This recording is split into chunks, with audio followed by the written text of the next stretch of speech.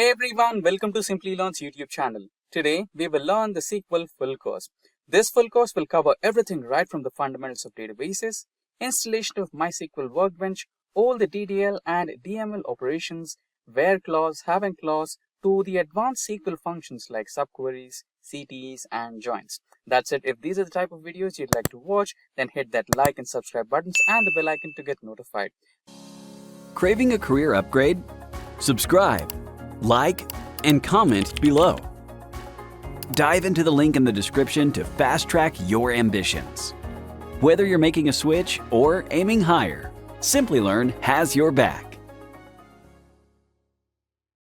Just for a quick info, if you want to upskill yourself and master data analytics skills to land your dream job or grow in your career, then you must explore Simplilearn's cohort of various data analytics programs. Simplilearn offers a data analytics postgraduate program from Purdue University in collaboration with IBM. Through this program, you will gain knowledge and work-ready expertise in skills like prescriptive analytics, predictive analytics, regression, classification, and over a dozen others. That's not all, you also get the opportunity to work on multiple projects and learn from industry experts in top-tier product companies and academicians from top universities. After completing these courses, thousands of learners have transitioned into a data analytics role as a fresher or moved on to a higher-paying job profile. If you are passionate about making your career in this field, then make sure to check out the link in the pinned comment and description box below to find a data analytics program that fits your experience and areas of interest. Now, without further delay, let's get started. So we will start by learning the basics of SQL along with understanding entity relationship diagrams. Then, you will learn how to install MySQL Workbench on Windows. We'll look at the popular SQL commands to select, insert, update, and delete records and perform other operations on database tables. You will see how to use the top numerical and text functions in SQL. Next, we will cover how to use group by and having in SQL followed by joins. So you will learn the different types of join statements as well as subqueries in SQL. Moving further, we will understand triggers, stored procedures, and window functions in MySQL. You will get an idea about another important topic, that is to write SQL queries with Python on Jupyter Notebook. Then we will look at another free and open source relational database management system, that is POSTGRESQL, with extensive hands-on demonstration. Finally, you will learn how to become a SQL developer and see the top SQL interview questions that are frequently asked in the interviews. So let's get started with what is SQL. In this session, we are going to learn about databases, how data is stored in relational databases, and we'll also look at some of the popular databases. Finally, we'll understand various SQL commands on MySQL server. Now let's get started with what is a database. So according to Oracle, a database is an organized collection of structured information or data that is typically stored electronically in a computer system. A database is usually controlled by a database management system or DBMS. So it is a storage system that has a collection of data. Relational databases store data in the form of tables that can be easily retrieved, managed, and updated. You can organize data into tables, rows, columns, and index it to make it easier to find relevant information. Now talking about some of the popular databases, we have MySQL database, we also have Oracle database, then we have MongoDB, which is a NoSQL database. Next, we have Microsoft SQL Server. Next, we have Apache Cassandra, which is a free and open source NoSQL database. And finally, we have PostgreSQL. Now, let's learn what is SQL. So SQL is a domain-specific language to communicate with databases. SQL was initially developed by IBM. Most databases use structured query language or SQL for writing and querying data. SQL commands help you to store, process, analyze, and manipulate databases. With this, let's look at what a table is. So this is how a table in a database looks like. So here you can see the name of the table is players. On the top, you can see the column names. So we have the player ID, the player name, the country to which the player belongs to, and we also have the goals scored by each of the players. So these are also known as fields in a database. Here, each row represents a record or a tuple. So you have the player ID, which is 103 here. The name of the player is Daniel. He is from England, and the number of goals he has scored is 7. So you can use SQL commands to query, update, insert records, and do a lot of other tasks. Now we'll see what the features of SQL are. SQL lets you access any information stored in a relational database. With SQL queries, data is extracted from the database in a very efficient way. The structured query language is compatible with all database systems from Oracle, IBM to Microsoft, and it doesn't require much coding to manage databases. Now we will see applications of SQL. SQL is used to create a database, define its structure, implement it, and lets you perform many functions. SQL is also used for maintaining an already existing database. SQL is a powerful language for entering data, modifying data, and extracting data in a database. SQL is extensively used as a client-server language to connect the front end with the back end, thus supporting the client-server architecture. SQL, when deployed as Data Control Language (DCL), helps protect your database from unauthorized access.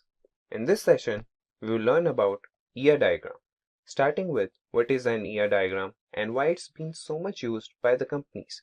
Then we will learn about the symbols used in the ER diagram and get familiar with the components of it. So hey everyone, I'm Abhisar Ahuja from Simplilearn and welcome to this video on ER diagram in DBMS. But before we begin, if you love watching tech videos, subscribe to our channel and hit the bell icon to never miss an update. Let's start. Have you ever wondered how these big e-commerce companies manage their tons of data that keeps updating every second? And these data sets keep on updating in their databases. To perform operations on this data, they should have a conceptual understanding of these databases. And this is done by understanding ER diagrams of the databases. So let's understand what an ER diagram is. An entity relationship diagram describes the relationship of entities that needs to be stored in a database. ER diagram is mainly a structural design for the database. It is a framework made using specialized symbols to define the relationship between entities. ER diagrams are created based on the three main components: entities, attributes, and relationships. Let's understand the use of ER diagram with the help of a real-world example. Here, a school needs all its student records to be stored digitally, so they approach an IT company to do so. A person from the company will meet the school authorities, note all their requirements, describe them in the form of ER diagram, and get it cross-checked by the school authorities. As the school authorities approve the ER diagram, the database engineers would carry further implementation. Let's have a view of an ER diagram. The following diagram showcases two entities, student and course, and their relationship. The relationship described between student and course is many-to-many, as a course can be opted by several students and a student can opt for more than one course. Here, student is the entity and it possesses the attributes, that is, student ID, student name, and student age. And the course entity has attributes such as course ID and course name. Now we have an understanding of ER diagram. Let us see why it has been so popular. The logical structure of the database provided by ER diagram communicates the landscape of business to different teams in the company, which is eventually needed to support the business. ER diagram is a GUI representation of the logical structure of a database, which gives a better understanding of the information to be stored in a database. Database designers can use ER diagrams as a blueprint, which reduces complexity and helps them save time to build databases quickly. ER diagrams helps you identify the entities that exist in a system and the relationships between those entities. After knowing its uses, now we should get familiar with the symbols used in ER diagram. The rectangle symbol represents the entities, oval symbol represents attributes, a rectangle embedded in a rectangle represents a weak entity, a dashed oval represents a derived attribute, a diamond symbol represents a relationship among entities, double oval symbol represents multi-valued attributes. Now we should dive in and learn about the components of ER diagram. There are three main components of ER diagram: entity, attribute, and relationship. Entities have weak entity. Attributes are further classified into key attribute, composite attribute, multi-valued attribute, and derived attribute.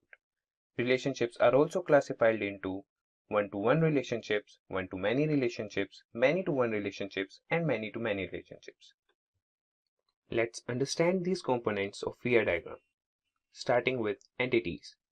An entity can be either a living or a non-living component. An entity is showcased as a rectangle in an ER diagram. Let's understand this with the help of an ER diagram. Here, both student and course are in rectangular shape and are called entities, and they represent their relationship study in a diamond shape. Let's transition to weak entity. An entity that makes reliance over another entity is called a weak entity. The weak entity is showcased as a double rectangle in ER diagram. In the example below, the school is a strong entity because it has a primary key attribute school number. Unlike the school, the classroom is a weak entity because it does not have any primary key, and the room number attribute here acts only as a discriminator and not a primary key. Now, let us know about attributes. Attribute. An attribute exhibits the properties of an entity. An attribute is illustrated with an oval shape in an ER diagram. In the example below, student is an entity and the properties of student such as address, age, name, and roll number are called its attributes. Let's see our first classification under attribute, that is key attribute. The key attribute uniquely identifies an entity from an entity set. The text of a key attribute is underlined. In the example below, we have a student entity and it has attributes name, address, roll number, and age. But here, roll number can uniquely identify a student from a set of students. That's why it is termed as a key attribute. Now, we will see composite attribute. An attribute that is composed of several other attributes is known as a composite attribute. An oval showcases the composite attribute, and the composite attribute oval is further connected with other ovals. In the example below, we can see an attribute name, which can have further subparts such as first name, middle name, and last name. These attributes with further classification is known as composite attribute. Now, let's have a look at multi-valued attribute. An attribute that can possess more than one value are called multi-valued attributes. These are represented as double oval shape. In the example below, the student entity has attributes phone number, roll number, name, and age. Out of these attributes, phone number can have more than one entry, and the attribute with more than one value is called multi-valued attribute. Let's see derived attribute. An attribute that can be derived from other attributes of the entity is known as a derived attribute. In the ER diagram, the derived attribute is represented by dashed oval, and in the example below, student entity has both date of birth and age as attributes. Here, age is a derived attribute as it can be derived by subtracting current date from the student date of birth. Now, after knowing attributes, let's understand relationship in ER diagram. A relationship is showcased by the diamond shape in the ER diagram. It depicts the relationship between two entities. In the below example, student, study, course. Here, both student and course are entities and study is the relationship between them. Now, let's go through the type of relationship. First is one-to-one relationship. When a single element of an entity is associated with a single element of another entity, this is called one-to-one relationship. In the example below, we have student and identification card as entities. We can see a student has only one identification card and an identification card is given to one student. It represents a one-to-one relationship. Let's see the second one, one-to-many relationship. When a single element of an entity is associated with more than one element of another entity is called one-to-many relationship. In the below example, a customer can place many orders, but a particular order cannot be placed by many customers. Now, we will have a look at many-to-one relationship. When more than one element of an entity is related to a single element of another entity, it is called many-to-one relationship. For example, students have to opt for a single course, but a course can be opted by a number of students. Let's see many-to-many relationship. when more than one element of an entity is associated with more than one element of another entity is called many-to-many relationship. For example, an employee can be assigned to many projects, and many employees can be assigned to a particular project. Now, after having an understanding of ER diagram, let us know the points to keep in mind while creating the ER diagram. First, identify all the entities in the system, embed all the entities in a rectangular shape and label them appropriately. This could be a customer, a manager, an order, an invoice, a schedule, etc. Identify relationships between entities and connect them using a diamond in the middle illustrating the relationship. Do not connect relationships. Connect attributes with entities and label them appropriately, and the attributes should be in oval shape. Assure that each entity only appears a single time, and eradicate any redundant entities or relationships in the ER diagram. Make sure your ER diagram supports all the data provided to design the database. Make effective use of colors to highlight key areas in your diagrams. There are mainly 4 types of SQL commands. So first we have data definition language or DDL. So DDL commands change the structure of the table, like creating a table, deleting a table, or altering a table. All the commands of DDL are auto-committed, which means it permanently saves all the changes in the database. We have create, alter, drop, and truncate as DDL commands. Next, we have data manipulation language or DML. So DML commands are used to modify a database. It is responsible for all forms of changes in the database. DML commands are not auto-committed, which means it can't permanently save all the changes in the database. We have select, update, delete, and insert as DML commands. Now select command is also referred to as DQL or data query language. Third, we have data control language or DCL. So DCL commands allow you to control access to data within the database. These DCL commands are normally used to create objects related to user access and also control the distribution of privileges among users. So we have grant and revoke, which are the examples of data control language. Finally, we have something called as transaction control language or TCL. So TCL commands allow the user to manage database transactions. Commit and rollback are example of TCL. Now let's see the basic SQL command structure. So first, we have the select statement. So here you specify the various column names that you want to fetch from the table. We write the table name using the from statement. Next, we have the where clause to filter out our table based on some conditions. So you can see here where condition 1, condition 2, and so on. Then we have the group by clause that takes various column names. So you can write group by column 1, column 2, and so on. Next, we have the having clause to filter out tables based on groups. Finally, we have the order by clause to filter out the result in ascending or descending order. Now talking about the various data types in SQL. So we have exact numeric, which has integer, small int, bit, and decimal. Then we have approximate numeric, which are float and real. Then we have some date and time data types such as date, time, timestamp, and others. Then we have string data type, which includes char, this varchar, and text. Finally, we have binary data types, and binary data types have binary, var binary, and image. Now let's see some of the various operators that are present in SQL. So first we have our basic arithmetic operators. So you have addition, the subtraction, multiplication, division, and modulus. Then we have some logical operators like all, and, any, or, between, exists, and so on. Finally, we have some comparison operators such as equal to, not equal to, this greater than, less than, greater than equal to, or less than equal to, not less than, or not greater than. Now let me take you to my MySQL workbench where we will learn to write some of the important SQL commands, use different statements, functions, data types, and operators that we just learned. In this session, we will learn how to install MySQL Workbench, and then we will run some commands. Firstly, we will visit the official Oracle website, that is mysql.com, and now we'll move to the downloads page.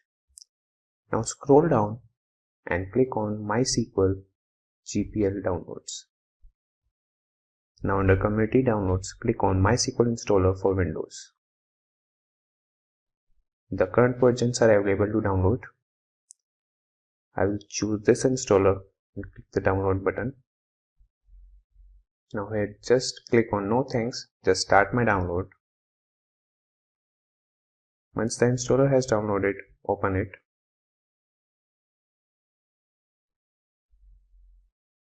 You may be prompted for permission. Click yes. This opens the installer. You will be asked to choose the setup type.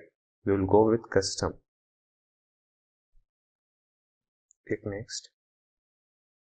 Now you have to select the products you want to install. We will install only the MySQL server, MySQL shell and the MySQL workbench. Expand MySQL servers by double clicking on it and choose the version you want to install and click on this arrow. Now you have to do the same thing for applications. Expand applications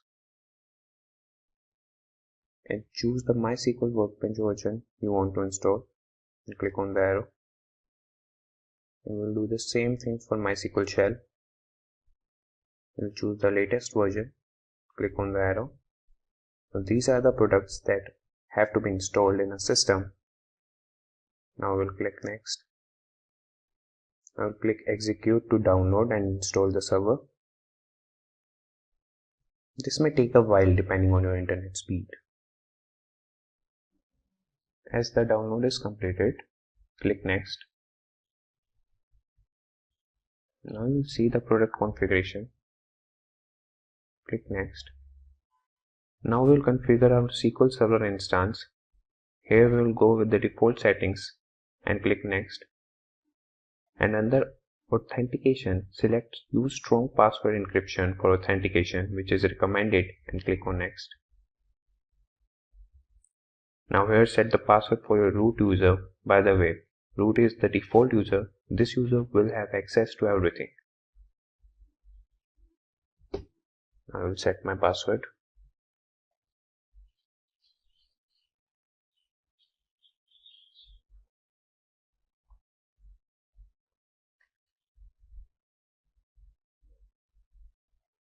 Now I will click on next. And here also we'll keep the default settings and click on next. Now to apply configuration, we will execute the process. Once all the configuration steps are complete, click finish. Now you will see the installation is complete. It will launch MySQL Workbench and MySQL Shell after clicking on finish.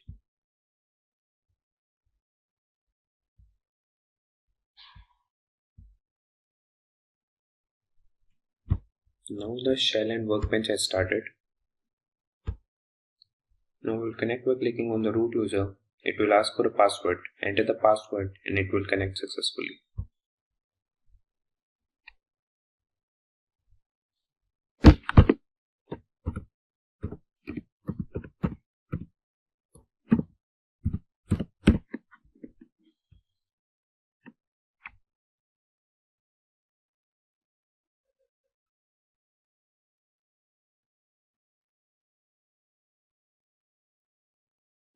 The workbench has started. Now we'll just connect the server.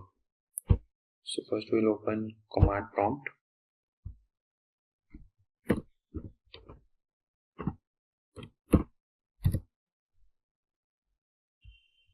Now we'll reach the path where MySQL files are present. We'll go into this PC, local disk C, program files, MySQL, MySQL Server 8.0, bin. And now we'll copy this path.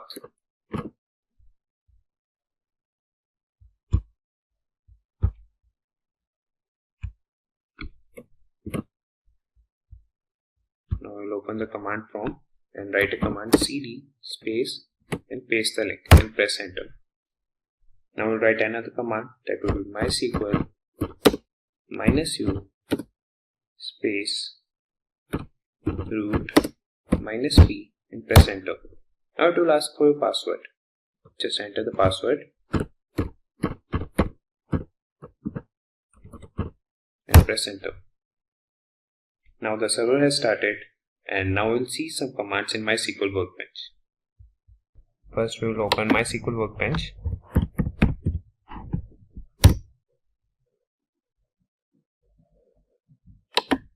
Now we'll click on the local instance MySQL 80 and enter the password to connect to the localhost.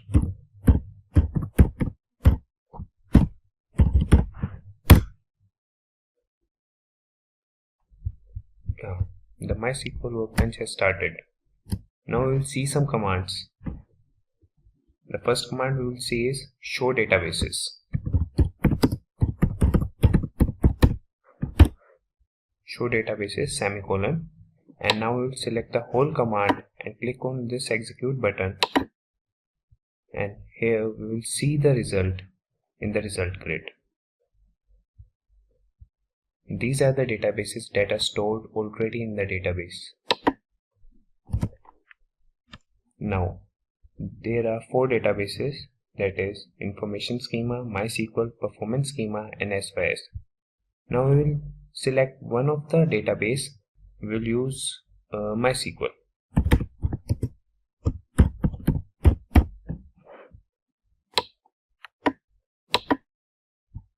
Now we have selected the MySQL database, and now in this database we will see which tables are stored in this MySQL database.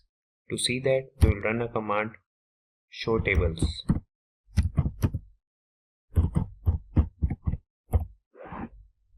We'll select the command and click on the execute button. These are the tables that are stored in this MySQL database, that is columns, underscore prive, component, DB and much more. Now let me go ahead and open my MySQL Workbench. So in the search bar I'll search for MySQL Workbench. You can see I'm using the 8.0 version. I'll click on it, and here it says welcome to MySQL Workbench, and below under connections you can see I have already created a connection which says local instance. Then you have the root, the local host and the port number. Let me click on it. You can see the service, the username is root, and I'll enter my password and hit OK. Now this will open the SQL editor. So this is how the MySQL Workbench looks like. Here we learn some of the basic SQL commands. So first let me show you the databases that are already present.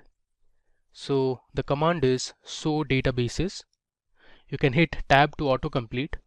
I'll use a semicolon. I'll select this, and here on the top you can see the execute button. So if I run this, below you can see the output. It says show databases, 7 rows are returned, which means currently there are 7 databases. You can see the names. Alright, now let's say I want to see the tables that are present inside this database called world. So I'll use the command use world, which is the database name. Now let me run it. So currently I'm using the world database. So to display the tables that are present in the world database, I can use the show command and write show tables. Give a semicolon, and I'll hit Control Enter this time to run it. Alright, so you can see the tables that are present inside this world database. So we have 3 tables in total: city, country and country language. Now if you are to see the rows that are present in one of the tables, you can use the select command. So I'll write select star, which basically means I want to display all the columns. So star here means to display all the columns. Then I'll write my from the table name, that is city. So this command is going to display me all the rows that are present inside the city table. So if I hit Control Enter, alright, you can see the message here. It says 1000 rows were returned, which means there were total 1000 records present inside the city table. So here you can see there's an ID column, a name column, this country code, district and population. Alright. Similarly, you can check the structure of the table by using the describe command. So I'll write describe, and then I'll give the table name, that is city. Now let's just run it. There you go. The field shows the column names. So we have ID, name, country code, district, population. Type here shows the data type of each of the columns. So district is character 20, ID is an integer, population is also integer. Null says yes or no, which means if no, then there are no null values. If it's yes, which means there are null values in your table. Key here represents whether you have any primary key or foreign key, and these are some extra information. Now let's learn how to create a table in MySQL. So I'll use the create table command for this, and before that let me create a database and I'll name it as SQL Intro. So the command is create database and I'll give my database name, that is SQL_intro. Let me give a semicolon and hit Control Enter. So you can see I have created a new database. Now if I run this command, that is show databases, you can see this newly created database, that is SQL Intro. If I scroll down, there you go, you can see the name here, SQL Intro. Okay, now within this database we'll create a table called employee details. Now this will have the details of some employees. So let me first show you how to create a table that will be present inside the SQL Intro database. So I'll use the command create table and then I'll give my table name, that is going to be employee_details. Next, the syntax is to give the column names. So my first column would be the name column, which is basically the employee name, followed by the data type for this column. Since name is a text column, so I'll use varchar and I'll give a value of 25. So it can hold only 25 characters. Okay. Next, I also want the age of the employee. Now age is always an integer, so I'll give int. Okay. Then we can have the gender of the employee. So gender can be represented as F or M, F for female and M for male. So I'm using the char data type or character data type and I'll give the value as 1. Then let's have the date of join or DOJ, and this is going to be of data type date. Alright. Next, we'll have the city name, that is the city to which the employee belongs to. So again, this is going to be varchar 15. Finally, we'll have a salary column, and salary we'll keep it as float, since salary can be in decimal numbers as well. Now I'll give a semicolon. Alright, so let me just quickly run through it. So first I wrote my create command, then the table, which is also a keyword, followed by the table name, which is employee details here, and then we gave the column names such as name, age, this gender, date of join, city and salary. For each of the columns we also give the data type. Alright, so let me just run it. Okay, so here you can see we have successfully created our first table. Now you can use the describe command to see the structure of the table. I'll write describe emp_details. If I run this, there you go. So under field you can see the column names, then you have the data types. Null represents if the table can accept null values or not, and these are basically empty and we haven't set any default constraint. Alright, moving ahead. Now let's learn to add data to our table using the insert command. So on a notepad I have already written my insert statement, so let me just copy it and then I'll explain it one by one. Alright, so if you see this, so we have used an insert into statement or a command followed by the table name, that is emp details. Then this is the syntax. Using values I have passed in all the records.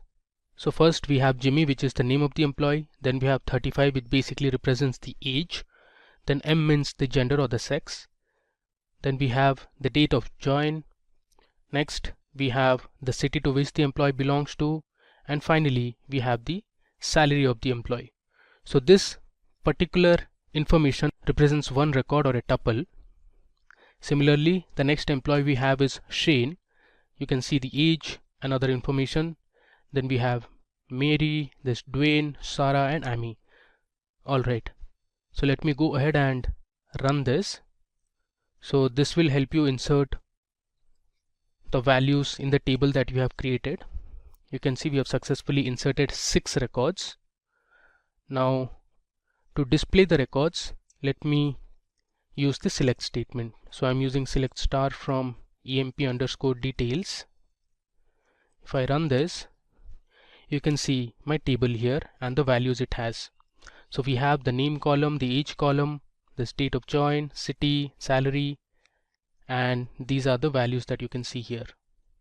Moving ahead, now let's say you want to see the unique city names present in the table. So in this case, you can use the distinct keyword along with the column name in the select statement. So let me show you how you can print the distinct city names that are present in our table. Now if you notice this table clearly, we have Chicago, Seattle, Boston, Austin, there's New York, and there's Seattle repeated again. So I only want to print the unique values. So for that, I can write my select statement as select distinct. Then I'll give my column name, which is city, from my table name, that is emp details. If I run this, you can see my query has returned 5 rows and these are the values. So we have Chicago, Seattle, which was repeated twice, is just been shown once. Then we have Boston, Austin and New York. Now let's see how you can use inbuilt aggregate functions in SQL. So suppose you want to count the number of employees in the table. In that case, you can use the count function in the select statement. So let me show you how to do that. So I'll write select. I'll use my function name, that is count. Now since I want to know the total number of employees, I'm going to use their name inside the brackets from employee_details. Now if I run this, this will return the total number of employees that are present in the table. So we have 6 employees in total. Now if you see here in the result, it says count name. Now this column is actually not readable at all. So what SQL provides is something called as an alias name. So you can give an alias to the resultant output. So here I can write select count of name and use an alias as I can give an alias as count_name and run this statement again. There you go. You can see here in the resultant output we have the column name as count name, which was our alias name. Now suppose you want to get the total sum of salaries, you can use another aggregate function called sum. So I'll write my select statement, and this time instead of count I'm going to write sum. And since I want to find the sum of salaries, so inside the bracket I'll give my salary column from my table name, that is employee details. If I run this, this will result in the total sum of salaries. So basically it adds up all the salaries that were present in the salary column. Now let's say you want to find the average salary. So instead of sum, you can write the average function, which is avg. So this will give you the average salary from the column salary. So you can see it here. This says average salary. Now if you want, you can give an alias name to this as well. Now you can select specific columns from the table by using the column names in the select statement. So initially we were selecting all the columns. For example, like you saw here, the star represents that we want to see all the columns from the employee details table. Now suppose you want to see only specific columns, you can mention those column names in the select statement. So let's say I want to select just the name, age and the city column from my table, that is employee details. So this will result in displaying only the name, age and city column from the table. If I run it, there you go. It has given only 3 columns to me. Now SQL has a where clause to filter rows based on a particular condition. So if you want to filter your table based on specific conditions, you can use where clause. Now where clause comes after you give your table name. So suppose you want to find the employees with age greater than 30. In this case, you can use a where clause. So let me show you how to do it. I'll write select star from my table name, that is employee details, and after this I'll use my where clause. So I'll write where age greater than 30. If I run this,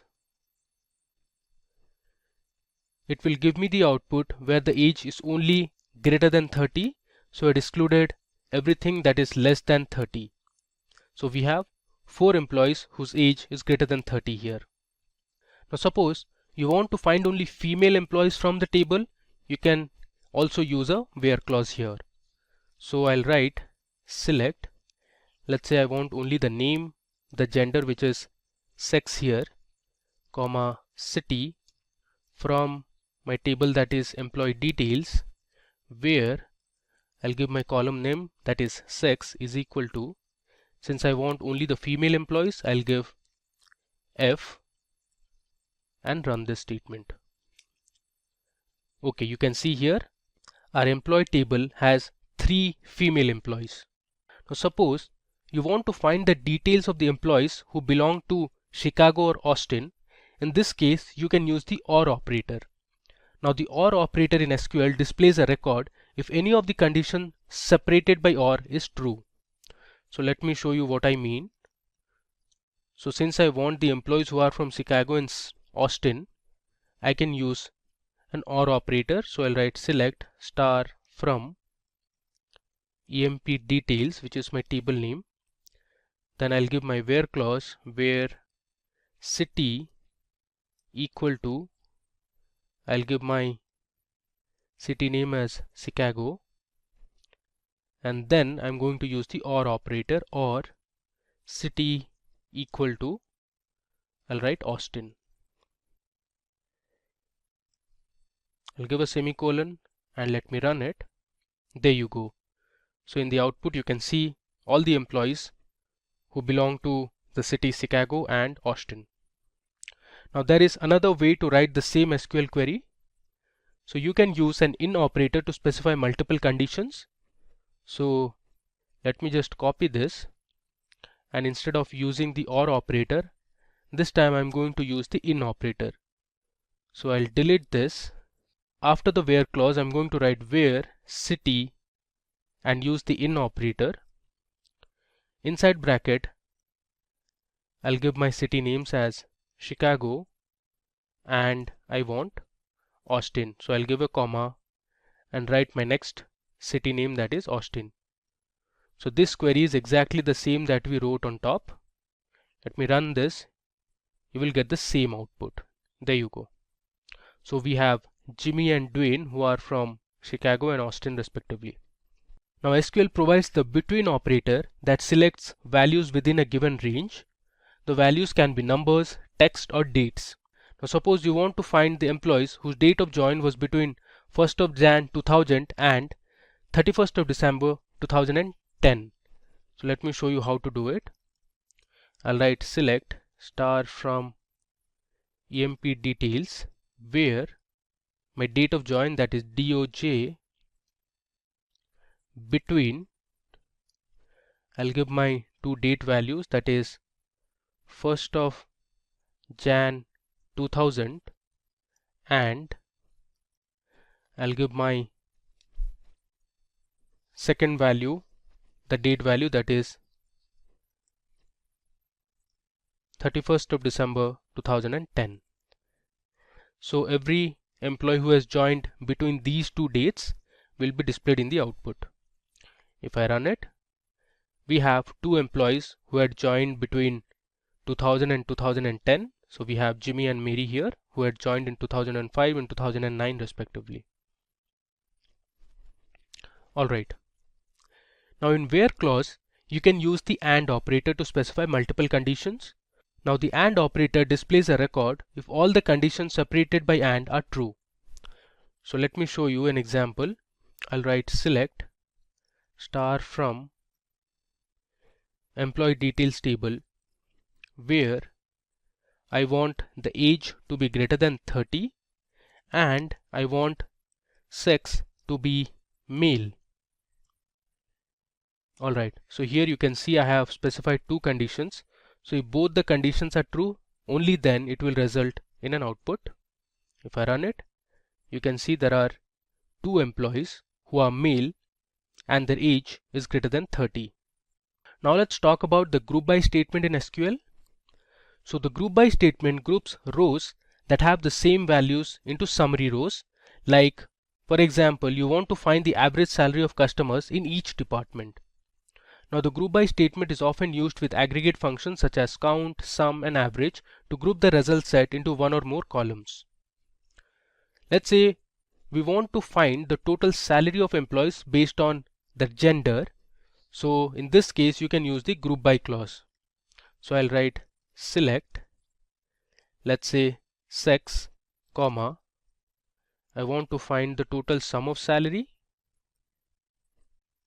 as I'll give an alias name, let's say total salary, from my table name, that is employee details. Next I'm going to group it by sex. Okay, let me run it. There you go. So we have two genders, male and female, and here you can see the total salary. So what this SQL statement did was, first it grouped all the employees based on the gender and then it found the total salary. Now SQL provides the order by keyword to sort the result set in ascending or descending order. Now the order by keyword sorts the records in ascending order by default. To sort the records in descending order, you can use the DESC keyword. So let's say I want to sort my employee details table in terms of salary. So I'll write select star from emp underscore details and I'll use my order by clause on the salary column. So this will sort all the records in ascending order of their salary, which is by default. You can see the salary column is sorted in ascending order. Now suppose you want to sort the salary column and display it in descending order, you can use this keyword, that is DESC. Let me run it. You can see the output. Now this time the salary is sorted in descending order and you have the other values as well. Now let me show you some basic operations that you can do using the select statement. So suppose I write select and do an addition operation, let's say 10 plus 20, and I'll give an alias name as addition. If I run this, it will give me the sum of 10 and 20, that is 30. Similarly, you can use the subtraction operator and you can change the alias name as, let's say, subtract. Let's run it. You get minus 10. Now there are some basic inbuilt functions. There are a lot of inbuilt functions in SQL, but here I'll show you a few. Suppose you want to find the length of a text or a string, you can use the length function. So I'll write select and then use the length function. I'll hit tab to autocomplete. Let's say I want to find the length of country India and I'll give an alias as total length. If I run it, you see here it returns 5 because there are 5 letters in India. There's another function called repeat. So let me show you how repeat works. So I'll write select repeat. Let's say I want to repeat the symbol that is at the rate. I'll put it in single quotes because it is a text character and I want to repeat this character for 10 times. Close the bracket and let's run it. You can see here in the output it has printed at the rate 10 times. You can count it. Alright. Now let's say you want to convert a text or a string to uppercase or lowercase. You can do that as well. So I'll write select and use the function called upper. Let's say I want to convert my string, that is India, to uppercase. I'm not giving in any alias name. If I run this, see, my input was capital I and everything else was in small letter. In the output, you can see it is converted my input to all caps. Similarly, you can change this. Let's say you want to print something in lowercase, you can use the lower function. Let's say this time everything is in uppercase. If I run it, it converts India to lowercase. Now let's explore a few date and time functions. Let's say you want to find the current date. There's a function called CUR, which stands for current, and this is the function I'm talking about, which is current date. If I run this, you will get the current date, that is 28th of Jan 2021. And let's say you want to extract the day from a date value, so you can use the day function. Let's say I'll use day, and I want to find the day from my current date. If I run this, you get 28, which is today's day. Now similarly, you can also display the current date and time. So for that, you can use a function that is called now. So this will return the current date and time. You can see this is the date value, and then we have the current time. Alright. And this brings us to the end of our demo session. So let me just scroll through whatever we have learned. So first, I showed you how you can see that databases present in MySQL. Then we used one of the databases and checked the tables in it. Then we created another database called SQL Intro for our demo purpose. We used that database, and then we created this table called employee details with column names like name, integer, the sex, date of join, city, and salary. I showed you the structure of the database. Let me run this again so you get an idea. You can see this was the structure of our table. Then we went ahead and inserted a few records. So we inserted records for 6 employees. So you have the employee name, the age, the gender, the date of join, the city to which the employee belongs to, and the salary of the employee. Then we saw how you can use the select statement and display all the columns present in the table. We learned how you can display the unique city names. We learned how to use different aggregate functions like count, average, and sum. Then we learned how you could display specific columns from the table. We learned how to use where clause. Then we used an or operator. We learned about in operator, the between operator. Then we used an and operator to select multiple conditions. Finally, we learned about group by, order by, and some basic SQL operations.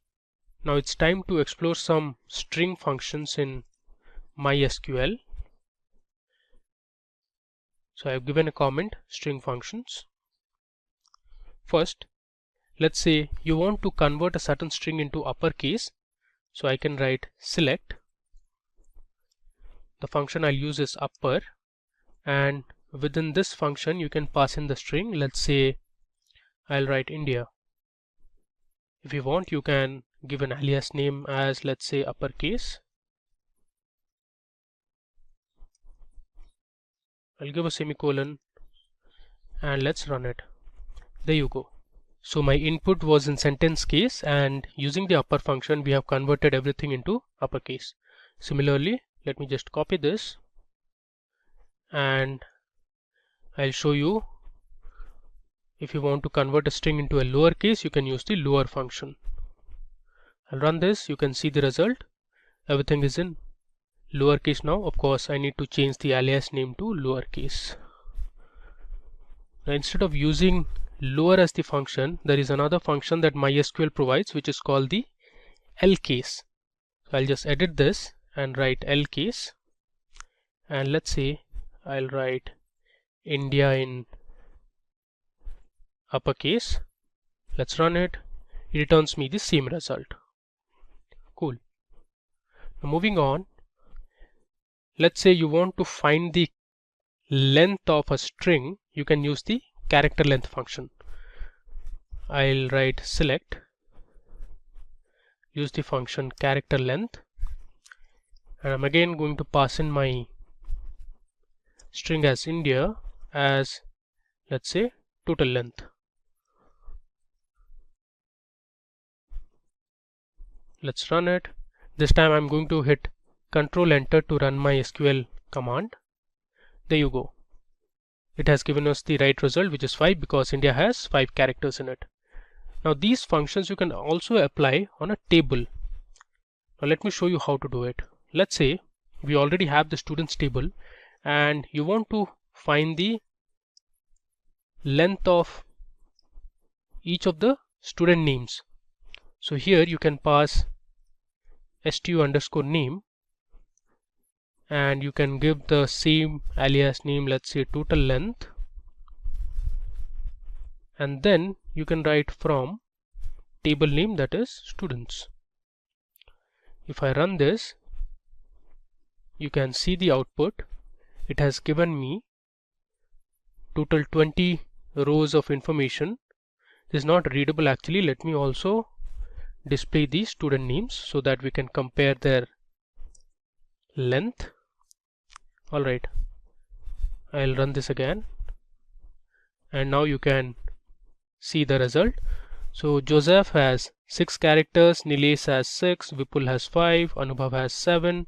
Similarly, if you see, Akshay has 6, Tanishq has 7, Raghav has 6, Cummins has 7, Rabada has 6, so on and so forth. Now instead of using this character length, you can also use the function char length. It will work the same way. Let's see the result. There you go. It has given us the same result. You can either use character length or char length. Now there's another very interesting function called concat. So the concat function adds 2 or more expressions together. Let's say I'll write select. I'll use the function concatenate. The function is actually concat, and I'm going to pass in my string values. Let's say India is in Asia. Let's run this and see our result. You can see here it has concatenated everything. Let us make it more readable. I'll give a space in between so that you can read it clearly.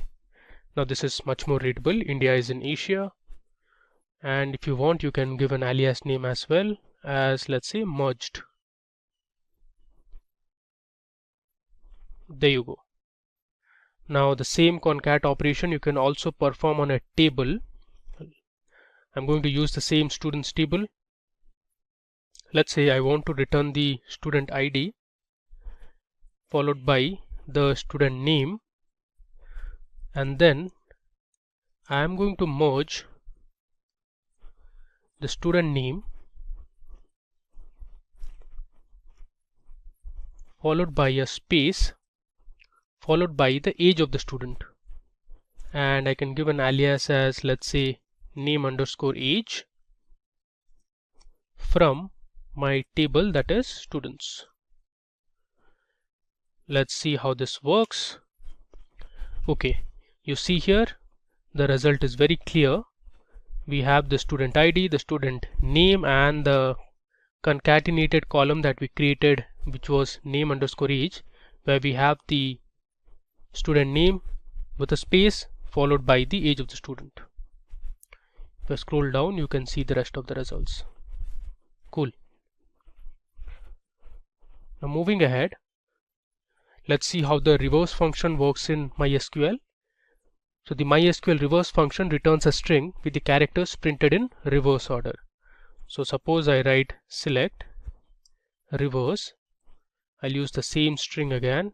Let's say I have India. Let's run it. You will see all the characters printed in reverse order. Again, you can perform the same operation on a table as well. Let's say I'll write select reverse and I'll pass in the column as student name from my table, that is students. Let's run it. it gives you 20 students and all the names have been printed in reverse order. Okay. Now let's see what the replace function does. So the replace function replaces all occurrences of a substring within a string within a new substring. So let me show you what I mean. I'll write select replace. I'll pass in my input string, which is, let's say, orange is a vegetable, which is ideally incorrect. I'm purposely writing this so that I can replace the word vegetable with fruit. Okay, so what this replace function does is it is going to find where my word vegetable is within the string, my input string, and it is going to replace my word vegetable with fruit. Let's run it and see the output. There you go. Now this is correct, which is orange is a fruit. Alright. Now MySQL also provides some trim functions. You can use the left trim, right trim, and just the trim function. So let me show you how this left trim works. Left trim or L trim removes the leading space characters from a string passed as an argument. So say I write select, I'll use the left trim function, which is L trim, and then I'm going to purposely give a few spaces in the beginning of the string. I'll give a word, let's say India, and then I'll give some space after the word India, and see how the L trim works. If I run this, it gives me India, which is fair enough. But before that, let's first find the length of my string. So I'll use my length function here, and within this function I am going to find the length of my string, which has India along with some leading and trailing spaces. I'll paste this here, give a semicolon, and I'll run it. Okay, so the entire string is 17 characters long, or the length of the string is 17. Now say I use ltrim on my same string, what it returns me is India, and if I run length over it, you can see the difference, as in you can see how many spaces were deleted from the left of the string. You can see here, now it says 17, and I'm going to use ltrim. Let's see the difference. It gives me 12. The reason being it has deleted 5 spaces from the left. You can count it, 1, 2, 3, 4 and 5. So 17 minus 5 is 12, which is correct. Similarly, you can use the rtrim function, which removes the trailing spaces from a string. Trailing spaces are these spaces. When you use left trim, it deletes the leading spaces, which is this. Now let me just replace ltrim with rtrim, which stands for right trim, and see the result. So the length is 10 now. The reason being it has deleted 7 spaces from the right of the string. If you can count it, 1, 2, 3, 4, 5, 6 and 7. Cool. You can also use the trim function, which will delete both the leading and the trailing spaces. So here, if I just write trim and I'll run it, it gives me 5, because India is total 5 characters long and it has deleted all the leading and the trailing spaces. Alright. There's also a function called position in MySQL. The position function returns the position of the first occurrence of a substring in a string. So if the substring is not found with the original string, the function will return 0. So let's say I'll write select position. I want to find where fruit is in my string, that is orange is a fruit. I'll give an alias as name. There's some error here. This should be within double quotes. Now let's run it and see the result. Okay, it says at the 13th place or at the 13th position we have the word fruit in our string, which is orange is a fruit. Now the final function we are going to see is called ASCII. So the ASCII function returns the ASCII value for a specific character. Let's say I write select ASCII of the letter small a. If I run this, it will give me the ASCII value, which is 97. Let's say you want to find the ASCII value of 4. Let's see the result. It gives me 52. Alright. In this session, we are going to learn two important SQL statements or clauses that are widely used, that is group by and having. First, we'll understand the basics of group by and having, and then jump into MySQL Workbench to implement these statements. So let's begin. First, what is group by in SQL? So the group by statement or clause groups records into summary rows and returns one record for each group. It groups the rows with the same group by item expressions and computes aggregate functions for the resulting group. A group by clause is a part of select expression. In each group, no two rows have the same value for the grouping column or columns. Now below, you can see the syntax of group by. So first we have the select statement, and then followed by the column names that we want to select. From, we have the table name, followed by the where condition, and next we have the group by clause, and here we include the column names. Finally, we have the order by and the column names. Now here is an example of the group by clause. So we want to find the average salary of employees for each department. So here you can see we have the employees table. It has the employee ID, the employee name, the age of the employee, we have the gender, the date on which the employee had joined the company. Then we have the department to which each of these employees belong to. We have the city to which the employees belong to, and then we have the salary in dollars. So actually we'll be using this employees table on MySQL Workbench as well. So if you were to find the average salary of employees in each department, so this is how your SQL query with group by clause would look like. So we have selected department, and then we are using an aggregate function, that is AVG, which is average, and we have chosen the salary column, and here we have given an alias name, which is average underscore salary, which appears in the output, you can see here, from employees, and we have grouped it by department. So here in the output you can see we have the department names and the average salary of the employees in each department. Now let me take you to my MySQL Workbench, where we will implement group by and solve specific problems. Okay, so I am on my MySQL Workbench. So let me make my connection first. I'll enter the password. So this will open my SQL editor.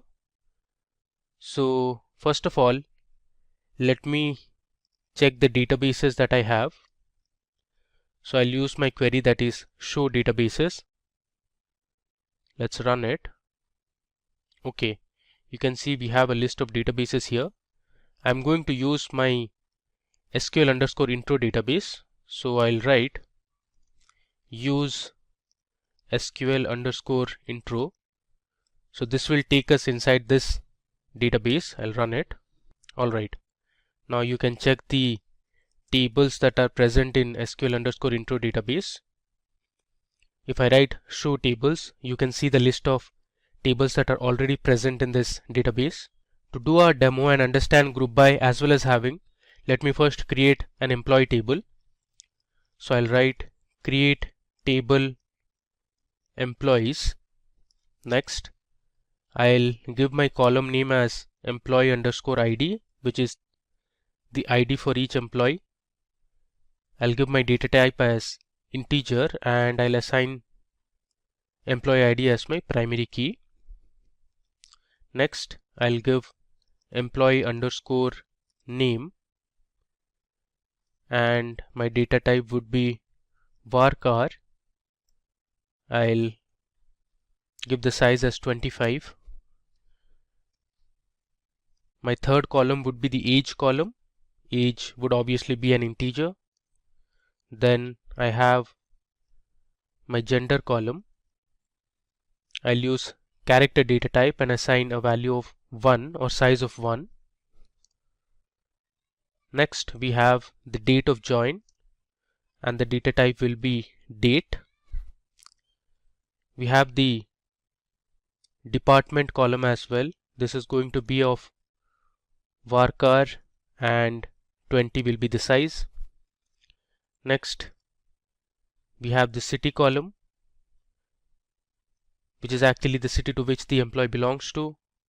And finally we have the salary column, which will have the salary for all the employees. Okay, now let me select and run this. You can see here we have successfully created our table.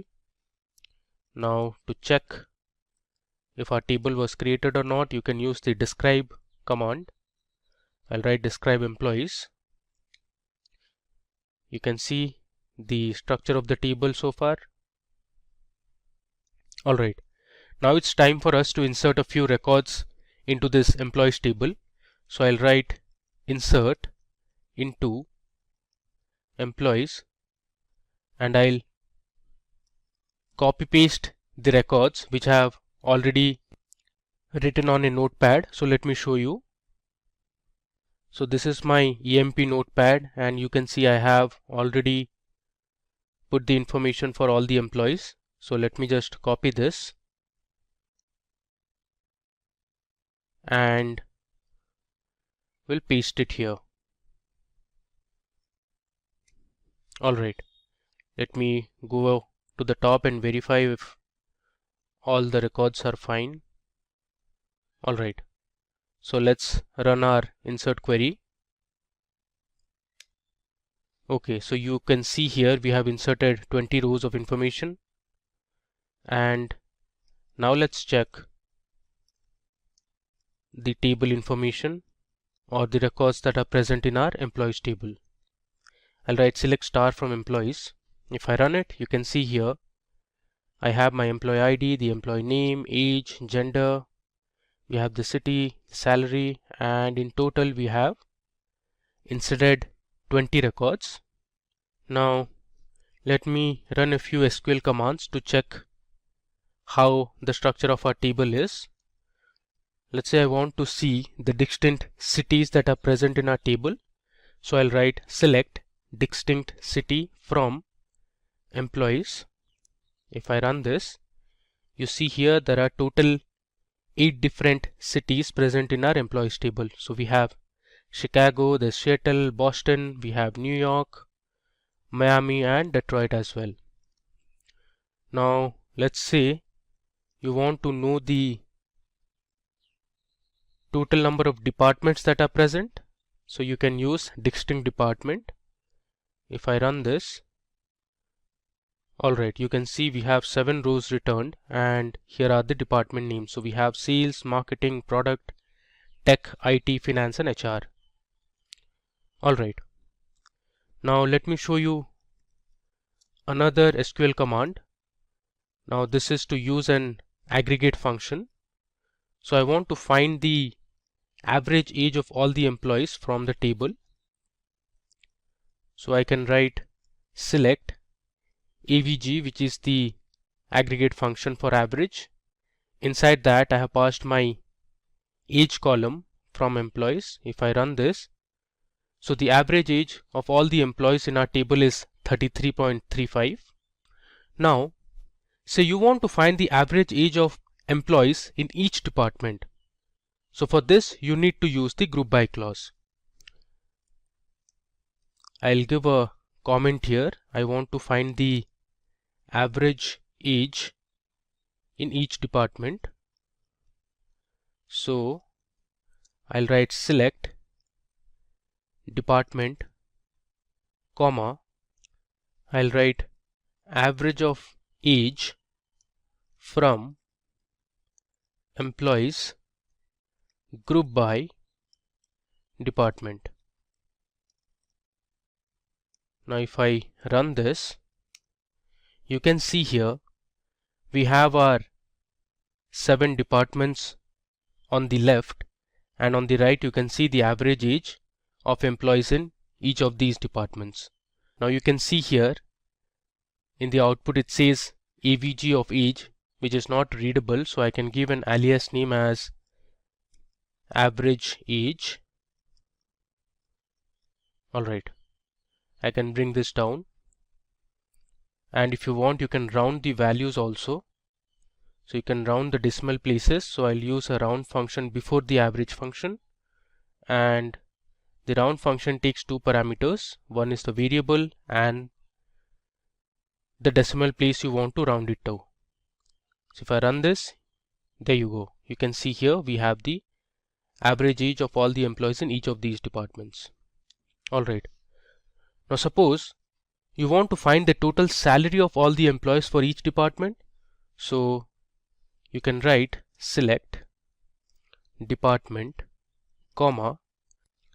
Now I want the total salary, so I'll use the sum function, and I'll pass my column as salary from employees group by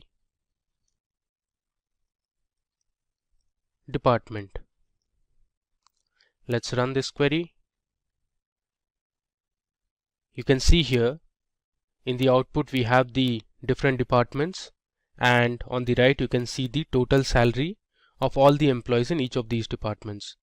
Now here also you can give an alias name as total underscore salary.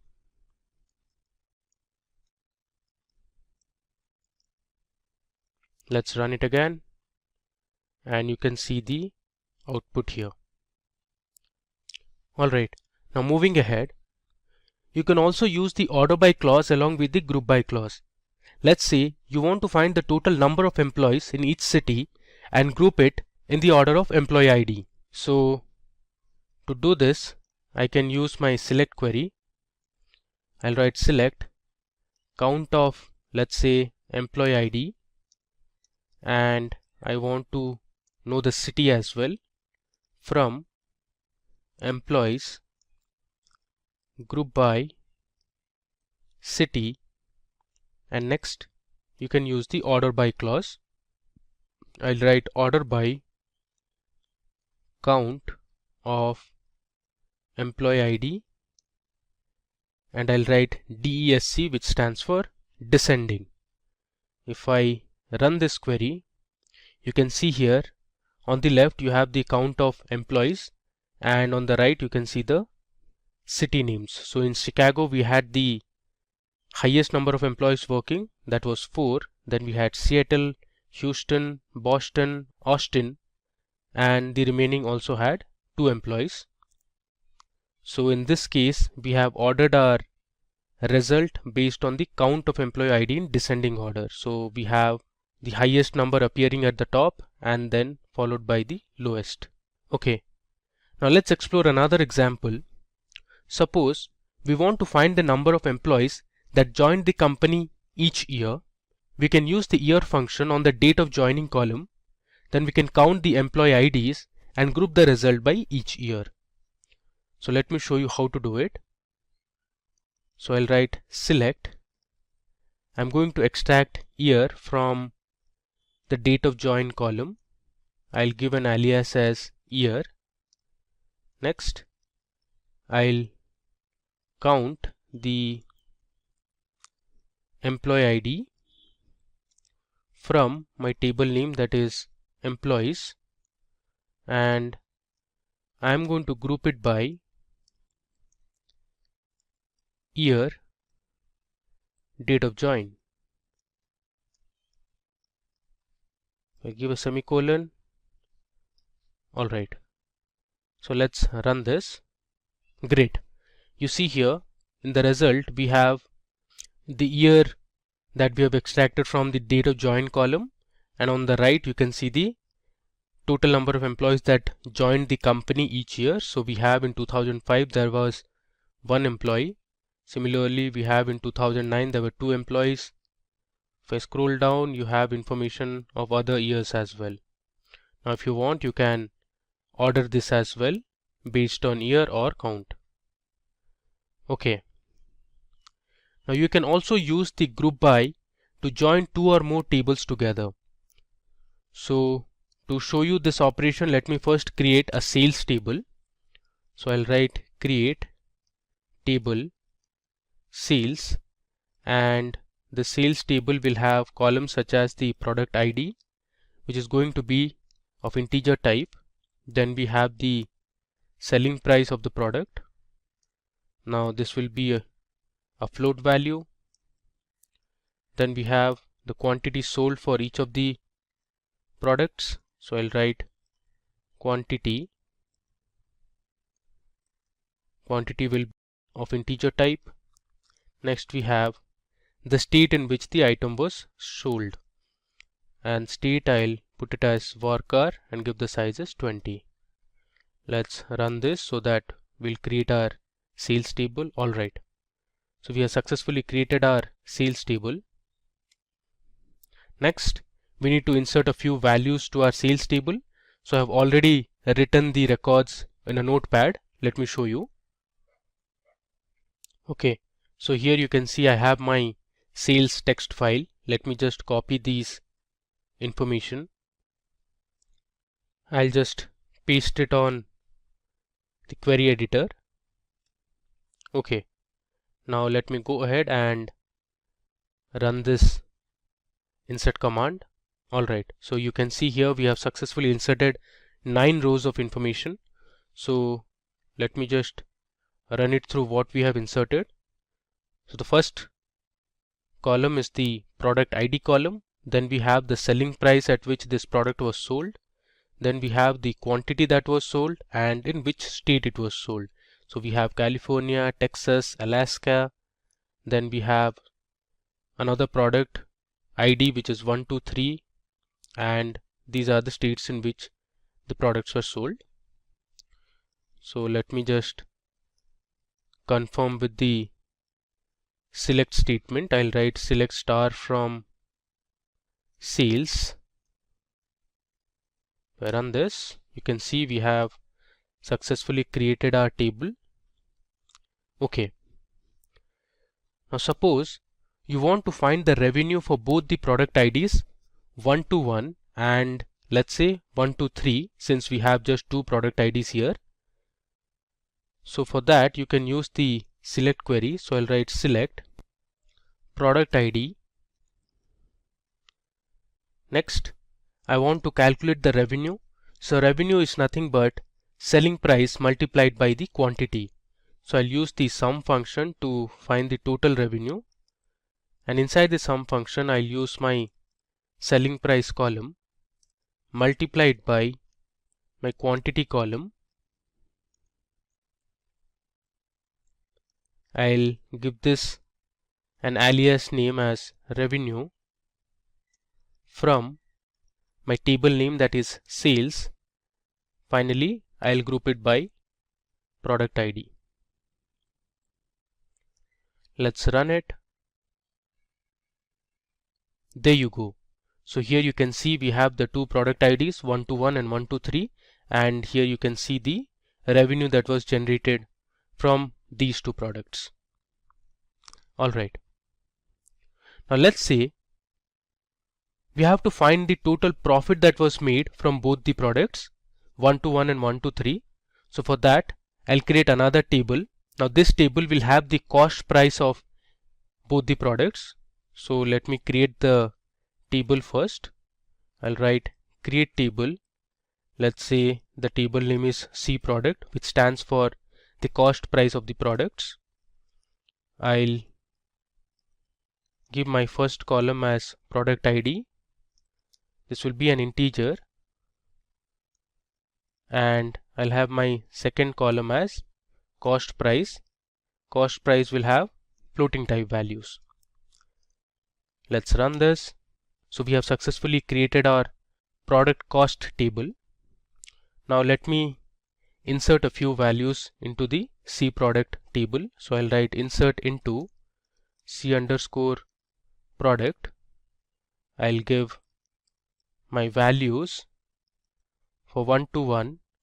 Let's say the cost price was $270 for each, and next we have my product as 1 to 3, and let's say the cost price for product 1 to 3 was $250.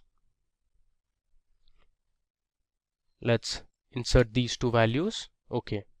Next, we'll join our sales table and the product cost table. So this will give us the profit that was generated for each of the products. So I'll write select C dot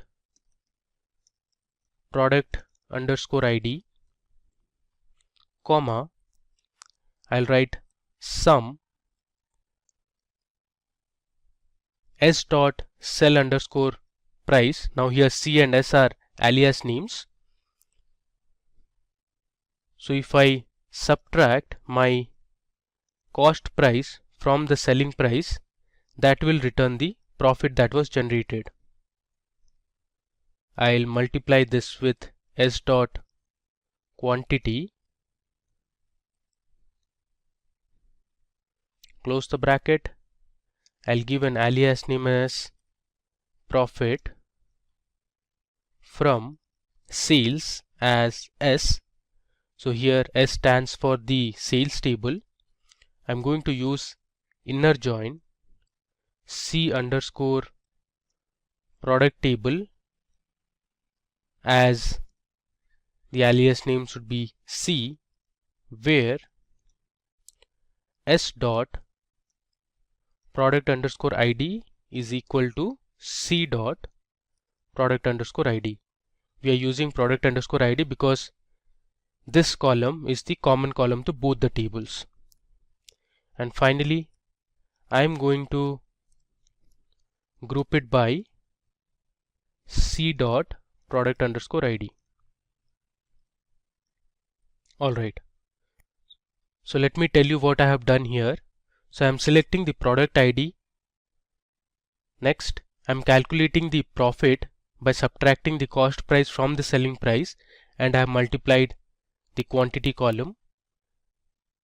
I am using an inner join to connect my sales and the product cost table, and I am joining on the column that is product ID, and I have grouped it by C dot product ID. Let's run this. There you go. So here you can see for product ID 1 to 1, we made a profit of $1,100, and for product ID 1 to 3, we made a profit of $840.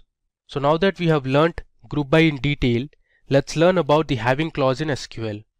The having clause in SQL operates on grouped records and returns rows where aggregate function results matched with given conditions only. So now having and where clause are kind of similar, but where clause can't be used with an aggregate function. So here you can see the syntax of having clause. You have the select statement followed by the column names from the table name, then we have the where conditions, next we have the group by, finally we have having, and at last we have order by column names. So you can see here we have a question at hand. We want to find the cities where there are more than 2 employees. So you can see the employee table that we had used in our group by clause as well. So if you were to find the cities where there are more than 2 employees, so this is how your SQL query should look like. So we have selected the employee ID and we are finding out the count using the count function. Next we have selected the city column from employees. We have grouped it by city, and then we have used our having clause. So we have given our condition having count of employee ID should be greater than 2. So if you see the output, we have the different city names, and these were the cities where the count of employees was greater than 2. Alright, so let's go to our MySQL Workbench and implement how having works. So suppose you want to find those departments where the average salary is greater than $75,000. You can use the having clause for this. So let me first run my table, which is employees.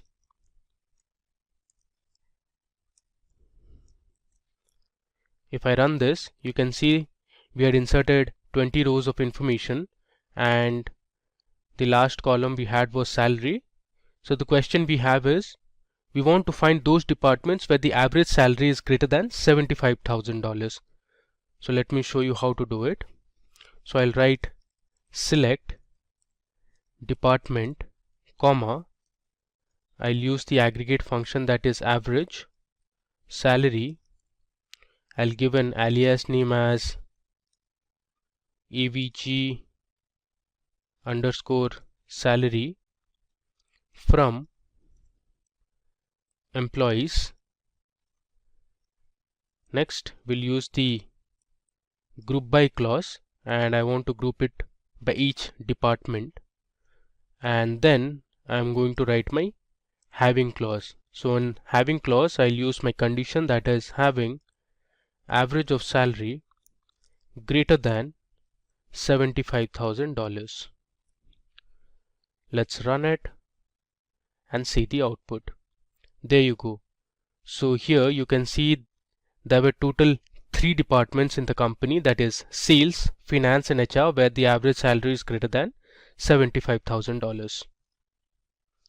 Okay. Next, let's say you want to find the cities where the total salary is greater than $200,000.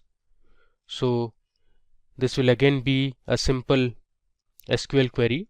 So I'll write select city, comma, I want to find the total salary, so I'll use the sum function and I'll pass my column as salary, as I'll give a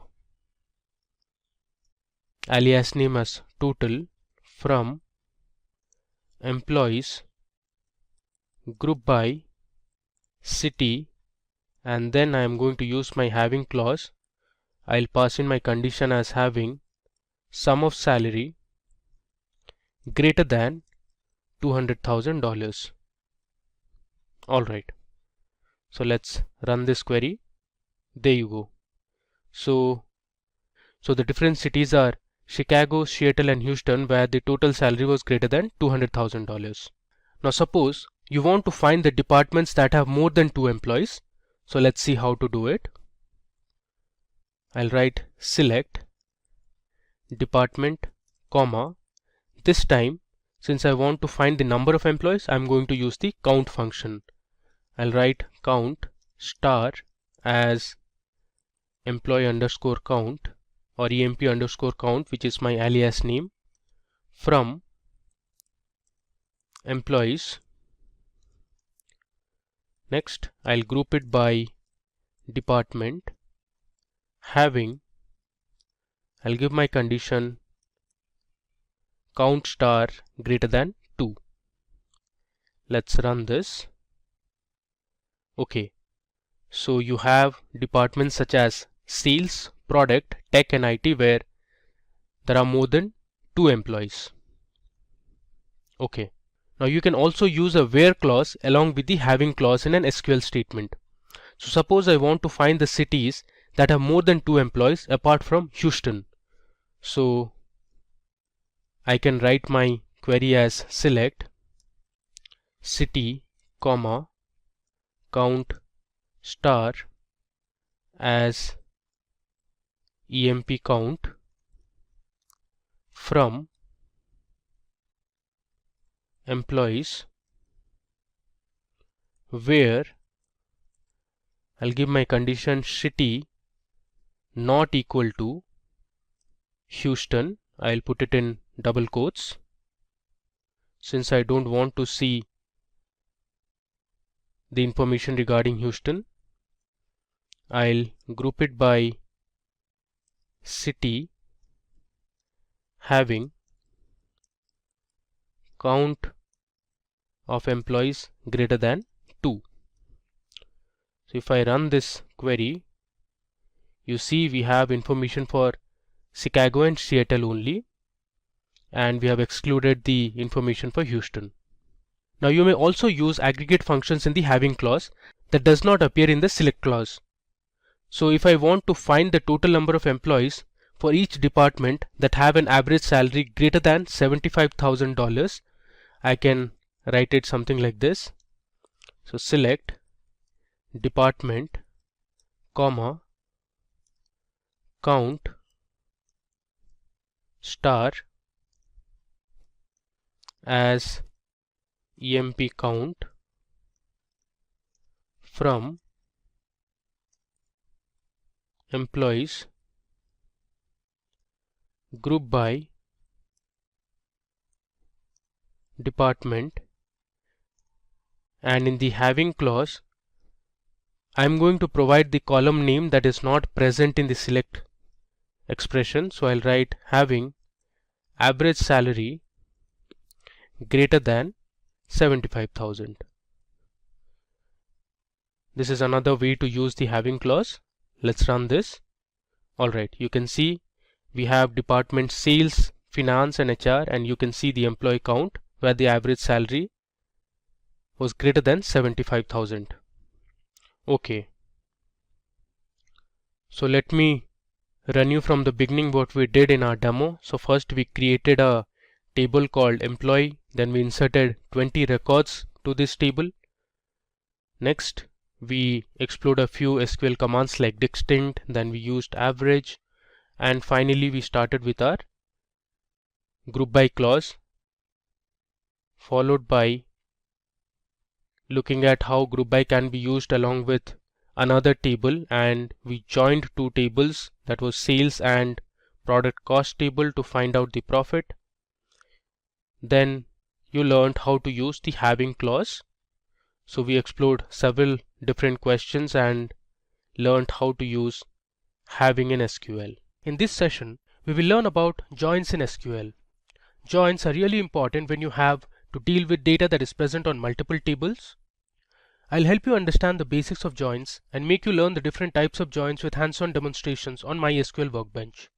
So let's get started with what are joins in SQL. SQL join statement or command is often used to fetch data present in multiple tables. SQL joins are used to combine rows of data from two or more tables based on a common field or column between them. Now consider this example where we have two tables, an orders table and a customers table. Now the order table has information about the order ID, which is unique here. We have the order date, that is when the order was placed. Then we have the shipped date. This has information about the date on which the order was shipped.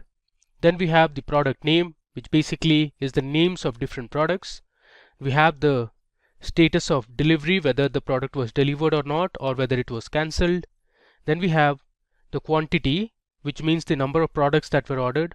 And finally we have the price of each product. Similarly, we have another table called customers, and this customer table has information about the order ID, which is the foreign key here. Then we have the customer ID, which is the primary key for this table. We also have the phone number, customer name and address of the customers. Now suppose you want to find the phone numbers of customers who have ordered a laptop. Now to solve this problem, we need to join both the tables. The reason being, the phone numbers are present in the customers table, as you can see here, and laptop, which is the product name, is present in the orders table, which you can see it here. So using a join statement, you can find the phone numbers of customers who have ordered a laptop. Now let's see another problem where you need to find the customer names who have ordered a product in the last 30 days. In this case, we want the customer name present in the customers table and the last 30 days order information, which you can get from the order date column that is present in the orders table. Okay, now let's discuss the different types of joins one by one. So first we have an inner join. So the SQL inner join statement returns all the rows from multiple tables as long as the conditions are met. From the diagram above, you can see that there are two tables, A and B. A is the left table and B is the right table. The orange portion represents the output of an inner join, which means an inner join returns the common records from both the tables. Now you can see the syntax here. So we have the select command and then we give the list of columns from table A, which you can see here is the left table, followed by the inner join keyword and then the name of the table, that is B, on a common key column from both the tables A and B. Now let me take you to the MySQL Workbench and show you how inner join works in reality. So here I'll type MySQL. You can see I have got MySQL Workbench 8.0 version installed. I'll click on it. So it will take some time to open. Okay, I'll click on this local instance and here I'll give my password. Okay. So this is how an SQL editor on MySQL Workbench looks like. So first of all, let me go ahead and create a new database. So I'll write create database. This is going to be my command, followed by the name of the database, that is going to be SQL_joins. If I give a semicolon and hit Control Enter, this will create a new database. You can see here one row affected. Now you can check whether the database was created or not using show databases command. If I run it, here you can see I have SQL joins database created. Now I'll use this database, so I'll write use SQL_joins. Okay. Now to understand inner join, consider that there is a college, and in every college you have different teams for different sports such as cricket, football, basketball and others. So let's create two tables, cricket and football. So I'll write create table and my table name is going to be cricket. Next, I'm going to create two columns in this table. The first column is going to be cricket ID. Then I'm going to give the data type as int and use the auto increment operator. I'm using auto increment because my cricket ID is going to be my primary key. Then I'm going to give the name of the students who are part of the cricket team, and for this I'll use varchar data type and give the length as 30. I'll give another comma and I'll assign my cricket ID as primary key. Within brackets I'll give cricket_ID. Cricket ID is nothing but a unique identifier for each of the players, like you have roll numbers in college. Okay, let me just run it. Alright, so we have successfully created our cricket table. Similarly, let me just copy this and I'll paste it here. I'll create another table called football. This will have the information of all the students who are part of the football team, and instead of cricket I am going to give this as football ID. Alright, and the name column will have the names of the students. I'll change my primary key to football ID. Alright, let me run this. Okay, so now we have also created our football table. The next step is to insert a few player names into both the tables. So I'll write my insert into command. First, let's load some data to our cricket table. So I'll write cricket and I'll give my name column followed by values, and here I'll give some names such as, let's say, Stuart. I'll give another comma. The next player I'll choose is, let's say, Michael.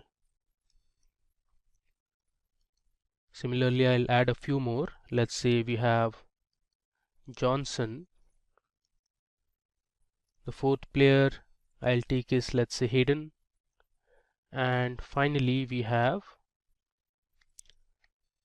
let's say, Fleming. Okay.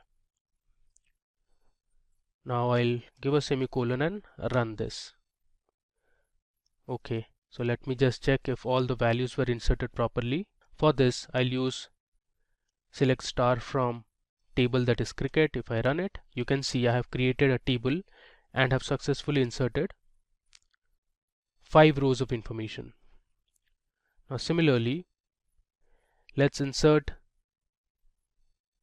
a few student names for our football table. So I'll change this to football,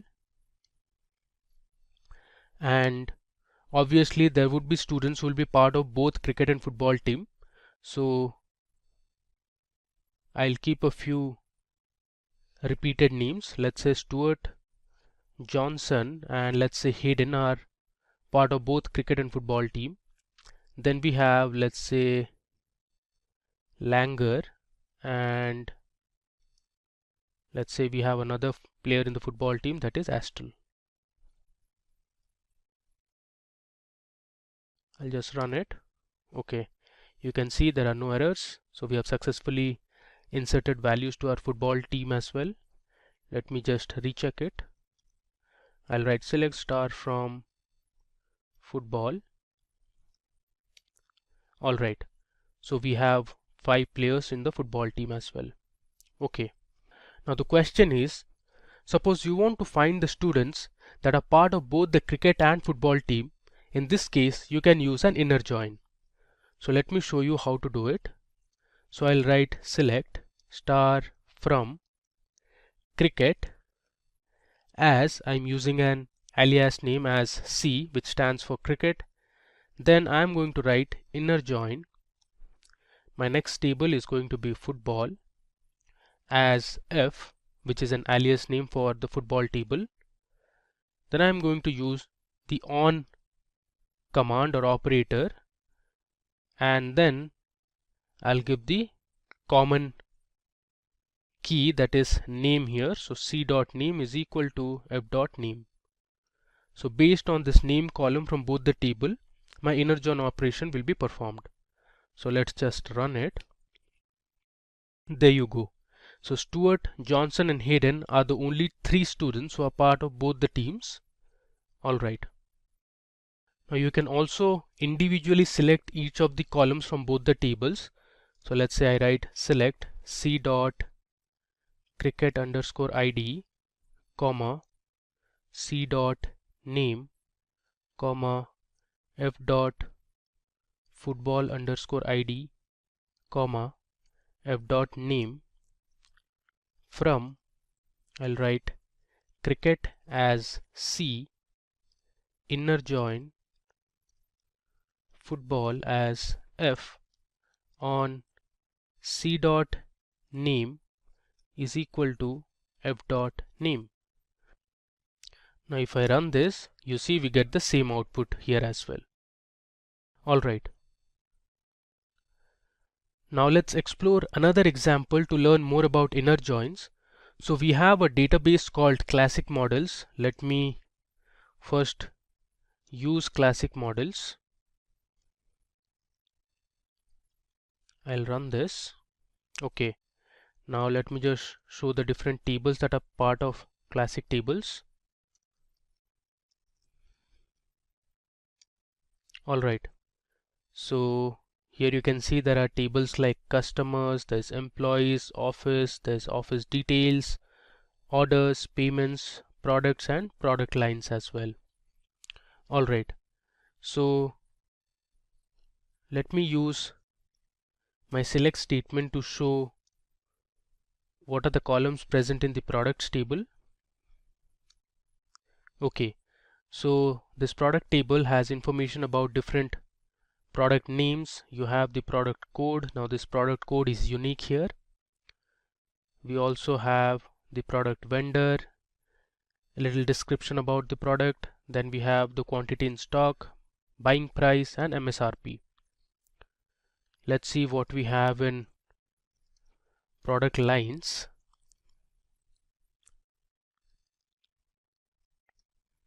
If I run it, you see here we have the product line, which is the primary key for this table. Then we have the textual description for each of the products. This is basically some sort of an advertisement. Alright, now suppose you want to find the product code, the product name and the text description for each of the products. You can join the products and product lines table. So let me show you how to do it. I'll write my select statement and choose my columns as product code, then we have product name, and let's say I want the text description, so I'll write this column name. Okay, then I'll use from my first table, that is products, inner join product lines,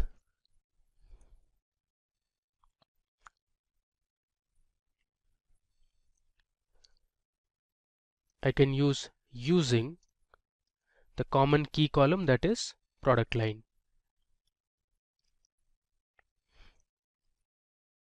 Close the bracket, I'll give a semicolon, and if I run it, there you go. So you can see the different product codes, then we have the different product names and the textual description for each of the products. So this we did by joining the products table and the product lines table. Alright. Now suppose you want to find the revenue generated from each product order and the status of the product. To do this task, we need to join three tables, that is orders, order details and products. So first let me show you what are the columns we have in these three tables. We have obviously seen for the products table. Now let me show you for orders and order details table. So I'll write select star from orders. If I run it, you can see it has information about the order number, the date on which the order was placed. We also have the shipment date. We also have the status column, which has information regarding whether the order was shipped or cancelled. Then we have some comments column. We also have the customer number who ordered this particular product. Similarly, let's check what we have under order details. So I'll write select star from order details. If I run it, you can see it has the order number, the product code, quantity of each product, we have the price of each product, then we have the order line number. Okay, so using the product, orders and order details, let's perform an inner join. So I'll write select o dot order number comma o dot status comma, I need the product name which I'll take from the products table, so I'll write p dot product name.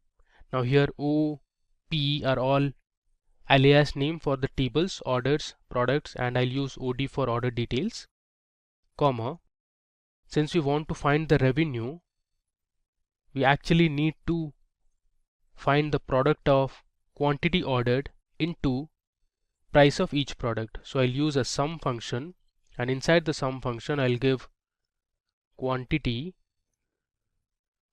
ordered multiplied by the price of each item. I'll use an alias as revenue. Then I'll use my from clause, from orders as O, inner join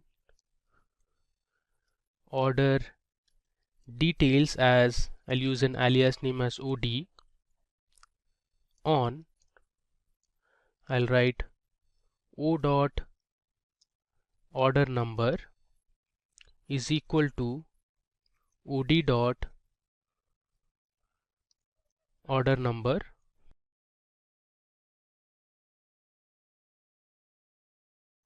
I'll use another inner join, and this time we'll join the products table. So I'll write inner join products as P on P dot product code is equal to OD dot product code.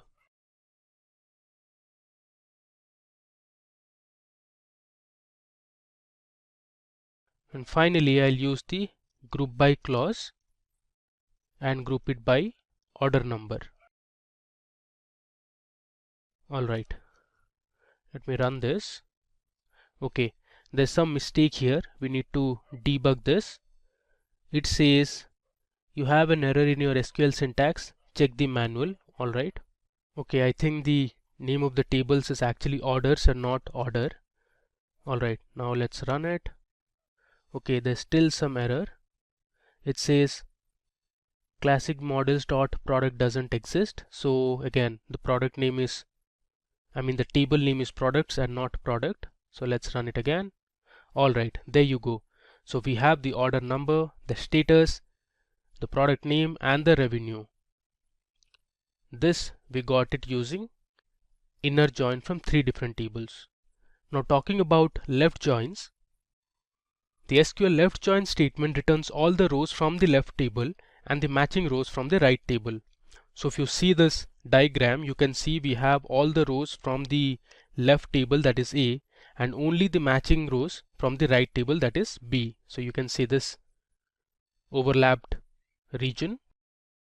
And the syntax for SQL left join is something like this. So you have the select statement and then you give the list of columns from table A, which is your left table. Then you use the left join keyword followed by the next table, that is table B, on the common key column. So you write A dot key is equal to B dot key. Okay, now in our classic models database we have 2 tables, customers and orders. So if you want to find the customer name and their order ID, you can use these 2 tables. So first let me show you the columns that are present in customers and orders. I think orders we have already seen. Let me first show you what's there in the customers table. Okay, so you can see we have the customer number, the name of the customer, then we have the contact last name, the contact first name, we have the phone number, then there's an address column. There are 2 address columns actually. We have the city name, the state, and we have other information as well. And similarly we have our orders table. So I'll write select start from orders. So I'll write select star from orders. If I run this, you can see these are the information available in the orders table. Okay, so let's perform a left join where we want to find the customer name and their order IDs. So I'll write select c dot customer name, or let's say first we'll choose the customer number, comma, then I want the customer name, so I'll write c dot customer name. Then we have the order number column which is present in the orders table, and let's say I also want to see the status. Then I'll give my left table, that is customers as C, left join, orders as O, on C dot customer number equal to O dot customer number. Let's run it. Okay, again there is some problem. Alright, so the table name is customers. Let's run it. So there's another mistake here. This is customer number, so B is missing. Cool. Let me run it. Alright, so here you can see we have the information regarding the customer number, then the respective customer names, we have the order number and the status of the shipment. So if I scroll down, you'll notice one thing, there are a few rows you can see which have null values. This means for customer number 125 and for this particular customer name there were no orders. And similarly if I scroll down, you will find a few more null values. You can see here there are 2 null values here. For customer number 168 and 169 there were no orders available. Alright, now to check those customers who haven't placed any orders, you can use the null operator. So what I'll do is here I'll just continue with this. I'll use a where clause and write where order number is null. Now let me run this. Okay, so here you can see there are 24 customers from the table that don't have any orders in their names. Okay, now talking about right joins, So SQL right join statement returns all the rows from the right table and only matching rows from the left table. So here you can see we have our left table as A and the right table as B. So the right join will return all the rows from the right table and only the matching rows from the left table. Now talking about the syntax. So here you can see we have the select statement. Followed by the select statement, you will have the list of columns that you want to choose. From table A, right join table B on the common key column from both the tables. Alright. Now to show how right join works, I'll be using two tables, that is customers and employees. So let's see the rows of data that are present in the customer table first. So I'll write select star from customers. Let's run it. So here you have the customer number, the customer name. Then we have the phone number, the address of the customers. You also have the country to which the customer belongs to, the postal code, and the credit limit as well. Similarly, let's see for the employees table. Here I'll change customers to employees. Let's run it. Okay, so we have the employee number, the last name, the first name. We have the extension, the email ID, the job title, and also reports to here means the manager.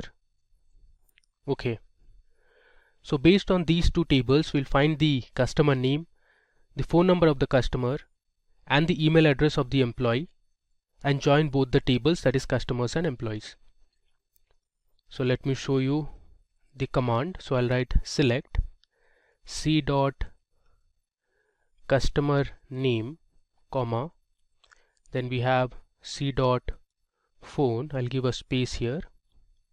Next, I want the employee number from the employee table, so I'll write e dot employee number, comma, e dot email from customers as C, right join employees as E on e dot, my common key column is employee number here, so I'll write e dot employee number is equal to C dot, we have sales representatives employee number, and I'm also going to order it by the employee number column. Okay, so you can see I have my customer name selected from the customers table, the phone number of the customer, then we have the employee number and the email address. So let me run it.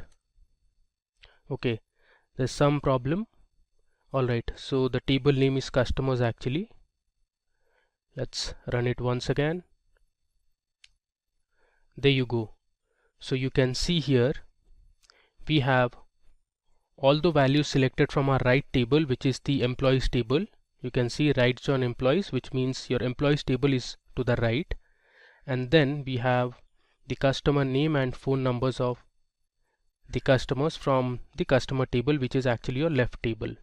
So you have a few employee numbers such as 1002, there's 1056, which don't have any customer name or phone numbers. Okay, so there's another popular join which is very widely used in SQL, known as self joins. So self joins are used to join a table to itself. So in our database we have a table called employees. Let me show you the table first. Alright, so here you can see we have the employee number, the last name, the first name of the employee, we have the email ID, and here if you see we have a column called reports to. Now this you can think of as the manager column. So the way to read is, for example, for employee number 1056, the manager is 1002. So if you check for 1002, we have Dane Murphy. Then if I scroll down, let's say for employee number 1102, for employee number 1102, the manager is 1056. So here you can see who is at 1056, you have Mary Patterson. Similarly, if I scroll down, let's say for employee number 1188, we have the manager as 1143. Now if I check the table at 1143, we have Anthony Bow. So the employee Julie Firelli reports to Anthony Bow. Alright. Now suppose you want to know who is the reporting manager for each employee. So for that you can use a self join. So let me show you how to join this employees table. I'll write select, and then I'm going to use a function called concat. Within brackets I'll start with my alias name, that is m dot, then I'll write last name. I'm going to concat last name followed by a comma, then I'll have my first name.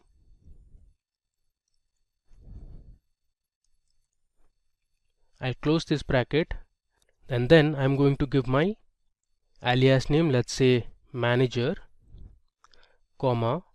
Next I'm going to concat the same last name and first name, and this time I'm going to use a separate alias, let's say E, which stands for employee. So I'll write E dot last name, comma, and within single quotes I'll give my comma, and then I'll write E dot first name. I'll close this bracket. I'll give an alias as, let's say, employee. From, I'll write employees as E, inner join employees as M on M dot.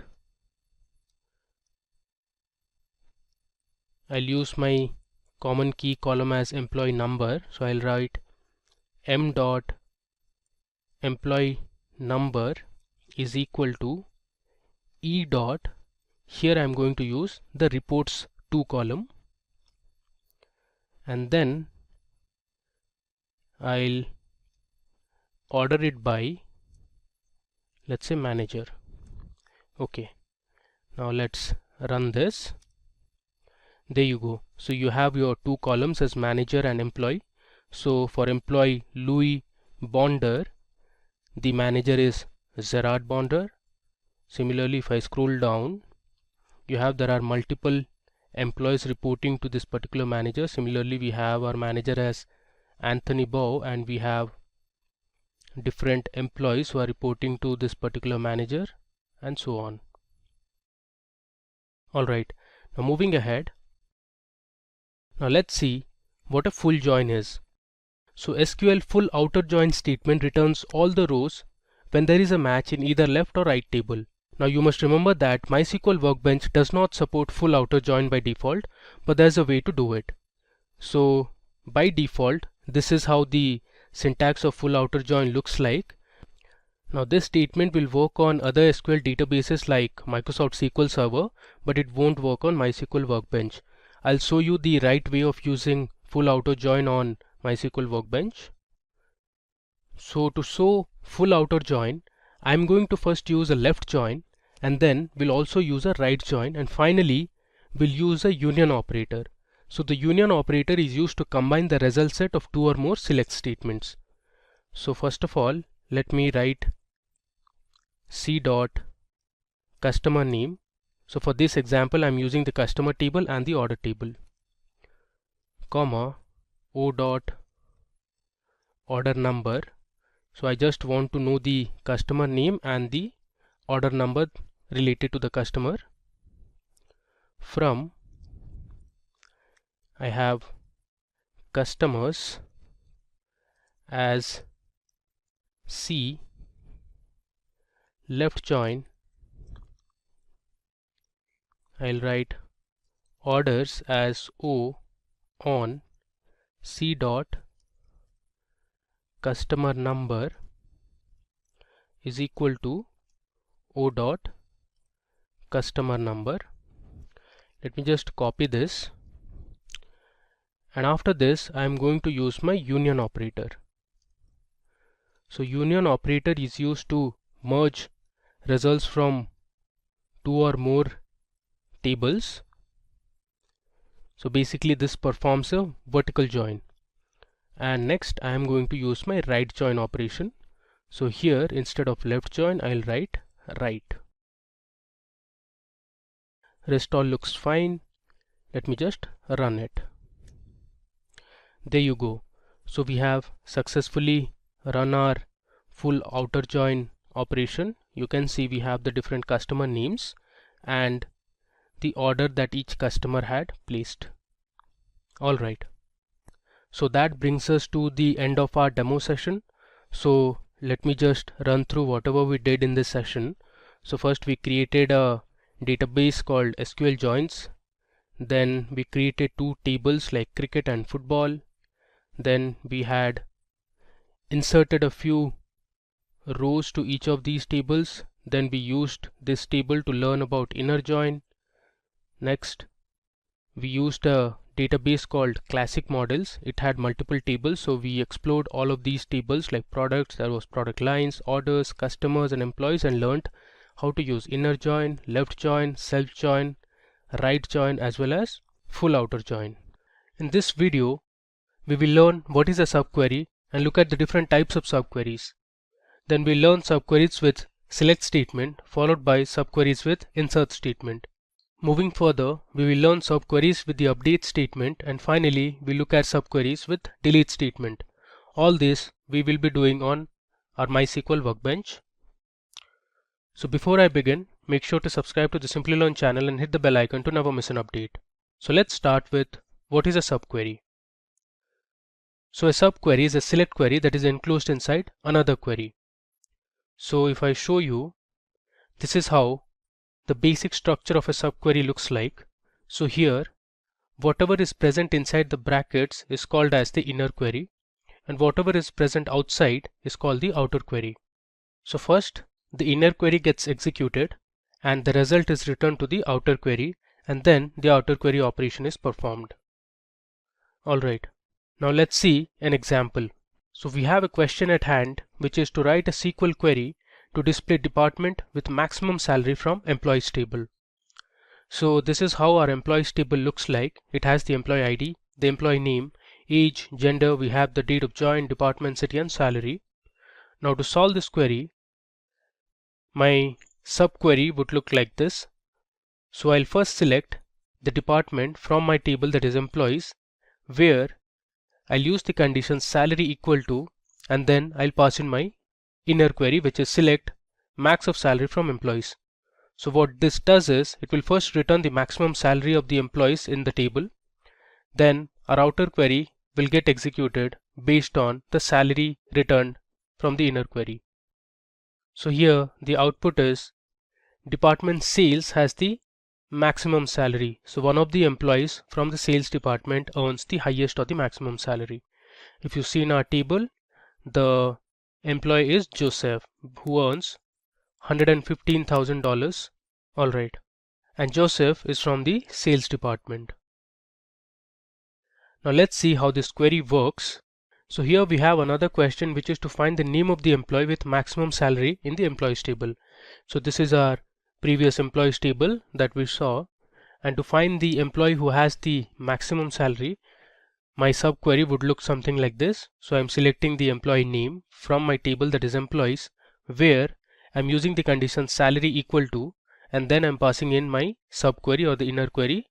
So first I'm selecting the maximum salary. This will return a particular value, that is the highest salary from the table. And if you see our table, the highest salary is $115,000. So our query becomes select employee name from employees where salary equal to $115,000. So the employee name is Joseph here, and that's the output. Now if you want to break it down, here you can see first the inner query gets executed. So our SQL query will first execute the inner query that is present inside brackets, select maximum salary from employees.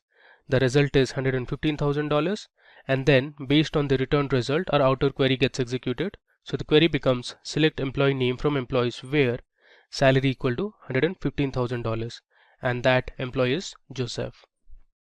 Alright. Now we'll learn the different types of subqueries. So you can write subqueries using select statement, update statement, delete and insert statement. We'll explore each of this with the help of example on my MySQL Workbench. So let's learn subqueries with the select statement. So subqueries are majorly used with the select statement, and this is how the syntax looks like. You select the column name from the table name, then you have the where condition followed by the columns that you want to pass, the operator, and inside that you have the subquery.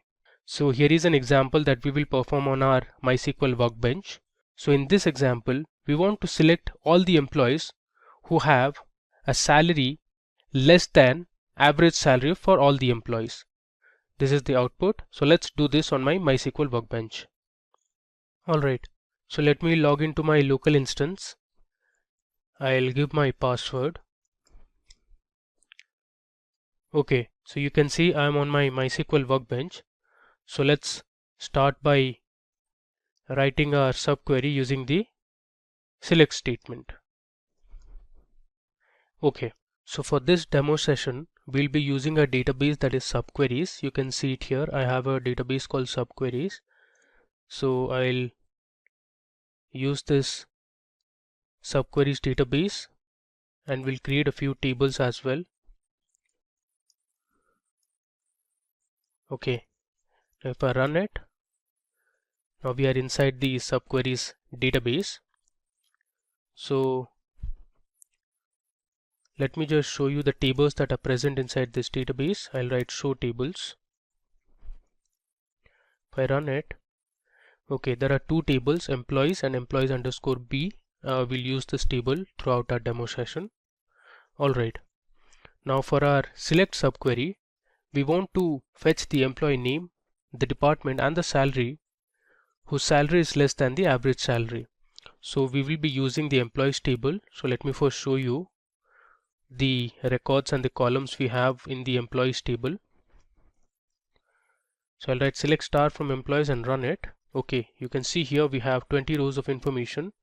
We have the employee name, the employee ID, age, gender, date of join, department, city and salary. So this is the same table that we saw in our slides. Okay, now for our subquery, I'll write select. I want to choose the employee name, the department and the salary. There should be a comma here instead of a period.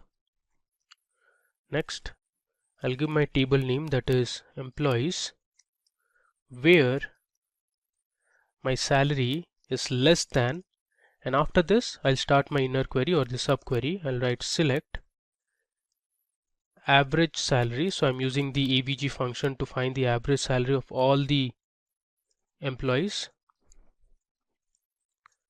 from my table, that is employees. If I give a semicolon and run this, you'll see the output. So we have total 12 employees in the table whose salary is less than the average salary. Now if you want, you can check the average salary. So the average salary is $75,350. Now the employees who have a salary less than the average salary, so these are the people. Alright, now moving back to our slides. Okay, now let's see how you can use subqueries with the insert statement. Now the insert statement uses the data written from the subquery to insert into another table. So this is how the syntax looks like. So you write insert into table name followed by select individual columns or star from the table, use the where clause, and then you give the operator followed by the inner query or the subquery. So here we will explore a table called products table. We are going to fetch few records from the products table based on a condition, that is the selling price of the product should be greater than $100. So only those records will fetch and put it in our orders table. Alright, so we are going to write this query on my MySQL Workbench. So let's do it. I'll give my comment as update subquery. Alright, so first of all, let's create a table that is products. So I'll write create table products. Then we'll give our column names. The first column would be the product ID of type integer. Then we have the column as item or the product, which is of type varchar 30. Next we have the selling price of that product. The selling price will be of type float. And finally we have another column which is called the product type. And again, product type is of the data type varchar. I'll give the size as 30, close the bracket and give a semicolon. Now let's just run it. Okay, so we have successfully created our products table. Now let's insert a few records to our products table. So I'll write insert into products followed by values. I'll give 4 records. The first product ID is 101. The product is, let's say, jewelry. Then the selling price is, let's say, $800. And the product type is, it's a luxury product. Next, let's insert one more product detail. The product ID is 102. The product is, let's say, t-shirt. The price is, let's say, $100. And the product type is non-luxury. Next, I'll just copy this to reduce our task. We'll edit this. The third product's ID is 103. The product is laptop. And let's say the price is $1,300 and it's a luxury product. I'll paste again, and finally I'll enter my fourth product, which is, let's say, table, and the price is $400 and it's a non-luxury product. I'll give a semicolon and we'll insert these 4 records to our products table. You can see we have inserted 4 records. Let's just print it now. So I'll write select star from products. If I run it, you can see we have our 4 products ready. Now we need to create another table where we are going to put some records from our products table. So that new table is going to be the orders table. So I'll write create table orders. Now it will have 3 columns. The order ID will be of type integer. Then we have product underscore sold. This will be of type varying character of size 30. And finally we have the selling price column. This will be of type float. Let's create our orders table. The table name should be orders, and there is some mistake here. Okay, you should close the brackets. Okay, let me run it. So we have our orders table ready. Now let's write our insert subquery. So I am going to insert into my table that is orders, and I'll select the product ID, comma, the item and the selling price or the sell price from my table that is products, where I'll write product ID in. I'll write my inner query select prod ID or the product ID from products. Next, I'll give a where clause where the selling price is greater than $1,000. So let me tell you what I am going to do here. I am going to insert into my orders table the product ID, the item name, and the selling price from my products table, where the product ID has this condition. So let me first run this condition for you, which is select prod ID from products where the selling price is greater than 1000. If I run this, okay, there is some issue here. The column name is actually prod ID. Now let's run it again so that we can see the product IDs of the products which have a selling price greater than 1000. So it is 101 and 103. Now let's run the entire query. There is another mistake here. Let's debug the mistake. Now this should be product ID instead of product_in. Let's insert again. Alright, so we have successfully inserted 2 records to our table, that is orders. Now let's see the orders table. I'll write select star from orders. If I run it, there you go. So there were 2 products from our product table that were jewelry and laptop, which have a selling price greater than $1,000. So the selling price for jewelry was $1,800 and for laptop it was $1,300. So this is how you can use a subquery using the insert statement. Alright, now going back to our slides again. Alright, now let's see how you can use subqueries with the update statement. Now the subqueries can be used in conjunction with the update statement. So either single or multiple columns in a table can be updated when using a subquery with the update statement. So this is how the basic syntax of an update subquery looks like. So you write update table followed by the table name, you set the column name, you give the where operator, and then you write your inner subquery.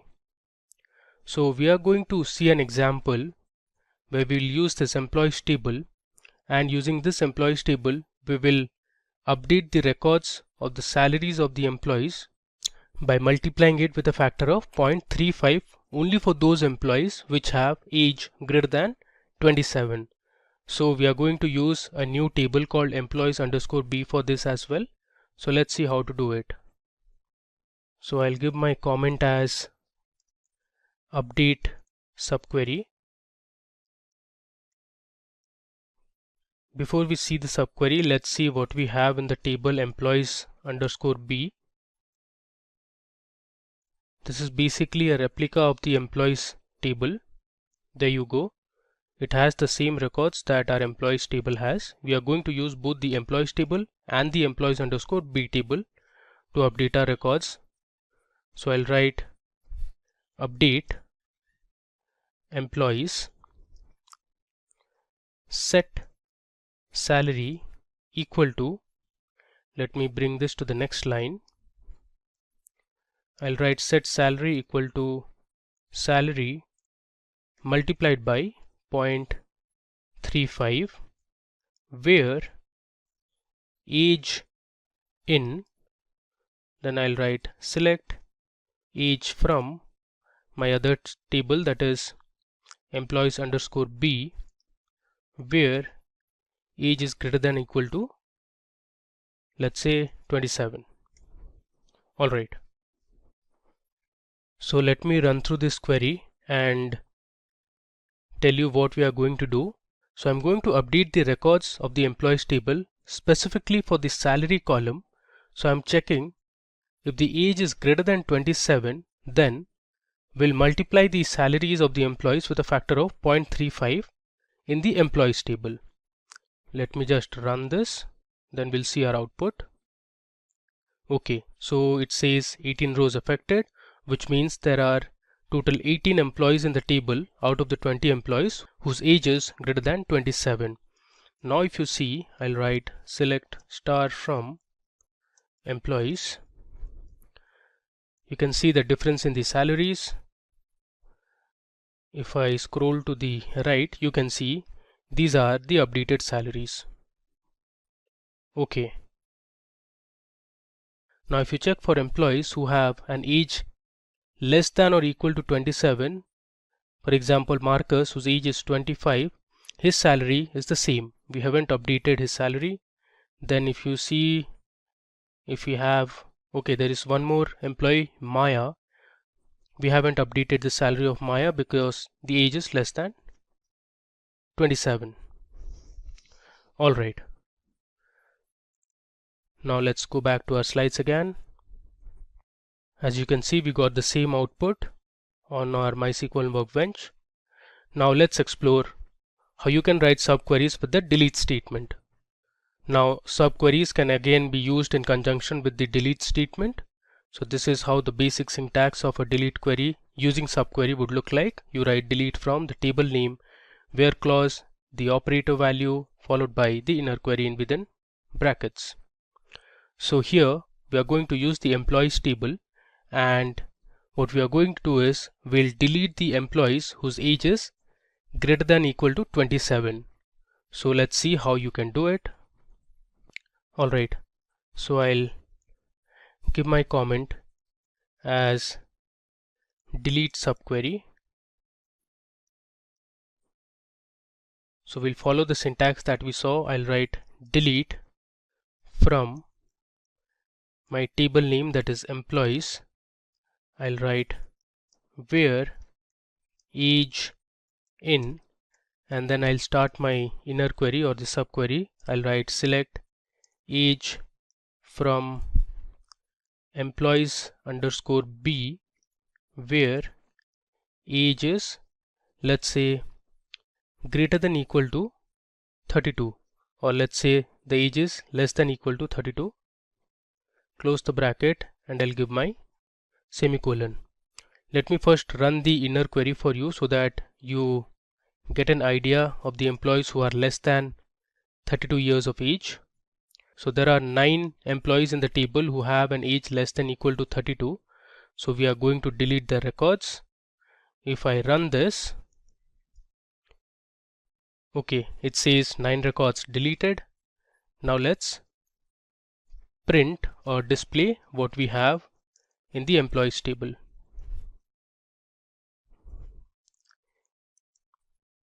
If I run this, there you go. So if you see the age table, we have total 11 employees now, and all their ages are greater than 32 because we have deleted all those employees who had an age less than or equal to 32. Okay, so let me show you from the beginning what we did. So first we used our subqueries database, then we used our employees table. So we started by looking at how you can use the subquery with a select statement. This should be insert instead of update. So we learned how to write an insert subquery. We use 2 tables, products and our orders table. Moving ahead, we saw how to write subqueries using the update command. So we updated the salaries of the employee by a factor of 0.35 for those who had an age greater than or equal to 27. And finally, we saw how to use the subquery using the delete statement. So we deleted all those records for the employees whose age was less than or equal to 32. In this video, we will discuss an advanced SQL concept called triggers. We will learn what triggers are and how they can be used to solve problems. We'll look at how trigger queries are written on MySQL Workbench. So let's get started. First, what are triggers in SQL? So a trigger is a user-defined SQL command that is invoked automatically when an event occurs. An event can be related to inserting, updating or deleting records in a table. In MySQL, triggers can be executed automatically by the Oracle server. Below is how the syntax of writing a trigger is. So you write create trigger followed by the trigger name. Now the trigger name should be a valid SQL name. Then we have the trigger time, the trigger event, and then on the name of the table. Then we write for each row begin followed by the list of SQL statements, and finally we write end. Now in the syntax, the trigger time represents either before or after an event, and a trigger event can be an insert, update or delete operation. Now let me take you to MySQL Workbench, where we will learn how to create triggers and explore more on how it works. So I am on MySQL Workbench. So first let me go ahead and create my connection. I'll give my password. Alright, now this will take you to my SQL editor.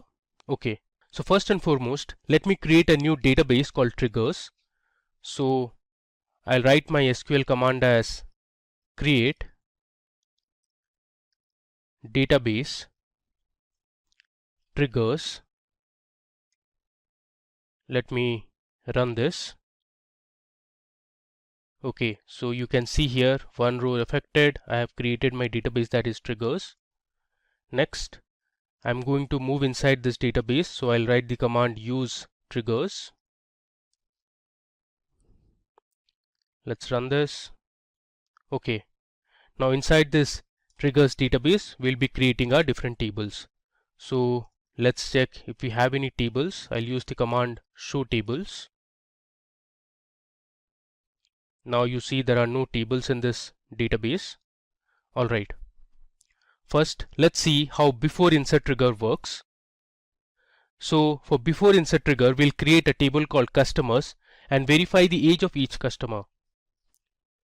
So I'll give a comment before insert trigger. So let me go ahead and create my customers table. I'll write create table customers and I'll give my column names as cust_id, which is customer ID. This is going to be an integer. Then we have the age of the customer. This is again an integer, and we'll have the name of the customer. The name of the customer will be of varchar type. I'll give the size as 30. Alright, let's create this table. Okay, so we have successfully created our customers table. Now moving ahead, I'm going to write my before insert trigger command. So we'll start with a delimiter. So a delimiter is a marker for the end of each command. Next, I'll write my create trigger followed by the trigger name. I'll give a valid trigger name such as age_verify. I'll write before trigger. It should be before insert on. My table name would be customers. Then I'll write for each row if new dot age is less than 0, then set new dot age equal to 0, which means while inserting your values to the age column, in case the age value is negative, we'll convert the age to 0.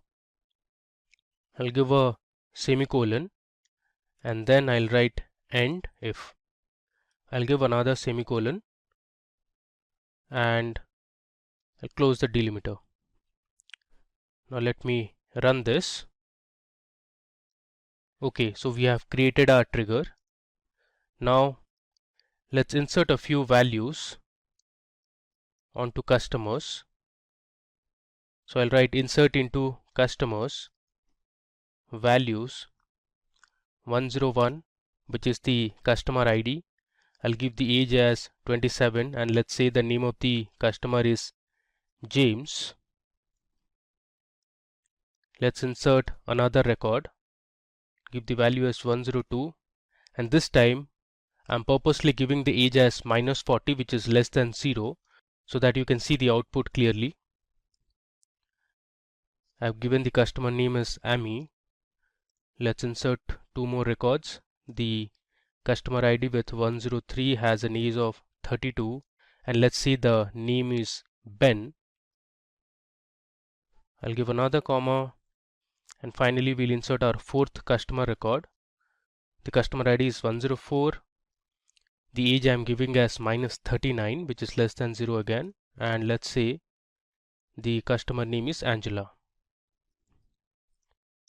Alright, Now let me run this. Okay, so we have successfully inserted 4 rows of information to our customers table. Now let's see the difference. Since we had created a age verify trigger which would change the values of the age column in case the age value is less than 0. So now that we have inserted 4 records to a customer, so let's see what we have in the customers table. Now let me run it. There you go. So if you see this, for those customers where the age was less than 0, such as 102 and 103, you can see here our trigger has automatically converted those values to 0. If you can see the trigger we had created, we had set our new age to 0 if the age was less than 0. And this is the output we get. So here we looked at how a before insert trigger works. Alright, now moving ahead, let's understand how an after insert trigger works. So I'll give a comment here as after insert trigger. Now in this example, we'll create 2 tables, customers and message. Now the trigger will be fired if the birthday column has a null value in the customers table. You will get a message to update your date of birth. Okay, so first let me create my customers table. Now since we already have one customers table, I'll name it as customers 1 and let me give the column names. So the first column would be the ID column. This is going to be an integer and I'll use the auto increment parameter, and this will be my primary key as well. Next we'll have the name of the customer. This is going to be of type varchar and I'll use not null constraint. Next we'll have the email ID of the customer. This is again going to be of varchar type, and the column we are interested in is the birthday column. So I'll write birth date. This is going to be of type date. Okay, so let's create our table. Alright, now we'll create our second table, which is going to be message. Let's create the columns. This will have ID, int, and I'll use the auto increment operator. Next we'll have the message ID. This is going to be of integer type. We'll have a column called message. This will be of varchar type, let's say 300 characters, and not null. And I'm going to set my primary keys as ID and message ID. Let's create our second table then. So we have some error here. Let's debug the error. Okay, so I forgot to close the bracket here. Alright, now let me run this table. Alright, so we have created our message table as well. Next I'll write my after insert trigger command. So I'll write delimiter. Next I'll use create trigger command. So I'll write create trigger. My trigger name would be check underscore null underscore date of birth. After insert on customers 1 for each row begin if new dot birth date is null, then we are going to insert into our message table. We'll give the columns as message ID and message values new.id, comma, I'm going to use the concat function where I'll give my message, let's say hi, followed by the name, followed by, let's say, please update your date of birth.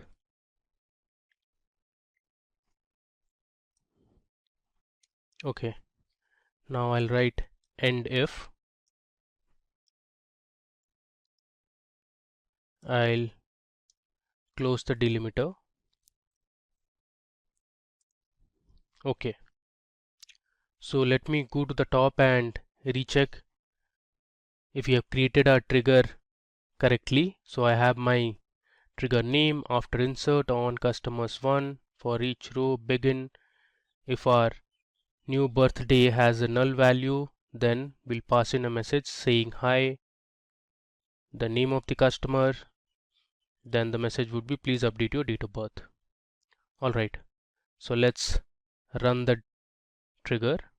Okay, now the next step is to insert a few records to customer table. So my name of the table is customers 1. Okay, I'll give the column names as name, email and birth. Okay, we'll pass in a few values. So our first customer's name, let's say, is Nancy,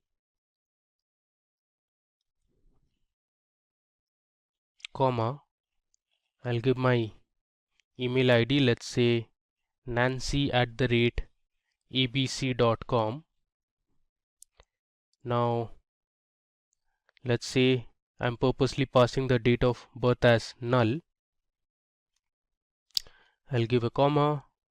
My next customer, let's say the name of the customer is Ronald, and then I'll give the email ID such as ronald@xyz.com, and this time I'm going to pass in the date of birth, let's say 1998 November, and let's say 16th.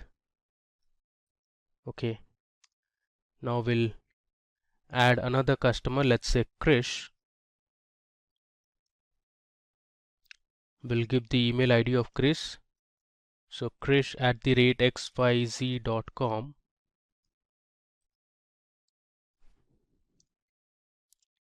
and let's say we'll give the date of birth as 1997 08/20,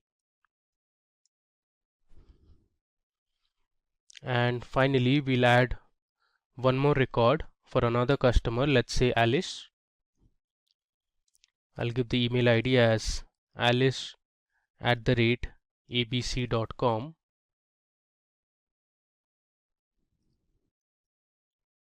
and this time I'll purposely pass the date of birth as null. Alright, so let's run the insert query. Okay, now let me display the message table for you so that you can see the output and how our after insert trigger works. There you go. So if you see this, we had inserted 4 rows of information, out of which the first customer ID and the fourth ID had null date of birth. So for those two values you have the message as hi Nancy, please update your date of birth, and then you have hi Alice, please update your date of birth. Now you can give a space between hi and the name of the customer. Alright, now moving ahead, let's understand how before update trigger works. So I'll give a comment here as before update. Okay, now to show you how before update works, first we'll create a table called employees. Alright, so let me create my table, that is create table employees.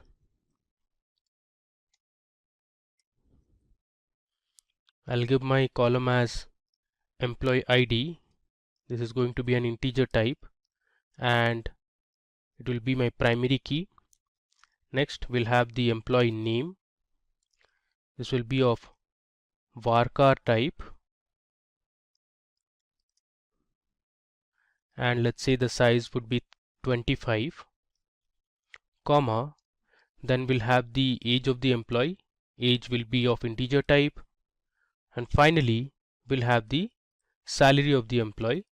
Salary will be of type float. Let's create this table.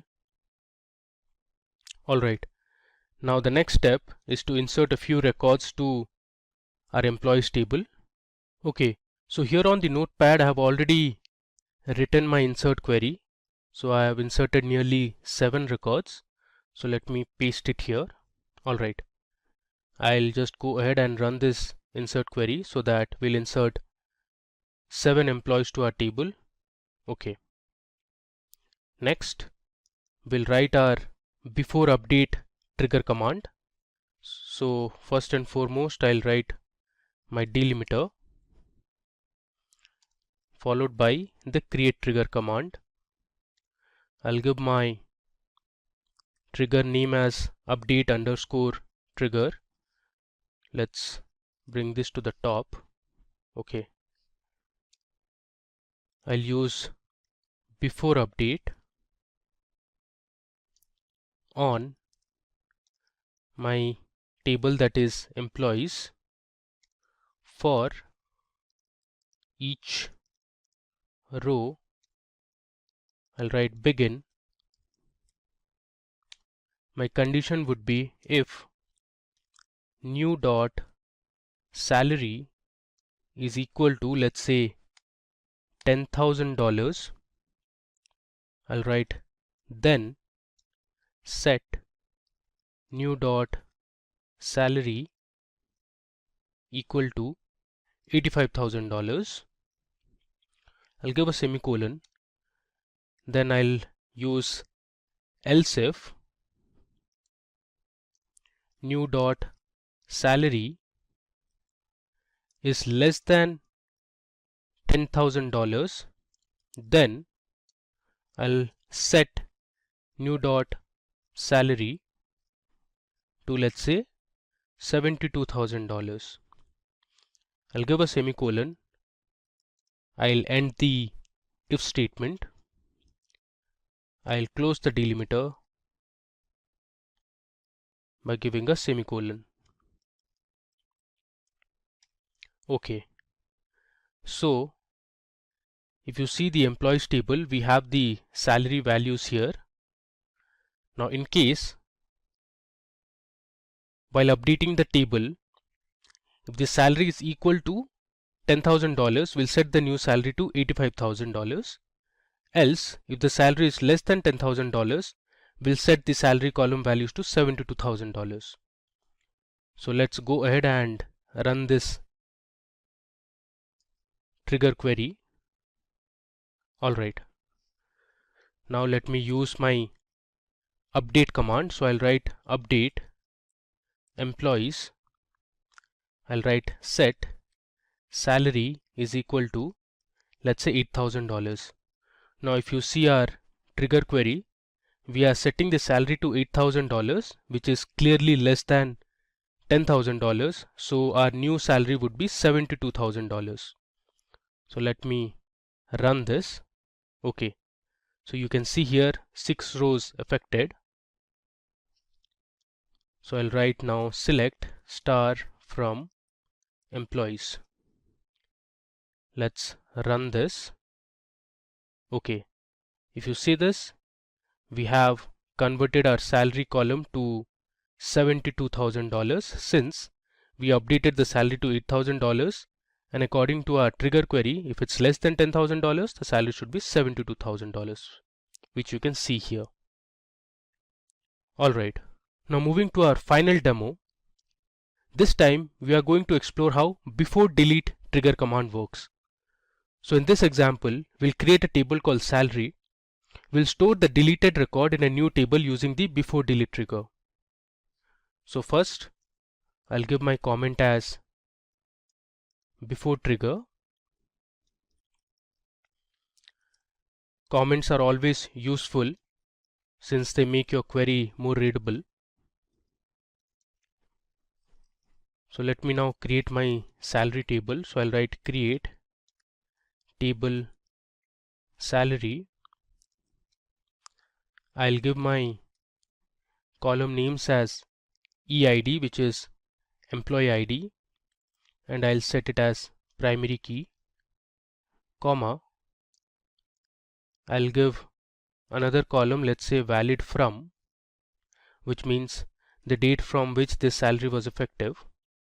This is going to be of type date and not null. And then I'll have the amount. Amount will be of type float, and again not null constraint. Let me run the create table command. Okay, so we have created our salary table now.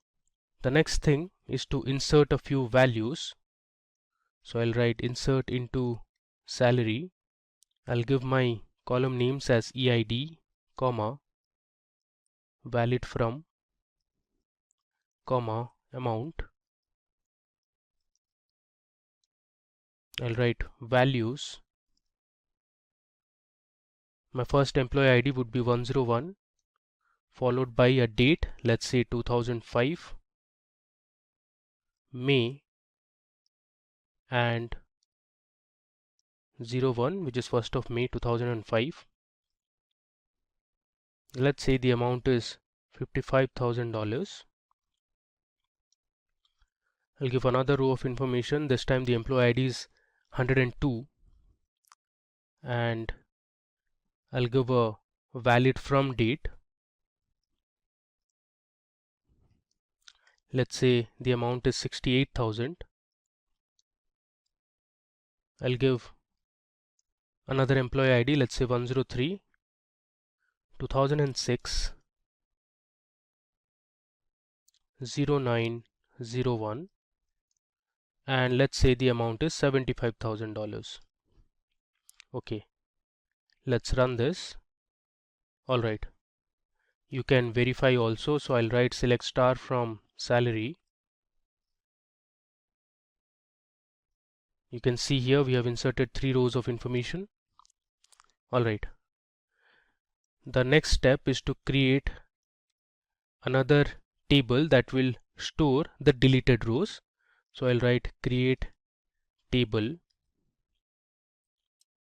Let's say the name of the table is create, or let's say salary delete.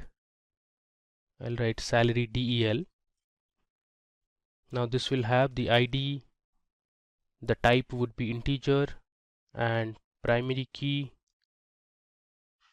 I'll also use the auto increment operator. Next we have the EID, which is of type integer. I'll write valid from date and not null. Then I have the amount column, which is of type float and not null.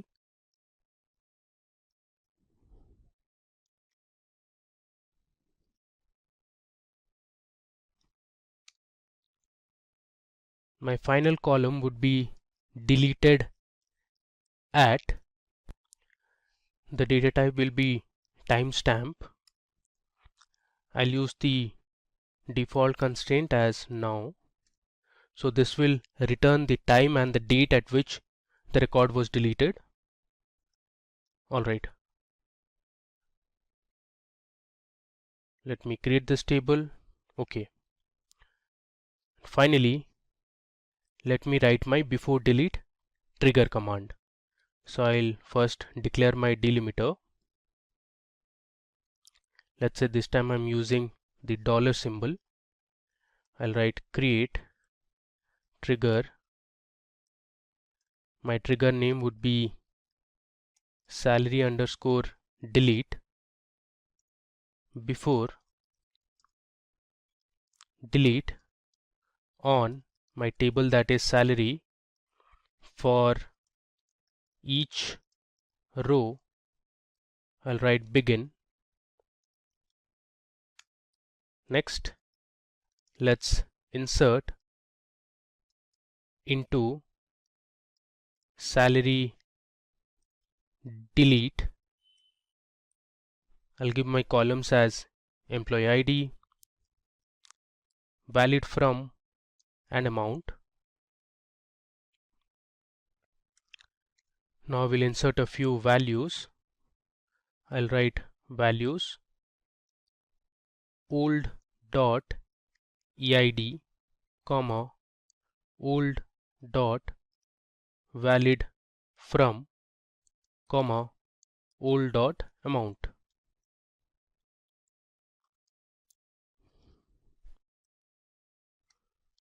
I'm going to close with the delimiters.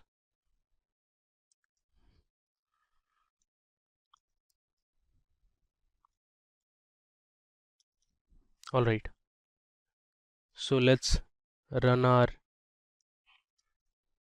before delete trigger. Alright, now let me go ahead and delete one of the records from the salary table. So I'll write delete from salary where employee ID is, let's say, 103. Let me run this query. Okay, so you have successfully deleted one of the records in the table. Now if you see our other table, that is salary delete, you will find this information present in the salary delete column. So we had deleted one row of information, that is for employee ID 103, which you can find it here. Now the final column, that is delete at, shows the time at which the information was deleted or the row was deleted. Alright, so let me go to the top and just give you a recap of what we did in this demo. So first we created a database called triggers. Then we started with before insert trigger, where we inserted customer table, and then we verified the age of the customers. So we saw if the age was less than 0, then we set the age to 0. We inserted a few records to the customers table, and purposely we inserted some negative age records, and then we converted this age records to 0. Then we learned how an after insert trigger works. So we created two tables, customers 1 and message. So wherever the customer's date of birth was missing, we passed in a message saying, hi, the name of the customer, please update your date of birth.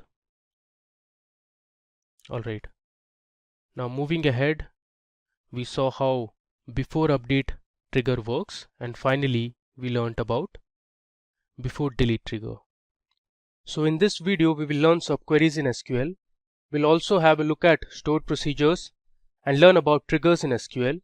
We'll cover views in SQL and look at some of the important Windows functions in SQL. Now to learn all of these, we'll be using the MySQL Workbench on Windows. So let's get started with subqueries in SQL. So let me head over to my MySQL Workbench. So currently I am on my MySQL Workbench. Let me connect to the local instance. So I'll give my password. I'll click on OK. Alright, so this is my MySQL Workbench query editor. So first we are going to learn subqueries. Let me give a comment and write subqueries. Alright, so first of all, let's understand what a subquery is. So a subquery is a query within another SQL query that is embedded within the where clause, from clause, or having clause. So we'll explore a few scenarios where we can use subqueries. So for that, I'll be using my database, that is SQL_intro. So I'll write my command use SQL_intro. Now this database has a lot of tables. I'll be using the employees table that is present inside SQL_intro. Let me just expand this, and you can see here we have an employees table. So let me first show you the contents within this table. I'll write select star from employees. Let me execute it. Okay, you can see here we have the employee ID, employee name, age, gender, there's date of join, department, city and salary, and we have information for 20 employees. If I scroll down, you can see there are 20 employees present in our table. So let's say you want to find the employees whose salary is greater than the average salary. In such a scenario, you can use a subquery. So let me show you how to write a subquery. I'll write the select statement. In the select statement, I'll pass my column names that I want to display. So the column names I want are the employee name. Then I want the department of the employee and the salary of the employee from my table name, that is employees. Next, I'll use a where condition where my salary should be greater than the average salary of all the employees. So I'll write salary greater than.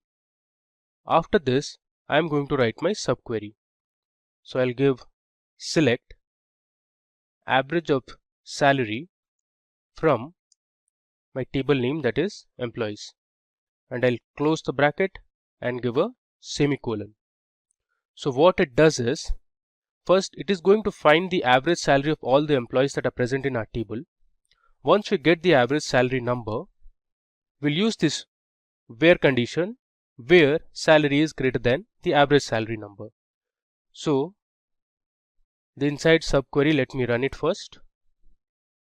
If I run this gives you the average salary of all the employees, which is $75,350. Now I want to display all the employees who have salary greater than $75,350. So let's run our subquery. There you go. So there are 8 employees in our table who have a salary greater than the average salary of all the employees. Alright. Next, let's see another example. Suppose this time you want to find the employees whose salary is greater than John's salary.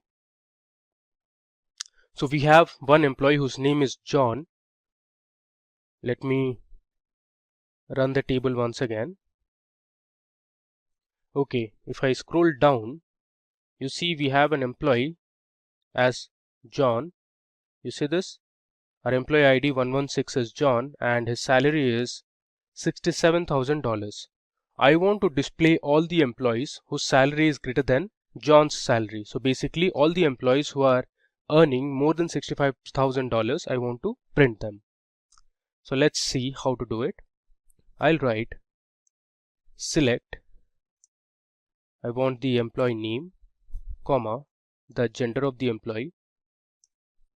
I also want the department and salary from my table name, that is employees. I'll write where salary is greater than. I'll start my opening bracket. Inside the bracket, I'm going to give my inner query, that is select salary from employees where the employee name is John. So within single quotations, I'll give John as my employee. I'll end with a semicolon. So let me first run my inner query. So this will give us the salary that John has, which is $67,000. Now I want the employees who are earning more than $67,000. So let's run our subquery. Okay, so you can see 12 rows returned, which means there are 12 employees in our table who are earning more than $67,000. You see here, all these employees have a salary greater than $67,000. Okay, Now you can also use subqueries with two different tables. So suppose you want to display some information that are present in two different tables, you can use subqueries to do that.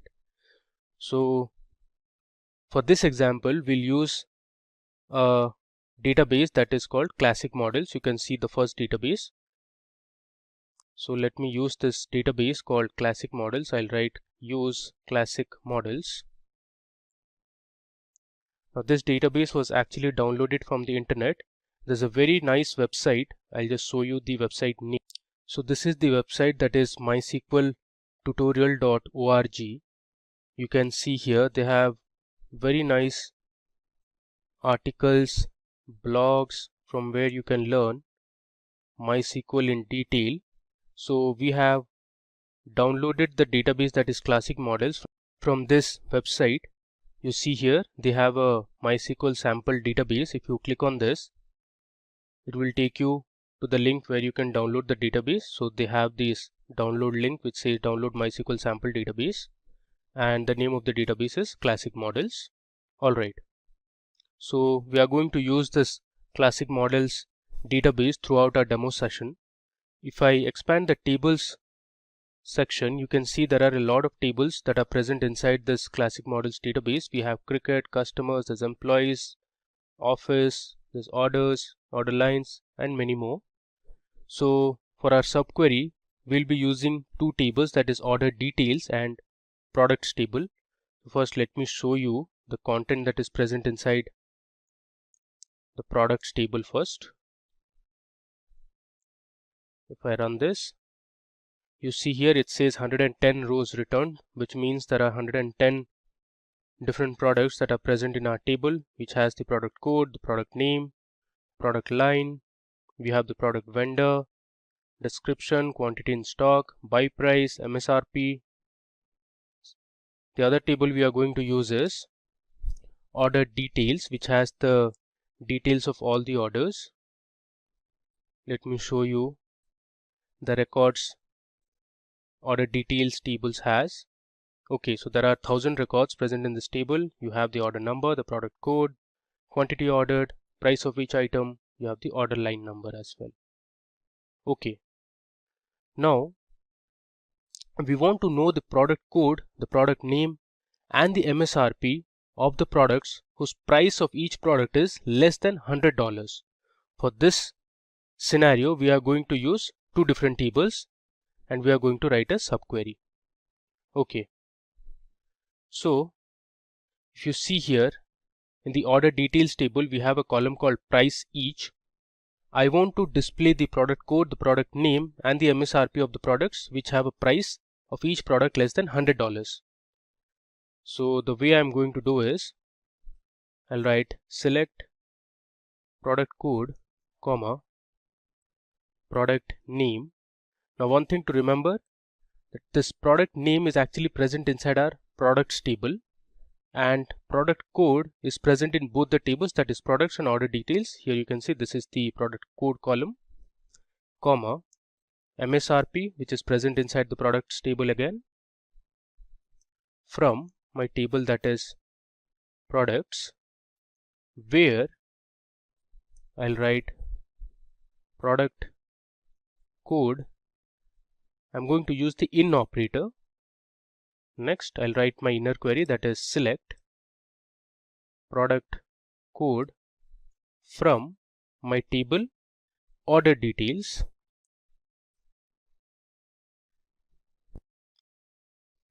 where my price of each product is less than $100. Let me run this. Okay, so you can see there are total 83 products in our table which have a price less than $100. You can see the price here. Okay, now we learn another advanced concept in SQL which is known as stored procedures. I'll just give a comment saying stored procedure. Okay, so first let's understand what is a stored procedure.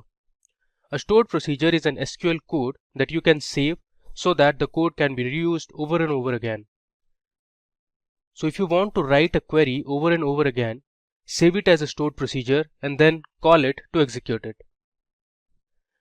So in this example, I want to create a stored procedure that will return the list of players who have scored more than 6 goals in a tournament. So I have a database called SQL_IQ. These are a few databases that I have already created. So this database has a table called players. If I expand the tables option, you see we have a table called players, and you can see the columns player ID, the name of the player, the country to which the player belongs to, and the number of goals each player has scored in a particular tournament. So I'll write a stored procedure that will return the list of top players who have scored more than 6 goals in a tournament. So first of all, let me begin by using my SQL_IQ database. We'll run it. So now we are inside the SQL_IQ database. Let me select star from players to show the values that we have in the players table. You can see there are 6 players in our table. We have the player ID, the names of the players, the country to which these players belong to, and the goals they have scored. So I'll write a stored procedure. So the stored procedure syntax is something like this. It should start with a delimiter. Okay. In the delimiter, I'll write &&. Next, I'll write create procedure followed by the procedure name. Let's say I want to name my procedure as top_players. Next statement is begin. After begin, I'll write my select statement. I want to select the name of the player, the country, and the goals each player has scored from my table, that is players, where I'll write goals is greater than 6. I'll give a semicolon. Then I'll end my procedure with a delimiter that was $. Next, I'll write delimiter and give a semicolon. Now the semicolon suggests this is a default delimiter. And there should be a space. Okay. Now let's run our stored procedure. There you go. So you have successfully created our stored procedure. Now the way to run a stored procedure is you need to use the call method and give the procedure name, that is top_players in our case, with brackets and a semicolon. Let's execute it. Okay, there is some problem here. So we made a mistake while creating a procedure. The name of the column is goals and not goal. Let me create that procedure again. Okay, it says the procedure top_player already exists. Let's just edit the procedure name. Instead of top player, we'll write it as top players, and similarly we'll edit here as well. Now let's create it again. Okay, now to call my procedure, I'll write call space followed by the procedure name, which is top_players. If I run this, you can see we have 2 players in our table who have scored more than 6 goals. So we consider them as the top players in a particular tournament. Alright. Now there are other methods that you can use while creating a stored procedure. One of the methods is by using an in parameter. So when you define an in parameter inside a stored procedure, the calling program has to pass an argument to the stored procedure. So I'll give a comment stored procedure using in parameter. Alright. So for this example, I'll create a procedure that will fetch or display the top records of employees based on their salaries. So we have a table in our SQL_IQ database which is called employee details. I'm going to use this table. You can see we have the name of the employee, the age, sex, then we have the date of join, city and salary. Using this table, I'll create a procedure that will fetch or display the top records of employees based on their salaries, and we'll use the in parameter. So let me show you how to do it. I'll write delimiter. This time I'm going to use /. I'll write create procedure followed by the procedure name. Let's say SP for stored procedure, sort by salary is the name of my procedure, and inside this procedure I'll give my parameter in. I'll create a variable var and assign a data type integer. Then I'll write begin followed by my select statement where I'll select the name, age, salary from my table name, that is EMP details or employee details.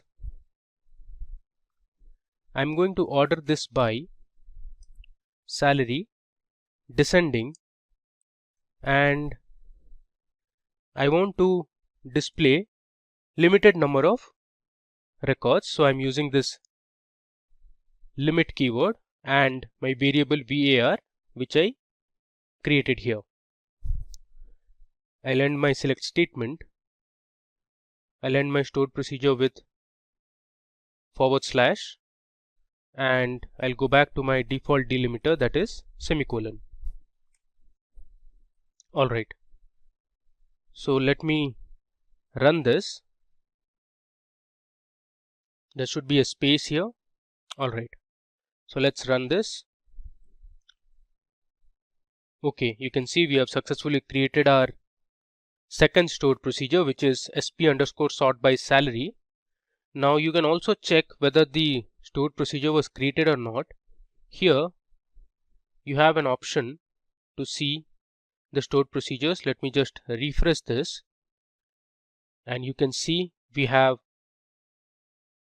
3 stored procedures that we have created so far. One is SP_sort by salary, the other two were top_player and top_players. Okay, now let's call our stored procedure. I'll write call space followed by the stored procedure name, which is SP_sort by salary, and inside this I'll give my parameter which was actually var, and this var we have used in limit. Let's say I want to display only the top 3 records of the employees who have the top 3 highest salaries. Okay, so let me run it. There you go. So Amy, Sarah and Jimmy were the top 3 employees who have the highest salary. So you saw how you could use the in parameter in a stored procedure. We created a variable, and that variable we used in our select statement, and we called our stored procedure and passed in that variable. Okay, now instead of a select statement inside a stored procedure, you can also use other statements. Let's say update. So I'll create a stored procedure to update the salary of a particular employee. So in this procedure, instead of select statement, we'll use the update command. In this example, we'll use the in operator twice. So let me show you how to do it. I'll write my delimiter first, which is going to be /. Then I'll write create procedure. My name of the procedure is going to be update salary, and inside the update salary name I'll write in, and then temp_name,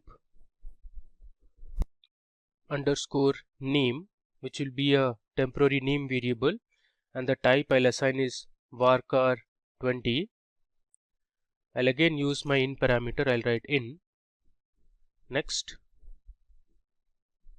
my other variable would be new underscore salary, and the data type would be float.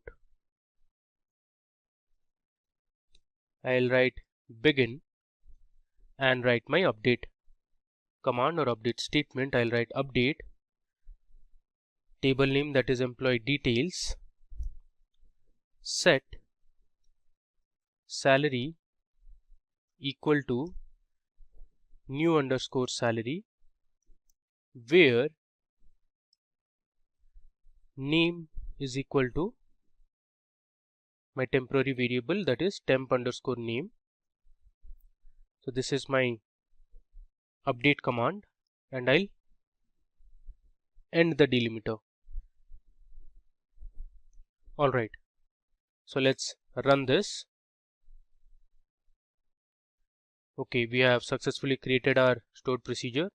If I refresh this, you can see I have my stored procedure update underscore salary. Okay, now let's say, first of all, I'll display my records that are present inside employee underscore details table. Okay, so we have 6 rows of information.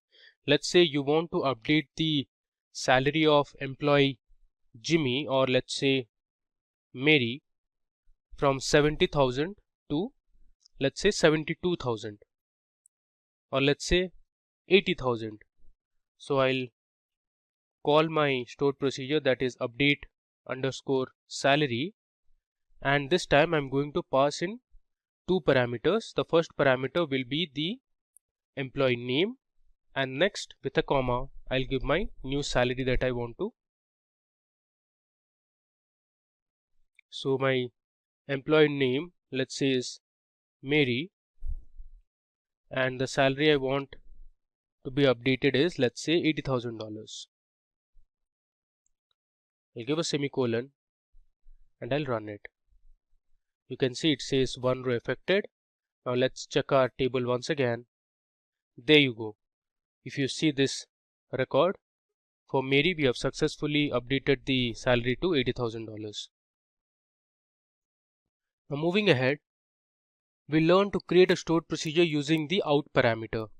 So I'll give a comment, stored procedure using out parameter. Okay, so suppose we want to get the count of total female employees. We will create total employees as an output parameter, and the data type would be an integer. The count of the female employees is assigned to the output variable, which is total underscore EMPs, using the into keyword. Let me show you how to write a stored procedure using the out parameter. So first I'll declare my delimiter 2// I'll write create procedure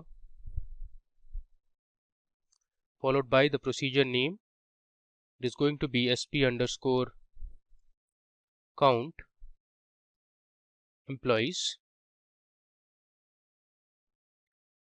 and inside this I am going to give my out parameter and the variable name, that is total underscore EMPs, which is total employees, and the data type will be integer.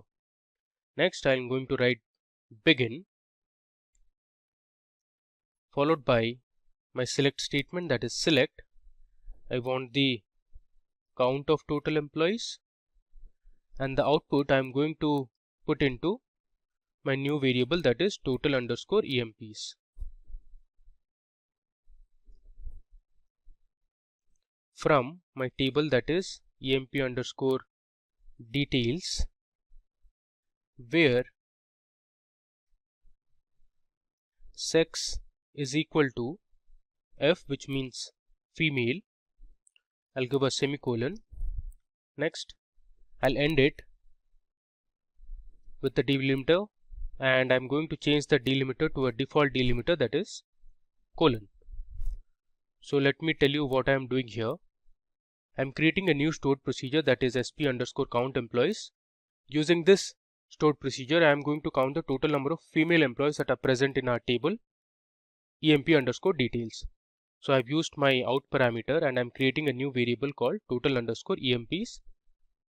The data type is integer. Here in the select statement, I'm counting the names of the employees, and the result I'm storing it in total underscore EMPs. I have used my where condition where the gender or the sex is female. So let's run this. Okay, so we have created our stored procedure. Let's refresh this. Okay, you can see we have our new stored procedure, sp underscore count employees. Now to call it, I'll write call the name of the procedure, that is count underscore sp underscore count employees. Within brackets, I'll pass in the parameter as @f underscore emp. I'll give a semicolon. Then I'll write select @f underscore emp as female employees. Okay, so as is an alias name. Let's run this one by one. First I'll call my procedure and then we'll display the total number of female employees. You can see in our table we have 3 female employees. Alright, now with this understanding, let's move on to our next topic in this tutorial on advanced SQL. Now we are going to learn about triggers in SQL. So I'll give a comment here, triggers in SQL. So first let's understand what is a trigger. So a trigger is a special type of stored procedure that runs automatically when an event occurs in the database server. Now there are mainly 3 types of triggers in SQL. We have the data manipulation trigger, we have the data definition trigger, and login triggers. In this example, we will learn how to use a before insert trigger.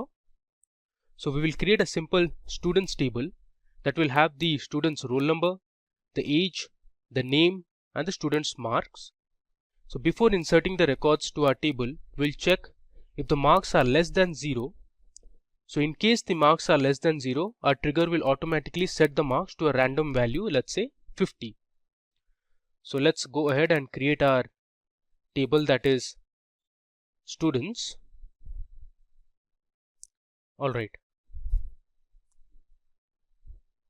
So I'll write create table student.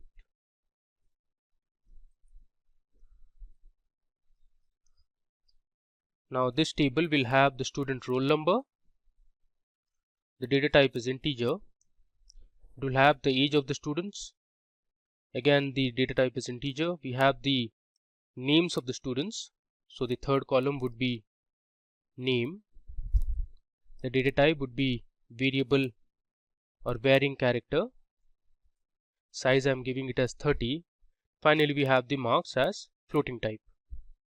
So let's create this table which is student. So we have created our table. Now I'll write my trigger command. So trigger command will start with delimiter like how our usual stored procedures have. Next, this time I'll write create trigger.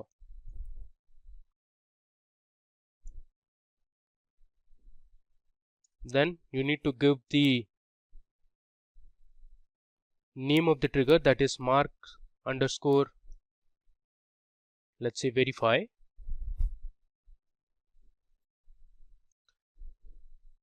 I'm going to use a before insert trigger, so I'll write before insert on my table name, that is student.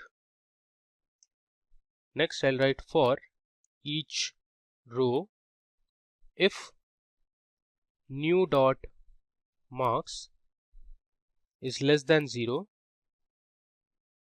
then we'll set new dot marks equal to 50. So this is my condition.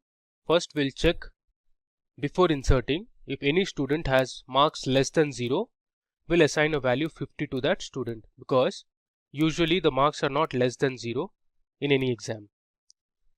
I'll write end if semicolon, and I'll close the delimiter. So this is my trigger command. I'll run it. It says trigger already exists. So in this case, we need to update the trigger name. Let's say I'll write marks underscore verify underscore student for ST. Let's run it again. Okay, there is an error here because in our table the column name is mark and not marks. So here we need to change it as mark instead of marks. Alright, let's run it. Okay, so we have created our trigger.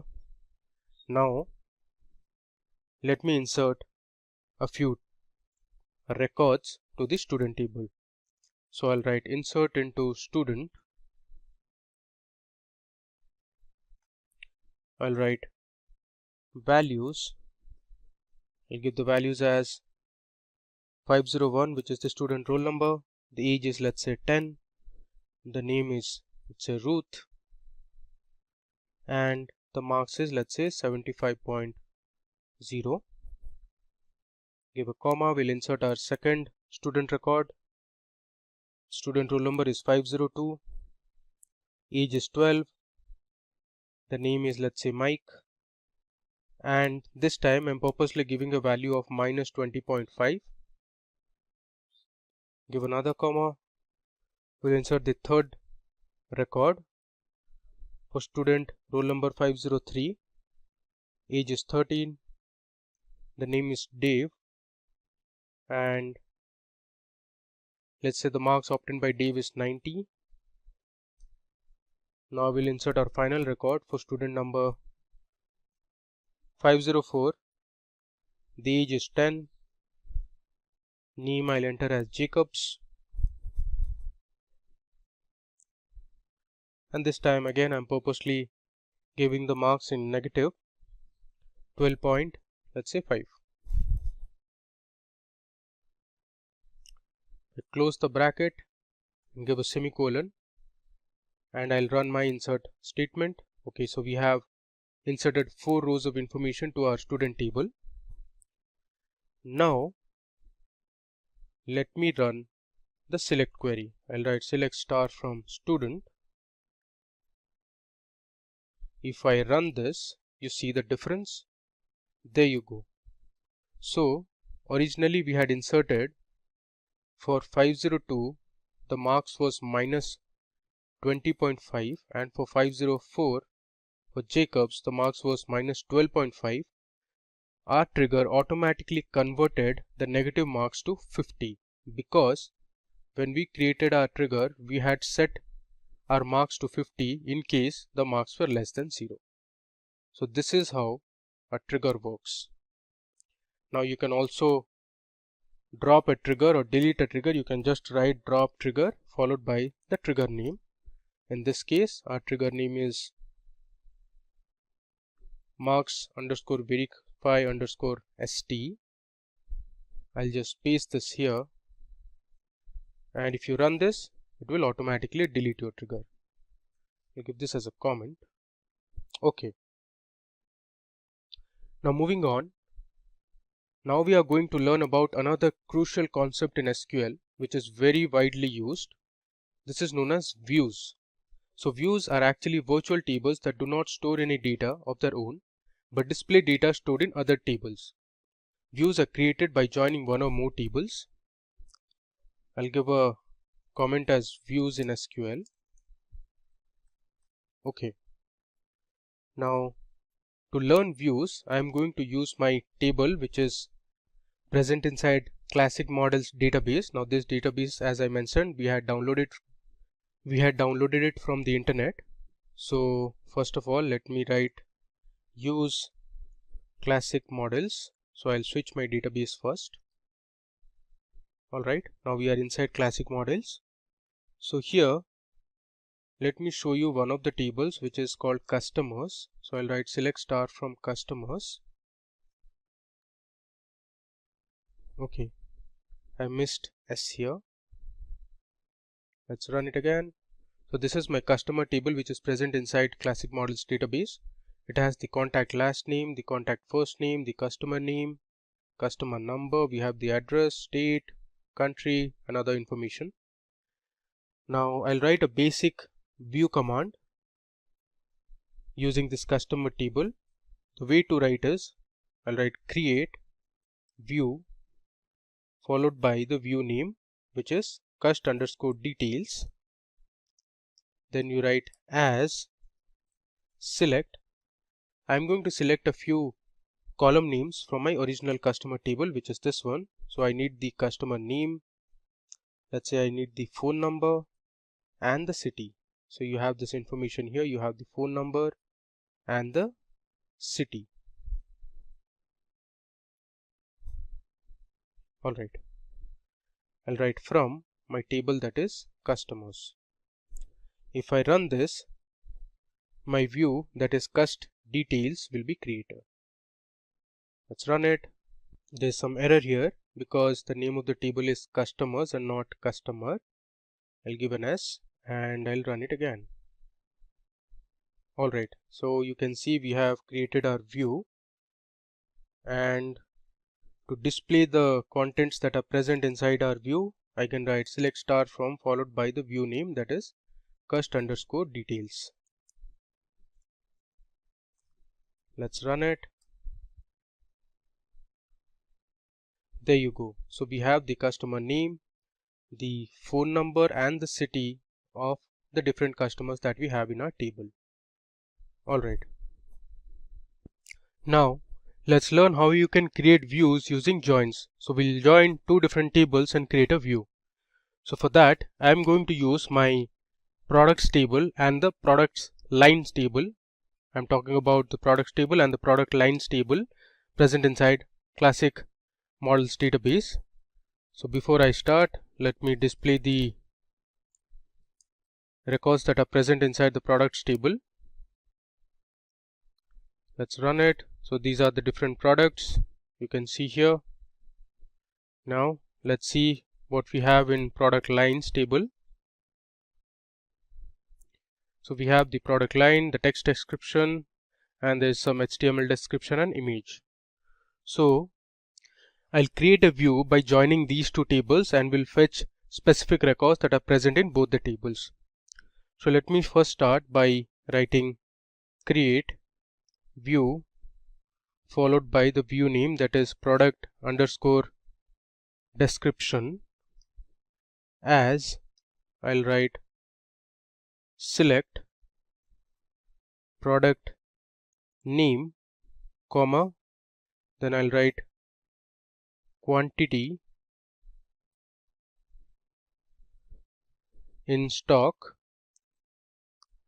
I also want the MSRP. Now these three columns are present inside the products table, and next from the product lines table I want the text description of the products. So I'll write from products table. I'll give an alias as P followed by inner join my other table, that is product lines, as let's say PL on the common column, that is product line. So P dot product line is equal to, I'll give a space, PL dot product line. Okay. So here we have used an inner join to fetch specific columns from both the tables, and our view name is product_description. Let us run it. Alright, so we have our view ready. Now let me view or display what is present inside our product_description view. I'll write select star from product_description. Let's run it. There you go. So we have the product name, the quantity in stock, MSRP and textual descriptions of the different products in the table. Okay. Now there are a few other operations that you can perform. let's say you want to rename a view. Instead of product underscore description, you want to give some other name. So I'll just give a comment, rename description.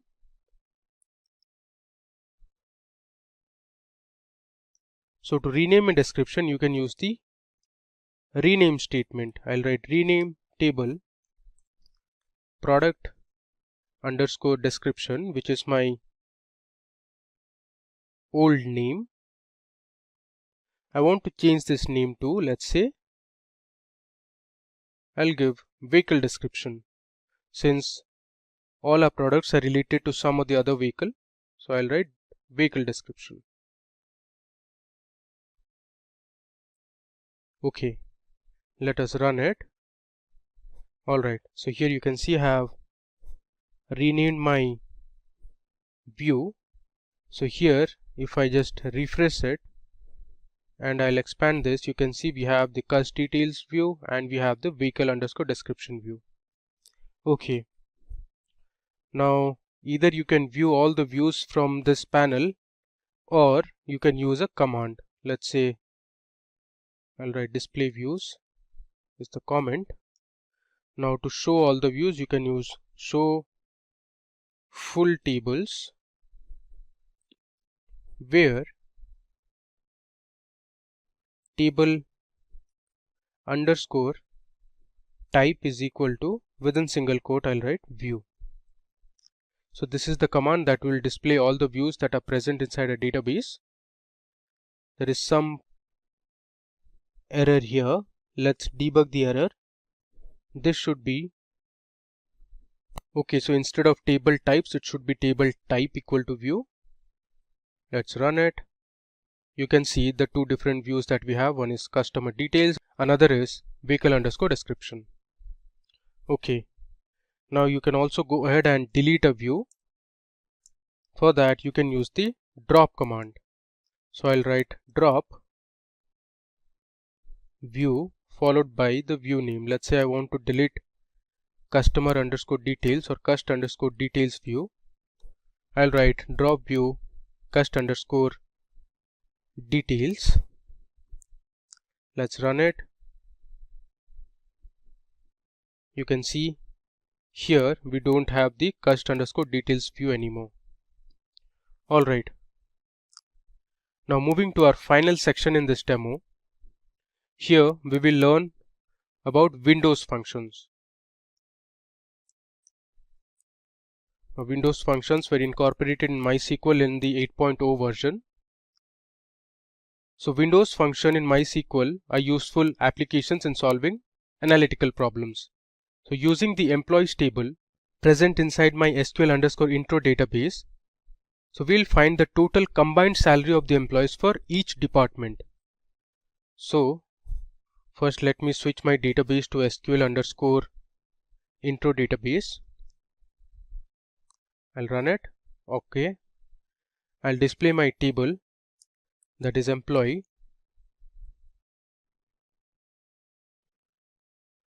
So here we have 20 employees in our table. Using this table, we are going to find the combined salary of the employees for each department. So we'll partition our table by department and print the total salary. And this we are going to do using some Windows functions in MySQL. So I'll write select. I want the employee name, the age of the employee, and the department of the employee, comma. Next I'll write the sum of salary over, I want to partition it by department.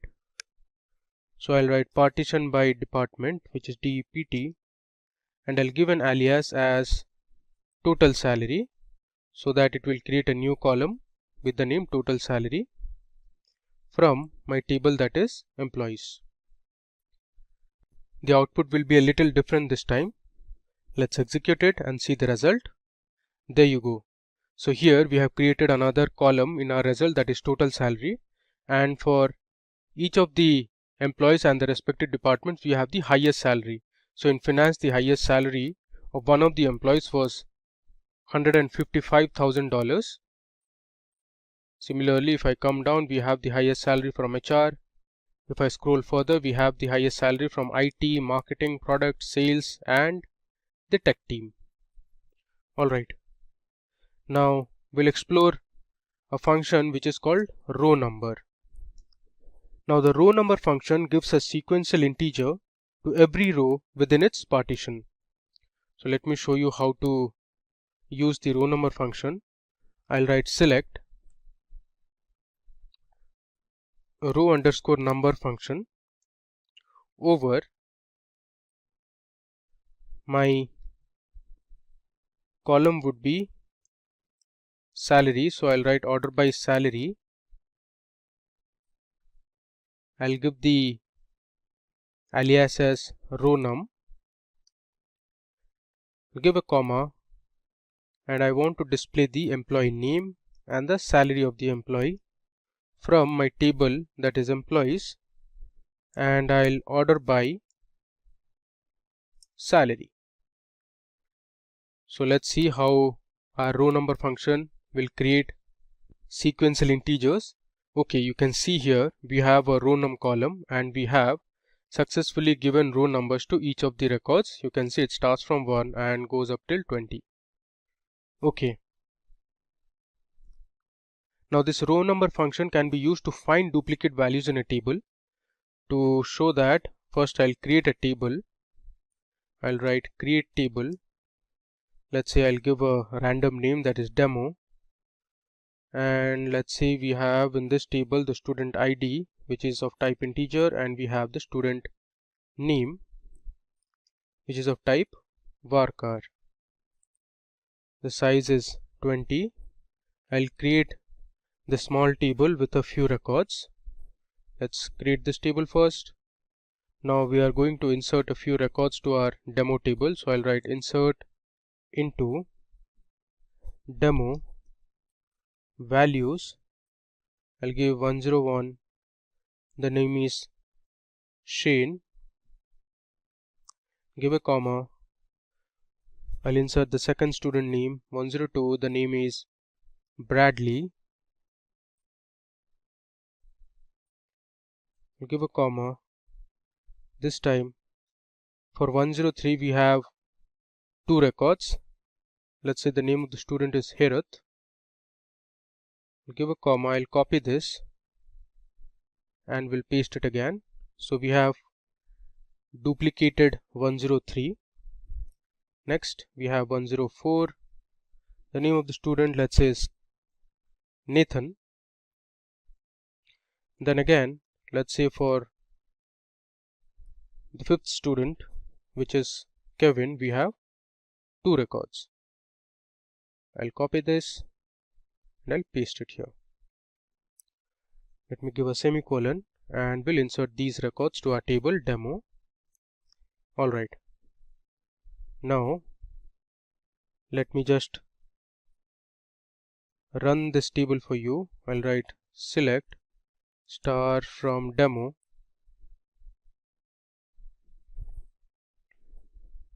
If you see this, we have a few information that are duplicated in our table, that is for student ID 103 and student ID 105.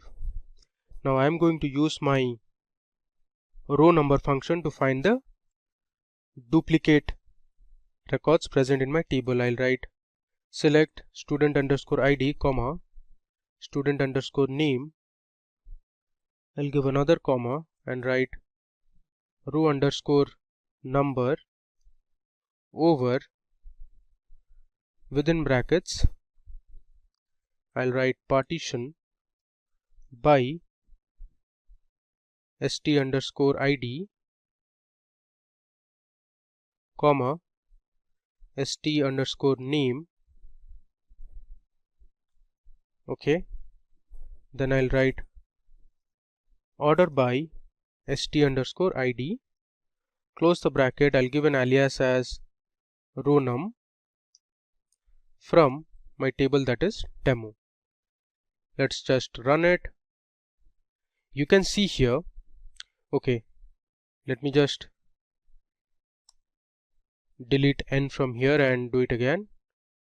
Alright, now if you see here, there is just one student in the name Shane. We have one student in the name Bradley.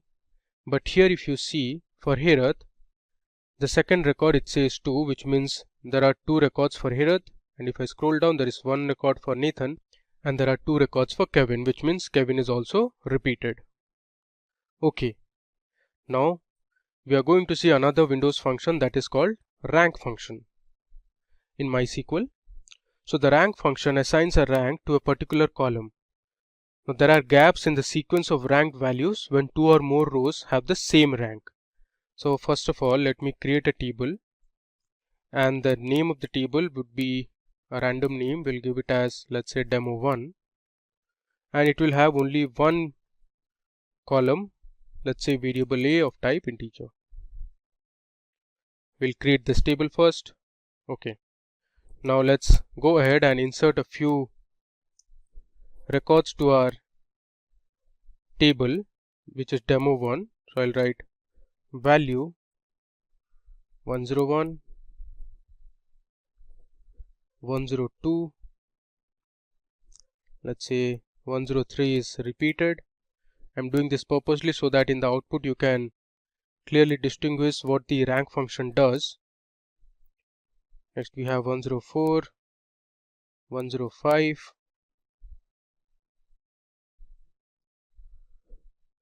we have 106, and let's say 106 is also repeated.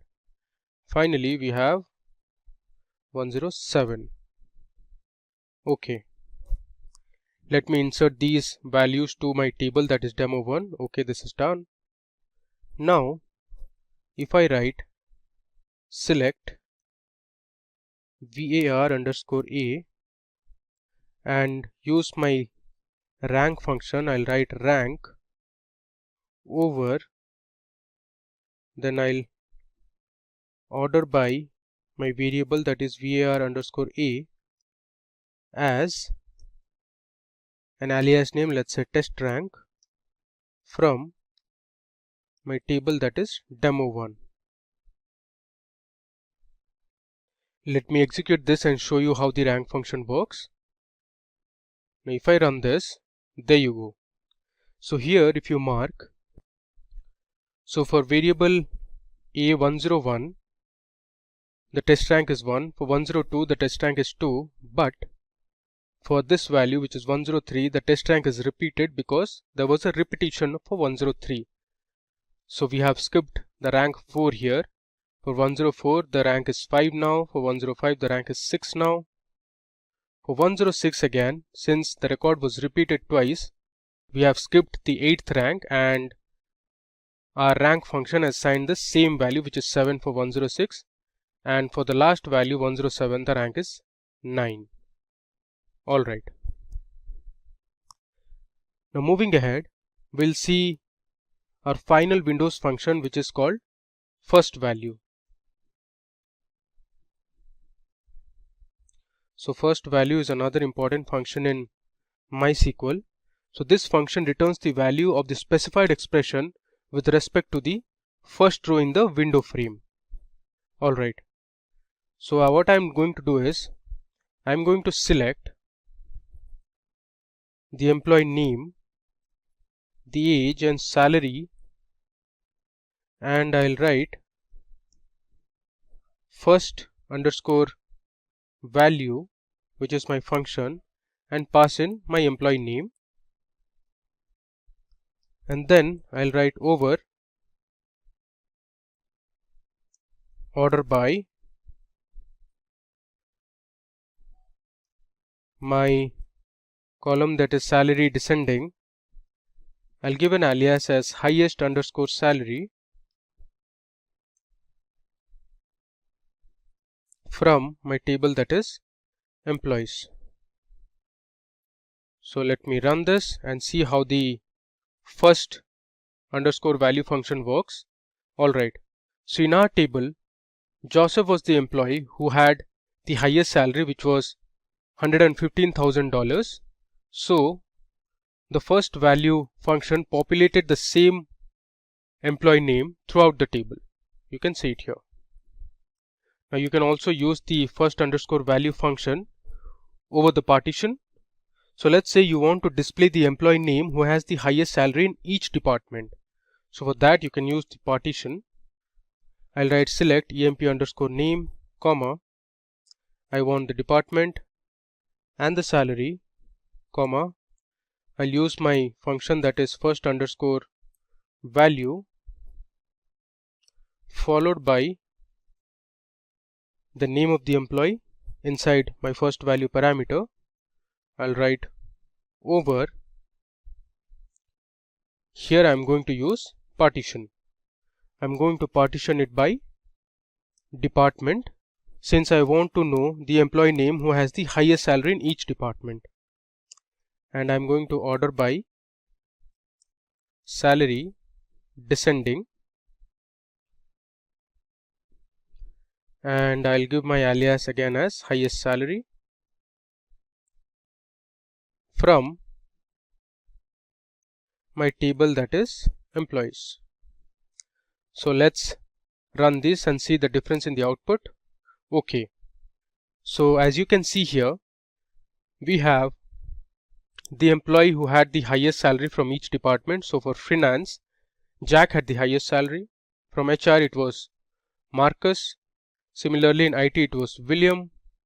If I scroll down, for marketing it was John. For product it was Alice who had the highest salary. Similarly in sales we had Joseph, and in tech we had Angela. So this is how you can use the first underscore value function using partition. Alright, so that brings us to the end of this demo session on our tutorial. So let me just scroll through and show you what we did from the beginning. First we learnt about subqueries in SQL. So we initially wrote a simple subquery, and then we used our classic models database which was downloaded from the internet. I'd also shown you the link from where you can download this database. Here we used two different tables and we performed a subquery operation. We learned how to create stored procedures. So we learned how you can use the in operator or the in parameter as well as the out parameter in stored procedure.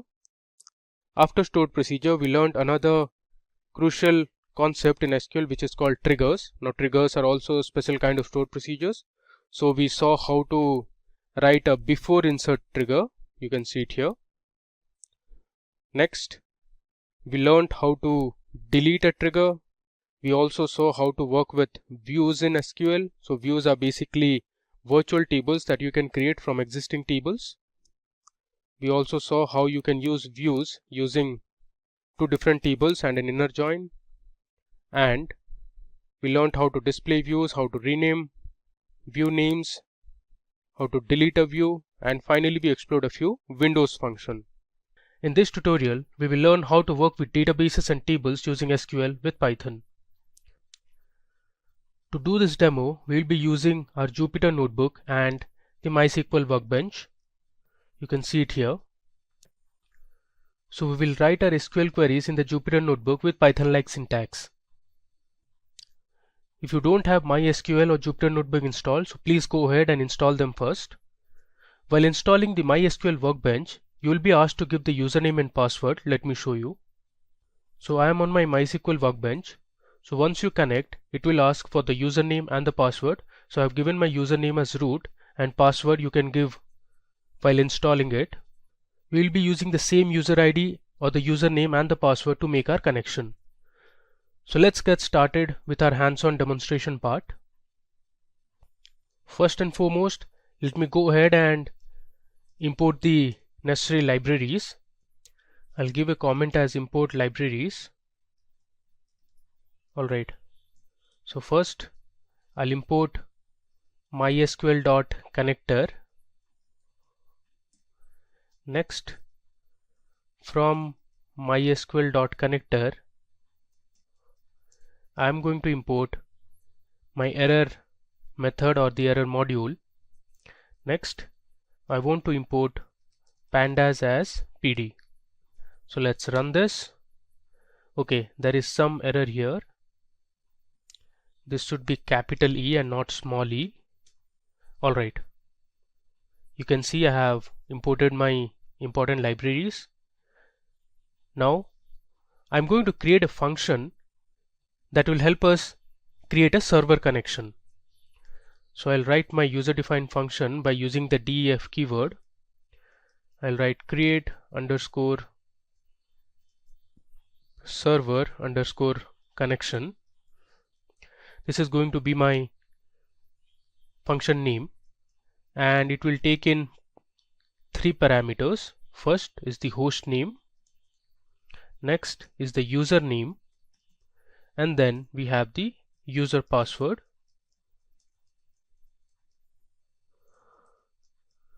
Alright, I'll give a colon, and then in the next line I'm going to define a variable which is going to be connection, and I'll assign it to a value called none. Now we'll be using exception handling techniques to connect to our MySQL server. The try block lets you test a block of code for errors, and the except block will handle the errors. So I'll write try and give a colon, and then I'm going to reassign the connection variable to a method which is mysql.connector.connect. Now this mysql.connector.connect method sets up a connection, so it establishes a session with the MySQL server. If no arguments are passed, it uses the already configured or default values. So here we are going to pass in 3 parameters. The first is the host name. I'll write host equal to host name, which is host underscore name. I'll give a comma, then I'll write user equal to user underscore name. Next will be my password, and I'll assign the value user underscore password. Alright, now I'm going to use a print statement and write MySQL database connection successful.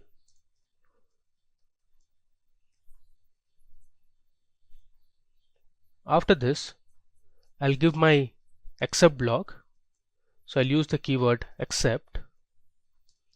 Here I'll write error as err, give a colon, and then I'm going to use the print statement. Here I'm going to use some print formatting techniques using the F letter. I'll write error colon, and I'll use curly braces, give err, and then I'll close the double quotes. After this, I'm going to return my connection. Alright, let me give a comment here. We are going to assign our password, so we need to put our MySQL terminal password. So this password you assign it while installing MySQL Workbench. I'll write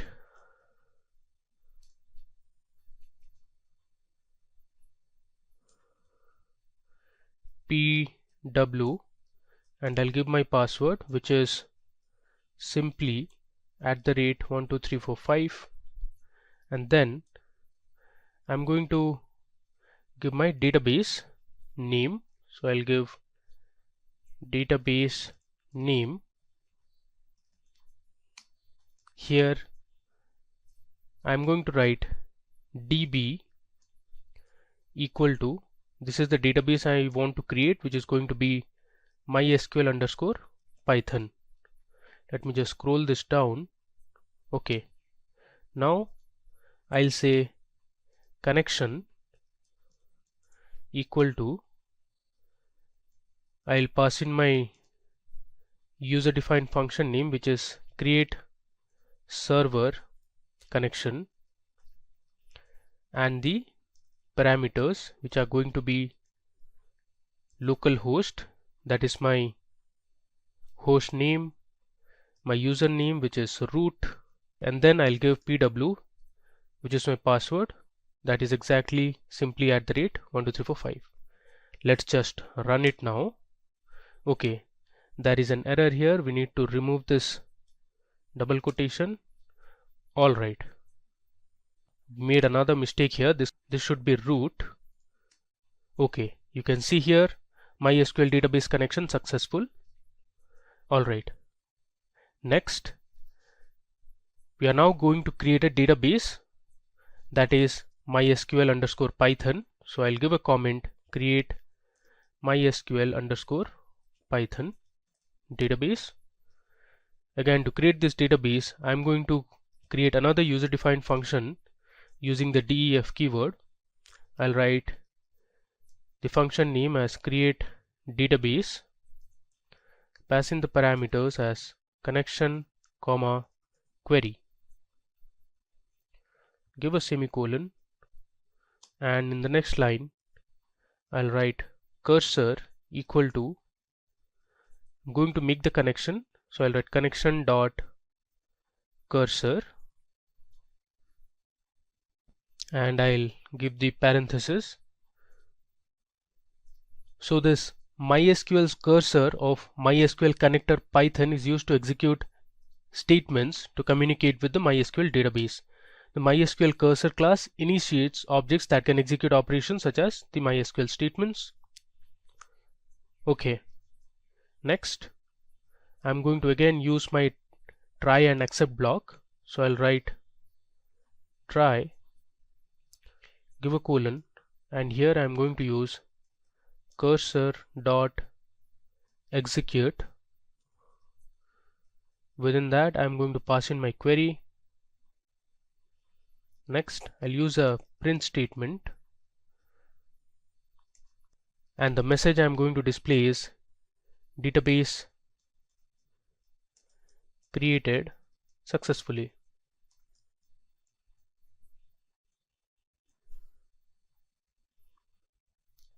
After this I'm going to write my except block. I'll write except error as err, give a colon, and then I'll use a print statement. I'll write print, I'll use the formatting again, error colon, and I'll write within single quotes, I'll give curly braces err, and then I'll close the double quotes. Next let's use the variable create underscore database underscore query, and here I'm going to write my SQL query to create the database. So I'll write create database,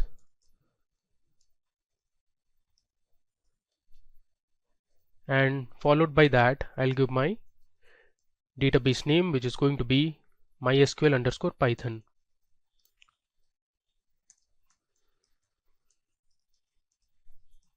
Okay, after this I'll call my function, which is create database, and I'll pass in the parameters. The first one is connection, and next the query is create underscore database underscore query. Let me just copy it, and I'm going to paste it here. Alright, so what I'm doing here is I am creating a new function, that is to create a new database with the name MySQL underscore Python, which you can see it here. Now this function takes in two parameters, connection and query. I'm using the connection.cursor function, which is often used to execute SQL statements using Python language. And then I have created my try and except blocks. So this try block statements will try to create my new database, which is MySQL_Python. In case it fails to create the new database, the except block will work. So here I am writing my SQL query to create a new database, which is create database followed by the database name, and I am assigning it to a variable which is create database query, and then I'm calling my function create database and passing in the two parameters connection and the query. Alright, so let's just run it. Alright, you can see here it has created my database successfully. Now you can verify this by checking the MySQL Workbench or the MySQL shell. You can see on the MySQL Workbench here on the left panel under schemas, there is a database called MySQL_Python. Let me just expand it. Now we haven't created any table, so it's not showing it now. The next step, we are going to connect to this database. So let's go ahead and connect to our database that we have just created. I'll write the comment as connect to database. Now to connect to our database, I'm again going to create a user defined function using the def keyword. I'll write create_db, which is for database_connection, and the parameters it will take is the host name followed by the username, then we have the user password, and finally we have the database name. I'll give a colon.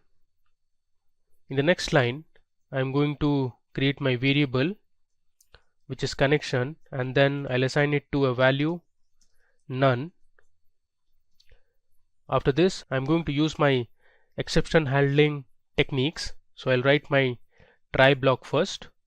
I'm going to reassign my connection variable using the MySQL connector method. So I'll write MySQL dot connector dot connect. So this method will take in the parameters. So first it will take the host name. I'll write host equal to host_name. I'll give a comma. Next it will take the username, so user equal to user_name. Give another comma. Next it will take the user password. I'll use passwd equal to user_password. I'll give another comma, and this time it is going to be the database name. So I'll write database equal to db_name. Now let's use the print statement, and the message we are going to print is MySQL database connection successful. Alright, finally we'll write my except block. I'll write except error as err, give a colon, and then I'll use the print statement f within double quotes. I'll write error colon, within single quotes curly braces I'll write err, and will close the double quotes. Finally this function will return the connection value. Alright, let's run it, and there you go. It has run successfully, so we have connected to our database. Now it's time for us to execute SQL queries. I'll give another comment saying execute SQL queries. Alright, now to execute our SQL queries, I'll use another user defined function which is execute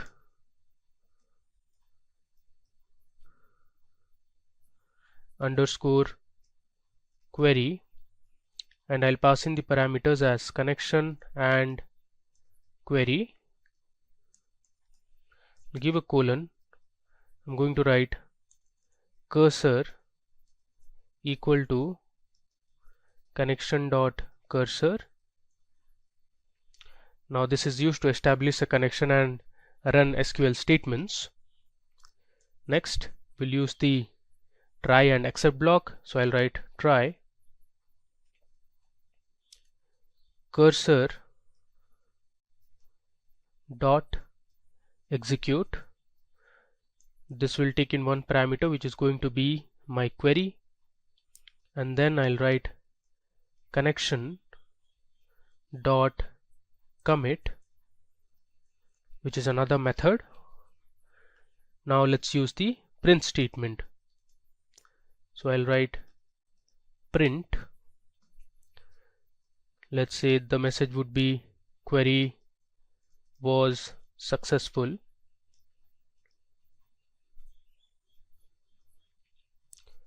And then we'll write our except block, which is except. If the try block doesn't work, throw an error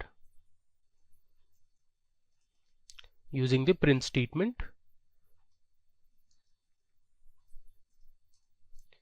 Within double quotes, inside the curly braces, I'll write ERR and close the double quotes.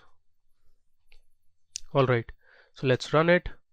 Okay, so we have successfully created our various functions that were needed to create a database, establish a connection, and to execute our queries.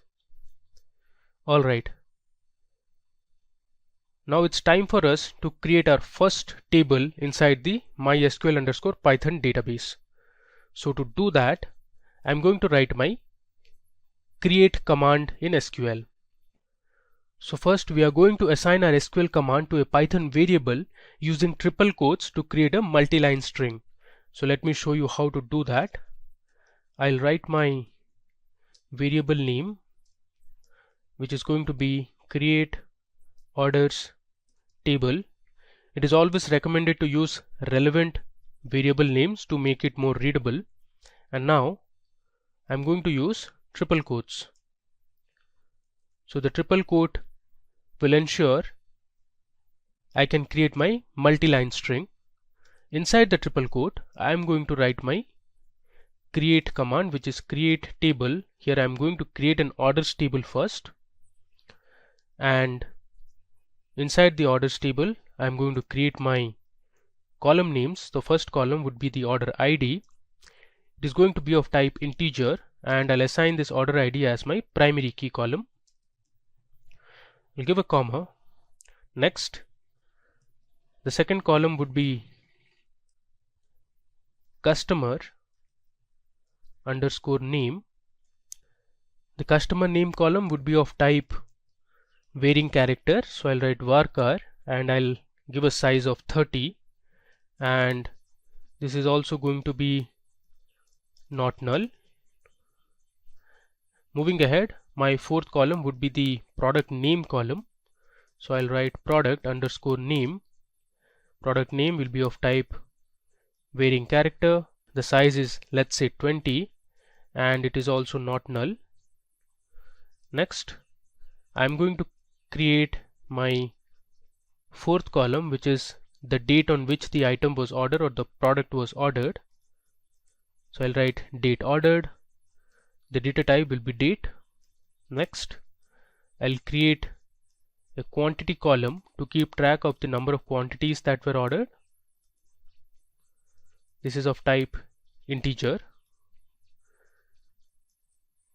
My next column would be unit price, which will basically have information about the price of each unit of product. Unit price can be of type float. And finally, I'll have the phone number of the customer. I'll write phone number. Phone number can be kept as of type varying character. I've assigned a size of 20. Now let's give a semicolon and we'll close the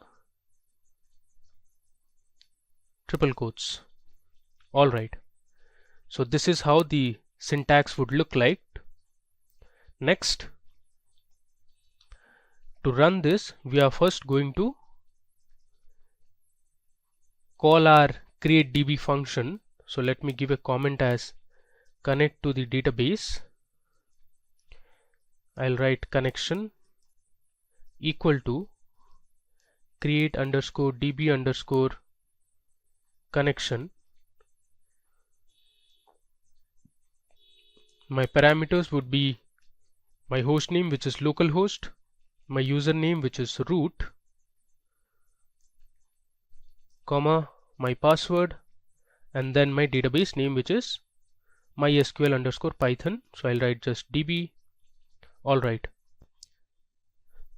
Finally, let's execute this query using the execute underscore query function that we had created earlier.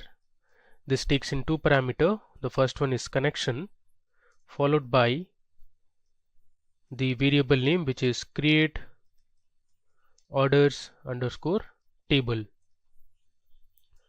Let us run it. Okay, there is some error here. Let's see what's the error.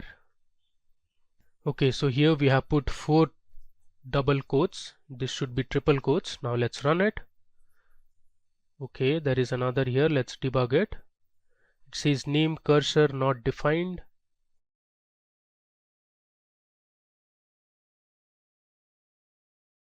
Let me just roll it to the above cell.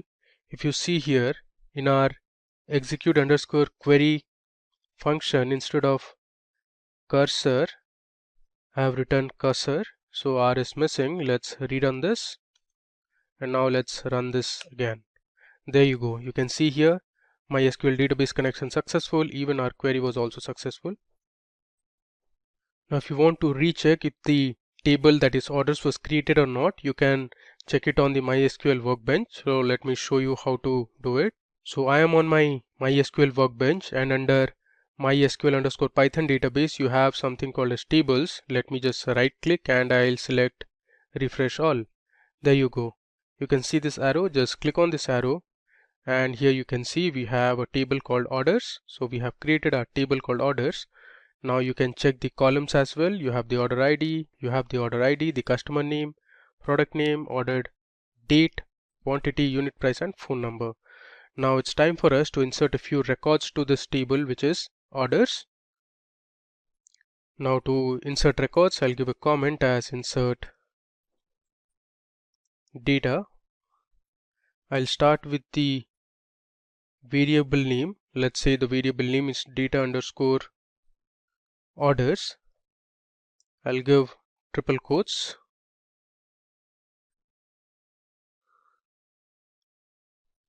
Next, I'll write my insert into command. So I'll write insert into my table name, that is orders, followed by values, and now I'll start entering my records for each of the rows. So first I'll give 101, which is the order ID.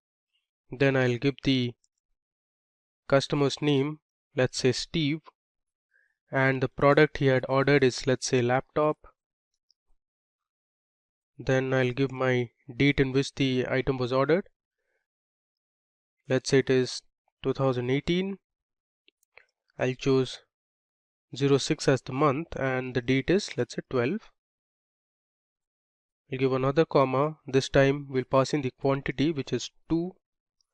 Let's say the price of each laptop was $800, and we'll give a phone number. This is random. Let's say 6293730, let's say 802. Alright. Similarly, I am going to insert 5 more records of different customers and their items that they have purchased to this table orders. So here on my notepad I have my rest of the 5 records. Let me just copy it and we'll paste it in the cell here. This will save us some time. Okay, let me recheck if everything is fine. I'll give a comma here. Alright, so we have 6 customers in our table which have their customer IDs from 101 to 106. We have Steve, Jaws, Stacy, Nancy, Maria and Danny.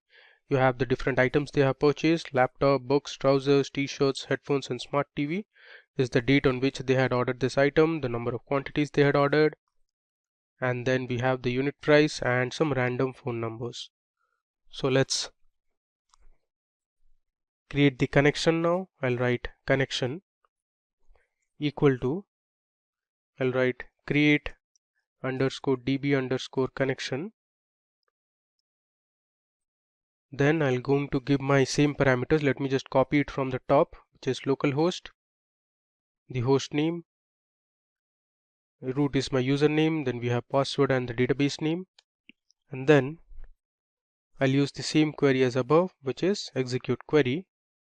I'll copy this, paste it here, and instead of create orders table variable, I'll put as data underscore orders. So this will store my insert into command. You can see the variable I've used here is data underscore orders. Now it's time, let's just run it. Alright, there was some mistake here. Let's debug it. Again, this should be triple quotes and not 4. Now let me rerun it again. There you go. You can see here MySQL database connection successful and my query was also successful. Now we'll create another user-defined function which will help us read query and display the results. So I'll write my function name as def read underscore query. This will take in two parameters, connection and query. Then I'll write cursor equal to connection dot cursor. I'll put my result as none, and then I'll use my try and accept block. I'll write try cursor dot execute.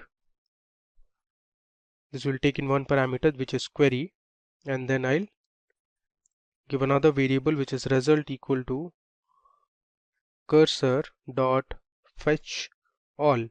Now this fetch all method will return all the results in the table. I'll write return result. Next we'll use the accept block. So I'll write accept error as err, give a colon, and I'll use my print statement. Scroll this down. I'll use my formatting f error, give a colon followed by a space, within single quotes inside curly braces I'll give err and close my double quotes. Let's run it. Alright, so now we are all set. Now we are going to use our select clause, having, whereby, then we'll see how to use order by clause, some inbuilt functions, we'll update some records, delete some records, and do a lot of other stuff. So let's start with our first query. So our first query is going to be using the select statement. Alright, so suppose I want to display all the records that we have inserted into our orders table. So the way to do is I'll assign my query to a variable, let's say q1. I'll give triple quotes. Within triple quotes I'll write select star from orders. I'll give a semicolon followed by the triple quotes. Now we'll establish the connection. So let me just go to the top and I'll copy this line which is to connect to our database. I'll paste it here. Now we'll create a variable called results that will store the result of this query, and we are going to assign this variable to our function, that is read query, and this read query will have two parameters, the connection and the variable name, which is q1 for the query. Next, to display I'm going to use a for loop. I'll write for results for result in results print, I'll say result. Now we are done. Let's just run this query. There you go. You can see here we have successfully printed all the rows in our table, which is orders. You can see we have 6 records in total. Now we are going to explore a few more queries. So let me just copy this and we are going to edit in the same query. I'll paste it here. Next, let's say you want to display individual columns from the table and not all the columns. So let me create the variable q2. Now instead of star, I'm going to display only the customer name and let's say the phone numbers of the customer. So I'll write phone underscore number. Alright, the rest all remains the same. Let me just recheck it, and here instead of q1 we'll put q2 and let's run this cell. Alright, you can see here now we have displayed only 2 columns. The first column is the customer name and then we have their respective phone numbers. Okay, now let me just paste that query again. Now we are going to see how you can use an inbuilt function. That is, in our table we have the order date, and from the order date we are only going to display the different years that are present in the order date. So to do that I am going to use the year function. I'll edit this query. Instead of q1 I'll make it q3, and here I'm going to write select year, which is my function name, from my column which is date ordered, from orders, and here I'll change this to q3. q1, q2, q3 are basically query 1, query 2 and query 3. Let's run it. There you go. So we have successfully extracted the different years present in the order date column. Now if you want to display the distinct or the unique dates present in the column, you can use the distinct keyword in the select statement. So the way to do it is I'll write select distinct, give a space, the rest of the query remains the same, and here in q3 I'll write q4. I'll make this as q4. Let's run it. You can see 2018 and 2019 are the unique year values that are present in the order date column. Okay, now moving ahead, let's write our 5th query, and this time we are going to explore how you can use the where clause. So I'll change this to q5 before I write my query. So let's say you want to display all the orders that were ordered before 31st of December 2018. So to filter this we are going to use the where clause. So I'll write select star from orders. Next I'll write where my date underscore ordered is less than, within quotes I'll give my date value, which is 2018 December 31st. So all the items or the products that were ordered before 31st of December 2018 will be displayed. So let's run it. Alright, you can see here there are 3 orders in our table which have been ordered before 31st of December. Now moving ahead, we want to display all the orders that were made after 31st of December. So here what you can do is I'll just copy the above query again. I'll copy this line. So instead of less than 31st of December 2018, I'll make it as greater than. So every order that was placed after 31st of December will be displayed. If you run it, so you can see here there are 3 orders in our table which were ordered after 31st of December 2018. Now moving ahead, let's write a 7th query. Now let's see how the order by clause works in SQL. So you can filter your results based on a particular column or sort it based on a particular column. So this is going to be my query 7. I'll write it from scratch again. Let's say you want to display all the columns from the table. So I'll write select star from orders. Then I'm going to use order by unit price. I'll give a semicolon. Let's run this query and see the output. Now if you see the result here and you mark the unit price column, the result has been ordered in ascending order of unit price. You see here it starts with the lowest price and then goes on with the highest price towards the end. Now if you want to order it in descending order, you can use the keyword DESC. So this will ensure your top or the most expensive products appear at the top and the least expensive products appear at the bottom. Alright. Next. Now let's see how you can create a data frame from the given table. So as you know, using Jupyter Notebook and Pandas, you can create data frames and work on it very easily. So with this table also we can create our own data frame. So for that, let me create an empty list first. I'll write from db equal to, I'll assign this as an empty list. So we are going to return a list of lists and then create a Pandas data frame. Next, I'll write my for loop. I'll write for result in results. I'll assign result to list of results. So I'm converting the result into a list and then I'm going to append it to the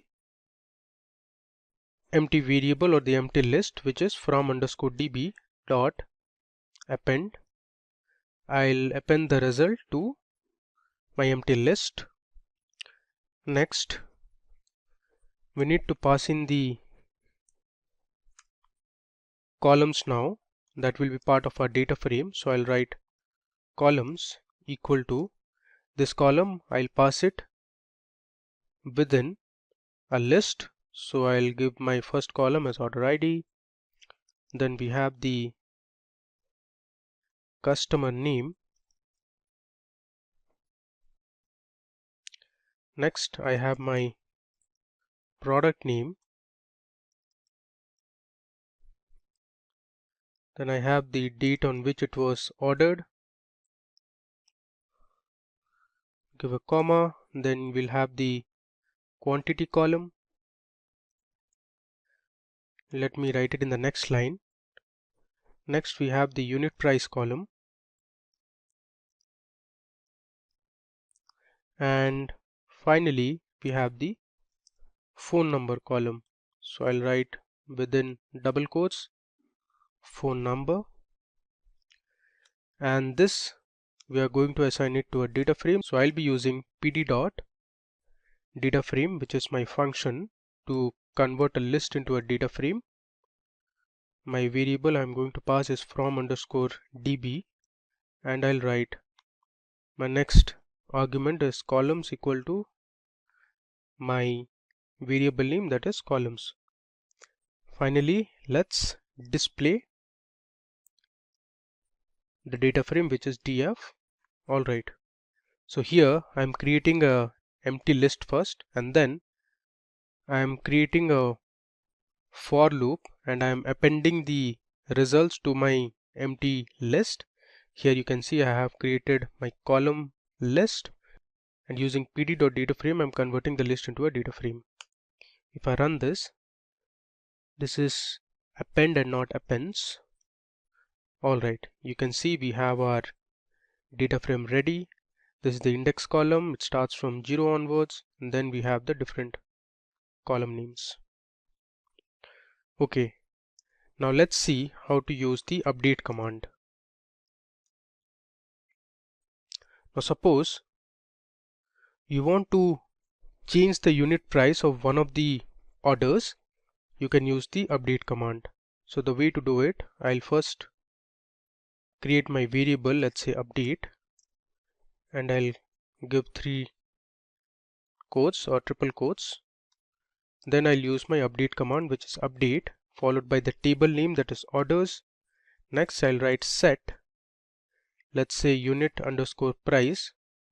If you see this, let's say I want to set the unit price of trousers from $50 to, let's say, $45. I want to update this particular record. So I'm going to write set unit price column equal to $45, where the order ID equal to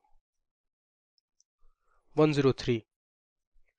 So this query will update the third row in our table, which is order ID 103. So it will update from $50 to $45. I'll close the triple quotes, and now I'll use the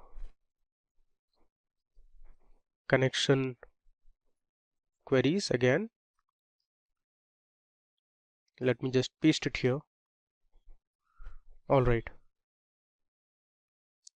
I'll delete these 3 lines of code, and instead of that I'll put execute underscore query, and this will take into parameters as always, which is going to be connection followed by the variable name, that is update. Let's run it. You see here it says MySQL database connection successful, query was successful. Now you can recheck that. To do it, let me just go to the top and we'll just copy our first query, which is Q1. I'll copy this and I'll paste it here. Let me just rename this now. This will be Q8, and I'll change this as well. I'll write select star from orders, where my order ID equal to 103. Let's see the unit price of 103 now. You can see here instead of 50, now we have updated it to $45.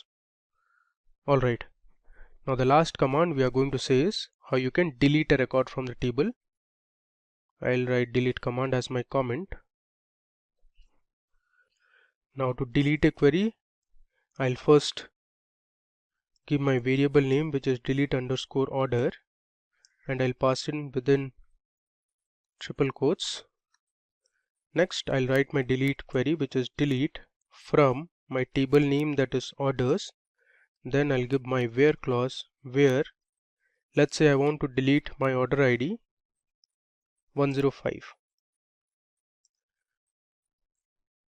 Let me just go to the top and explain you again. So if you say this, we want to delete the order ID 105, which was for customer name Maria, and she had ordered headphones. We want to completely remove this particular record. So I have my delete query ready. Now let me just create my connection and display the results. So I'll go to the top and I'll copy this connection command, which also has the execute query command, and I'll paste it here. And I'm going to make a change here. Instead of update, we'll write delete underscore order. Everything looks good. Let's just run it. You can see our query was successful. And now if you want to print it, let me just show you. I'll just copy this. We'll paste it here. I'll make this as Q9. I want to verify if my order ID 105 was deleted or not. Instead of this statement, I'll write select star from orders, and here I'll change this to Q9. If I run this, you can see it here. You can mark order ID 105 was deleted and it no more appears in this table. Alright, so this brings us to the end of the demo session on SQL with Python. Let me just scroll you through what we did. So first we imported the important libraries, MySQL connector, then we imported the error function, then we imported pandas using PD. We learned how to create a server connection to MySQL database. We created a new database, that is MySQL underscore Python, and now we connected to that database. We created a function to execute our queries. We saw how you can write a create table command. Then we inserted a few records to our orders table. We created a read_query command to read the queries and display the results. Then we started exploring our different SQL commands one by one. We saw how to use select query. Then we selected a few individual columns from our table, followed by using a inbuilt function which was year. Then we saw how to use the distinct keyword. After that, we used our where clause to filter our table based on specific conditions. We saw how to order your results based on a particular column.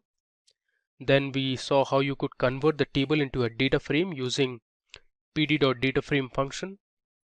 Finally, we learned how to use the update command and the delete command. PostgreSQL is a very popular and widely used database in the industries. In this tutorial, we will learn PostgreSQL or PostgreSQL in detail with an extensive demo session.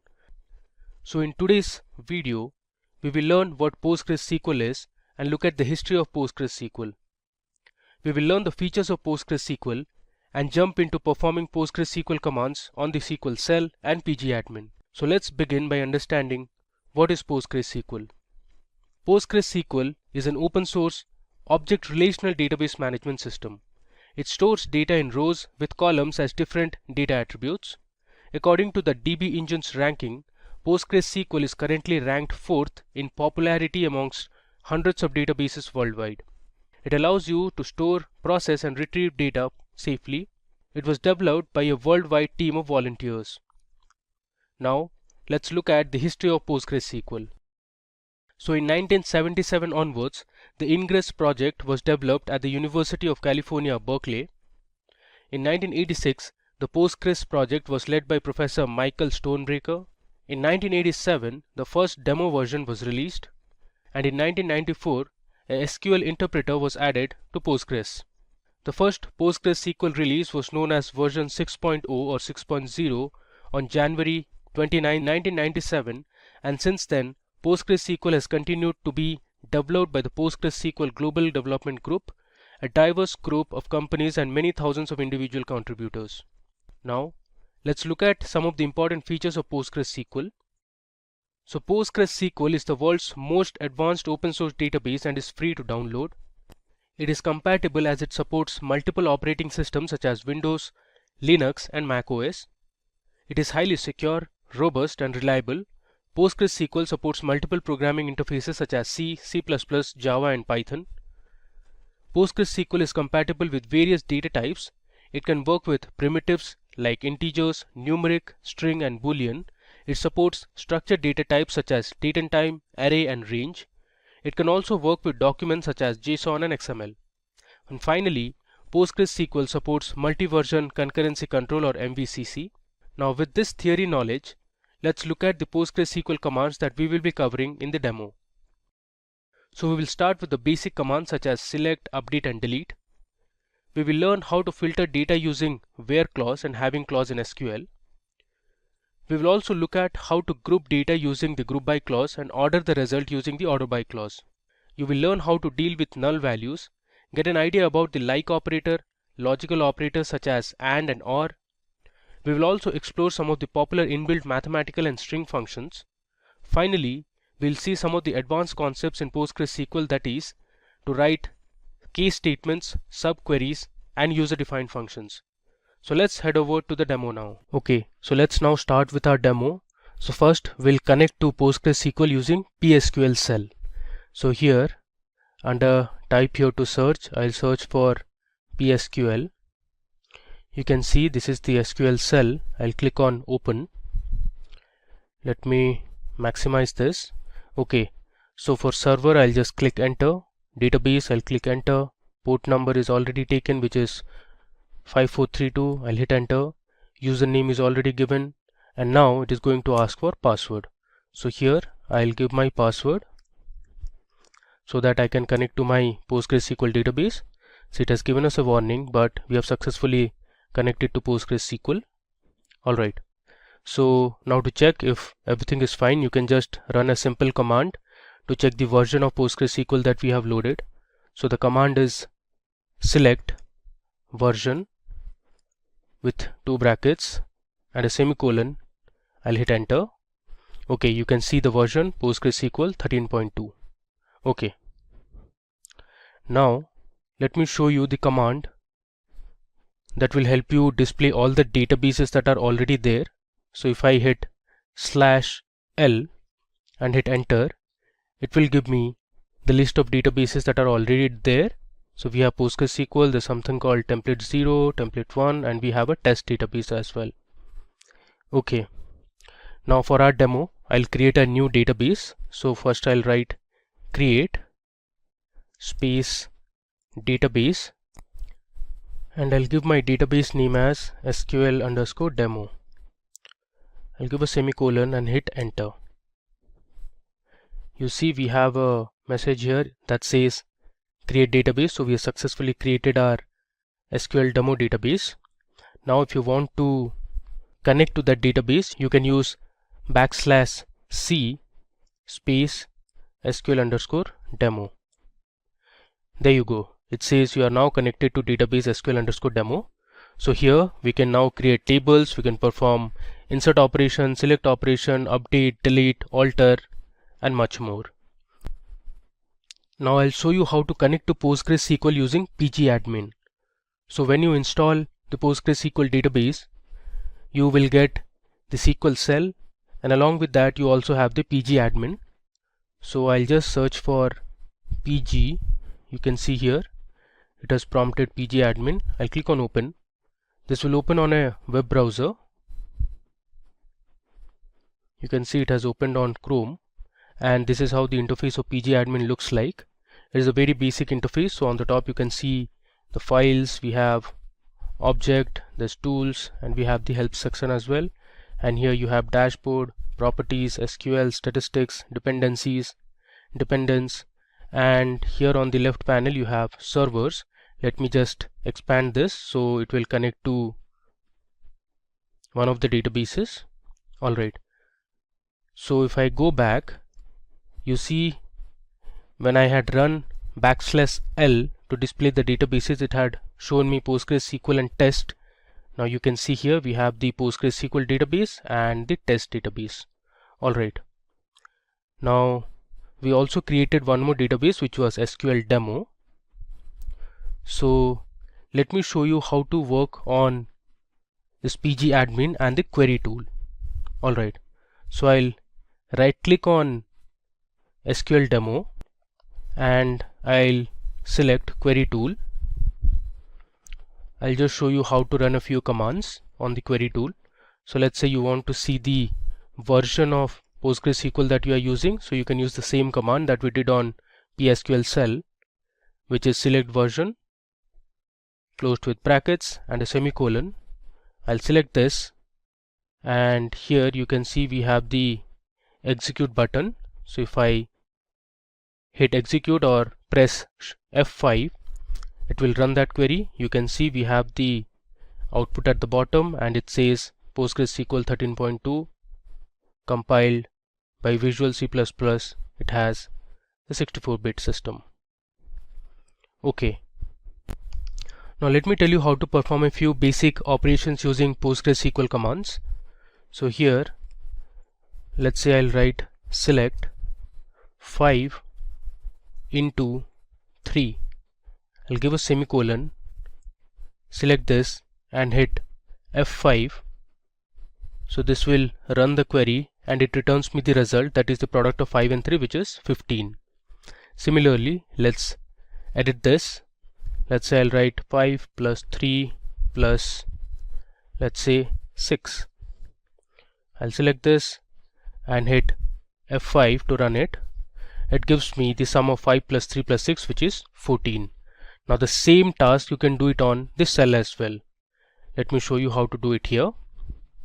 So let's say I'll write select. Let's say I want to multiply 7 into, let's say, 10. You know the result, it should be 70. If I hit enter, it gives me 70. Now this question mark column question wall, will deal with this later. Alright, let me go back to my pgadmin again. Let me do one more operation. Let's say this time I'll write select 5 multiplied by, and within brackets I'll write 3 plus 4. I'll give a semicolon.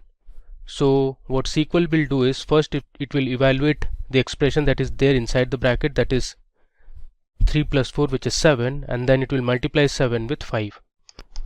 Now let me select this and I'll hit execute. So you can see 7 multiplied by 5 is 35. Alright, now we'll go back to our shell, and here I'll show you how to create a table. So we are going to create a table called movies on the cell, that is PSQL cell. So here we will learn how you can create a table and then you can enter a few data into that table. Alright, let me just scroll down a bit. Okay, so my create command goes something like this. So I'll write create table followed by the table name, that is movies. Next, my movies table will have a few columns. Let's say I want the movie ID. After the column name, we need to give the data type. So movie ID, I'll keep it as integer. So integer is one of the data types that is provided by PostgreSQL. Next, my second column in the table would be the name of the movie. So I'll write movie underscore name. So all the variables or the column name should be as per SQL standards, so there shouldn't be any space between the column names. So I have used underscore to make it more readable. So my movie name will be of type varchar or variable character or varying character, and I'll give the size as 40 so that it can hold 40 characters maximum. Next, my third column will have the genre of the movie. So I'll write movie underscore genre. Again, genre is of type varchar.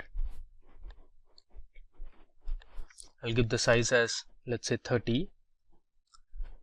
And my final and the last column will have the IMDb ratings. So I'll write IMDb underscore ratings. Now the ratings will be of type real, since it can have floating or decimal point values. If I close the bracket, I'll give a semicolon and I'll hit enter. There you go. So we have successfully created a table called movies. Now let me go back to my PG admin. Alright, so here I have my database, that is SQL demo. I'll just right click on this and click on refresh. Now let me go to schemas. I'll just scroll down a bit. Here under schemas we have something called as tables. Let me expand this. Okay, so you can see we have a table called movies in the SQL demo database now, and here you can check the columns that we have just added. So our movies table has movie ID, movie name, genre and ratings. Alright, now there is another way to create a table. The previous time we created using the SQL cell. Now I'll tell you how to create a table using the PG admin. So here under tables, I'll right click and I have the option to create a table. So I'll select table. Okay, so it's asking me to give the name of the table. So this time we are going to create a table called students. So I'll write my table name as students. Alright, these will be default as it is. Now I'll go to the columns tab. So here you can create the number of columns that you want. So you can see on the right I have a plus sign. I'll just select this so that I can add a new row. So my first column would be, let's say, the student roll number. I'll write student underscore roll number. Again, the column name should be as per SQL standards. The data type I'm going to select is integer. Alright, now if you want you can give these constraints such as not null, so that student roll number column will not have any null values, and I'll also check primary key, which means all the values will be unique. for roll numbers. Alright, now if you want to add another column, you can just click on that plus sign, and let's say this time I want to give the student name as my second column, so I'll write student underscore name. Student name will be of type, let's say, character varying. If you want to give the length, you can specify the length as well, let's say 40. I'll click on the plus sign again to add my final column. The final column would be gender. So gender, I'll keep this time as type character. Okay, now you can click on save, so that will successfully create your students table. There you go. So here on the left panel you can see earlier we had only one table, that was movies, and now we have two tables. So one would be added, that was students. So if I expand this under columns, you can see we have the three columns here: student roll number, student name, and gender. You can also check the constraints. It will tell you if you have any constraints. So you can see it says students roll number, there's one primary key. Alright, now let me run a select statement to show the columns that we have in the movies table. So I'll write select star from movies, give a semicolon, and let me execute this. Okay, so here at the bottom you can see we have the movie ID, the movie name, movie genre, and IMDb ratings. Now the next command we are going to learn is how to delete a table. So there is one way by using the SQL command, that is drop table followed by the table name. Let's say you want to delete students, you can write drop table students, and that will delete the table from the database. This is one of the methods, so you just select and run it. Now the other way is to you just right click on the table name, and here you have delete / drop. If I select this, you get a prompt, are you sure you want to drop table students? I'll select yes. So you can see we have successfully deleted our students table. Alright, now let's perform a few operations and learn a few more commands in PostgreSQL. So to do that, I'm going to insert a few records to my movies table. So for that, I'll use my insert command. So I have my insert query written on a notepad. I'll just copy this and I'll paste it on my query editor. Okay, so let me just scroll down. Alright, so here you can see I have used my insert command. So I have written insert into the name of the table, that is movies, and we have the movie ID, the movie name, movie genre, and IMDb ratings, and these are the records or the rows. So we have the first record as movie ID 101. The name of the movie is a very popular movie, which is Vertigo. Then we have the movie genre, that is mystery. It is also a romance movie. And then we have the IMDb ratings, the current IMDb rating, that is 8.3. Similarly, we have Shawshank Redemption, we have 12 Angry Men, there's The Matrix, 7, Interstellar, and The Lion King. So there are total 8 records that we are going to insert into our movies table. So let me just select this and hit execute. Okay, you can see it has returned successfully 8 records. Now if I run select star from movies, you can see the records that are present in the table. So I'll write select star from movies, I'll select this and I'll execute it. There you go. At the bottom you can see 8 rows affected. If I scroll this down, you have the 8 records of information in the movies table. Alright, now if you want to describe the table, you can go to the SQL cell, and here if you write \d and the name of the table, that is movies, this will describe the table. So here you have the column names, this has the data type, and here you can specify if there are any null values or any constraints like default constant or primary key or foreign key and others. Let me go back to my PG admin. Okay, now first and foremost, let me tell you how to update records in a table. So suppose you have an existing table and by mistake you have entered some wrong values and you want to update those records later. You can use the update query for that. So I'm going to update my movies table and I'll set the genre of movie ID 103, which is 12 Angry Men, from drama to drama and crime. So in our current table we only have genre as drama for 12 Angry Men. I'm going to update this column, which is the movie genre, to drama and crime. Okay, so let me show you how to do it. I'll write update followed by the name of the table, that is movies. I'll go to the next line. I'll write set, then I'll give the column name, which is movie underscore genre, equal to, I'm going to set it as drama, comma, crime. Earlier it was only drama, and I'll give my condition using the where clause. We'll learn where clause in a bit.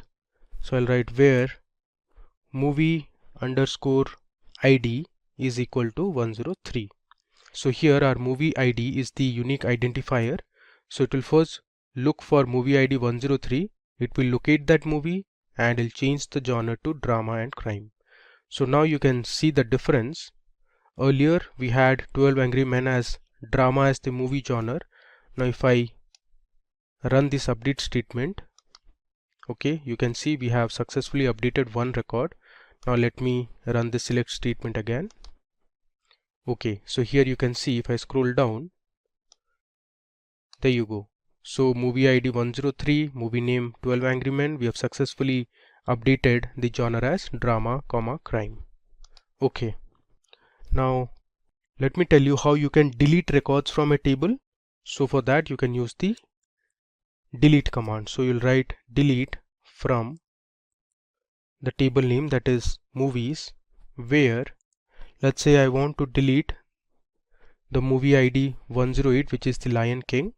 So I'll write where movie underscore ID is equal to 108. This is one of the ways to delete this particular movie, or you can give, let's say, where movie name is equal to the Lion King. Let me select this and I'll hit execute. Now if I run my select query again, you see this time it has returned 7 rows and you cannot find movie with movie ID 108, that was the Lion King. So we have deleted it. Alright, next we are going to learn about where clause in PostgreSQL.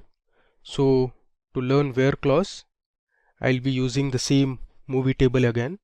Let's say we want to filter only those records for which the IMDb ratings of the movies is greater than 8.7.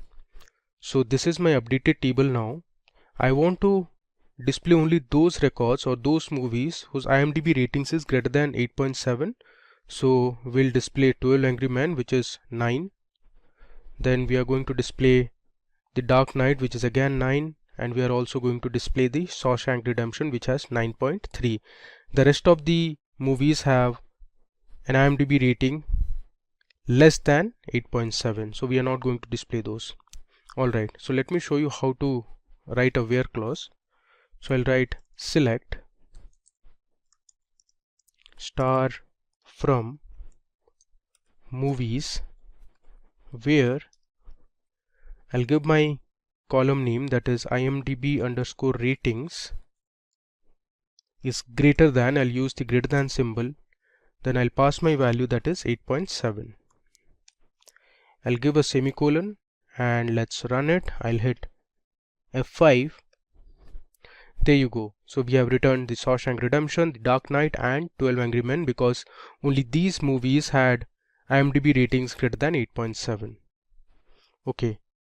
Now let's say you want to return only those movies which have IMDb ratings between 8.5 and 9.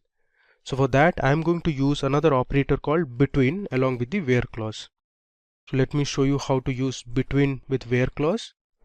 I'll write select star from movies where my IMDb underscore ratings is between, I'll write 8.5, I'll give an AND operator, and 9.0. So all the movies that are between 8.5 and 9.0 ratings will be displayed. So let's select this and I'll run it. There you go. So we have returned the Dark Knight, the Matrix, the 7, Interstellar, and we have the 12 Angry Men. So a few of the records that we missed out were, I think, Vertigo, which has 8.3, and there's one more. Alright. Now moving ahead, let's say you want to display the movies whose movie genre is action. So you can see in our table we have a few movies whose genre is action movie. So you can do that as well. I'll write select star from movies where the movie genre, I'm writing this time in one line. You can break it into two lines as well. I'll write movie underscore genre, which is my column name, equal to, I'll give within single quotes action. Now why single quote? Because action is a string, hence we need to put it in single quotes. If I run this, there you go. So we had one movie in our table whose movie genre was action, that is The Dark Knight. Okay. Now you can also select particular columns from the table by specifying the column names. Now here in all the examples that we saw just now, we are using star. Now star represents, it will select all the columns in the table. If you want to select specific columns in the table, you can use the column names. So you can specify the column names in the select statement. Let me show you. Let's say you want to display the movie name and the movie genre from the table. So you can write select movie underscore name, comma, I'll give the next column as movie underscore genre from my table name, that is movies, where let's say the IMDb underscore ratings is less than 9.0. So this time in our result it will only show two columns, that is movie name and movie genre. Let me run it. There you go. So these are the movie names and the movie genres you can see that have an IMDb ratings less than 9.0. Alright. Like how you saw the between operator, there is one more operator that you can use with the where clause, that is the in operator. So the in operator works like a or clause or an or operator. So let's say I want to select all the columns from my movies table where the IMDb ratings is in 8.7 or 9.0. If I run this, it will display only those records whose IMDb ratings is 8.7 or 9.0. Alright, so up to now we have looked at how you can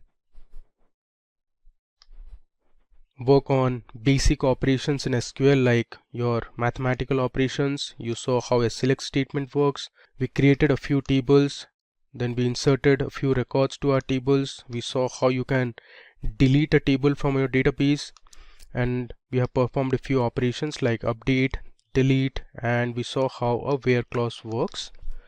Now it's time to load a employee CSV file or a CSV dataset to PostgreSQL. So I'll tell you how you can do that. But first of all, before loading or inserting the records, we need to create an employee table. So let me first go ahead and create a new table called employees in our SQL_demo database. So I'll write create table. My name of the table would be employees. Next, I'm going to give my column names. So my first column would be employee ID. So the employee ID will be of type integer. It is not going to contain any null values, so I'll write not null, and I'll give my constraint as primary key. So the employee ID, as you know, is unique for all the employees in a company. So once I write primary key, it will ensure that there are no repetition in the employee IDs. Okay. Next, I'll have my employee name. So my employee name is going to be of type varchar, and I'll give my size as 40. Okay. Next, we'll have the email address of the employee. Again, email address would be of type varchar and the size is 40 again. I'll give another comma. This time we'll have the gender of the employee. Gender is again varchar of size, let's say 10. Okay. Now let's include a few more columns. We'll have the department column. So I'll write department varchar. Let's say the size is 40. Then let's say we'll have another column that is called address. So the address column will have the country names of the employees. Address is also varchar. And finally we have the salary of the employee. Salary, I'm going to keep it as type real. So real will ensure it will have decimal or floating point values. Okay, so now let me select this create table statement and execute it. Alright, so we have successfully created our table. If you want, you can check by using select star from employees. Let me select this and I'll hit execute. Alright, you can see we have our employee ID as primary key. There's employee name, email, gender, there's department, address and salary. But we don't have any records for each of these columns. Now it's time for us to insert a few records to our employees table. Now to do that, I'm going to use a CSV file. So let me show you how the CSV file looks like. Okay, so now I am on my Microsoft Excel sheet, and on the top you can see this is my employee data.csv file. Here we have the employee ID, the employee name, email, gender, there's department, address and salary. Now this data was generated using a simulator, so this is not validated, and you can see it has a few missing values. So under email column we have a few employees who don't have an email ID. Then you can see under department also there are some missing values here as well. Alright, so we'll be importing this table or the records present in this CSV file onto PostgreSQL.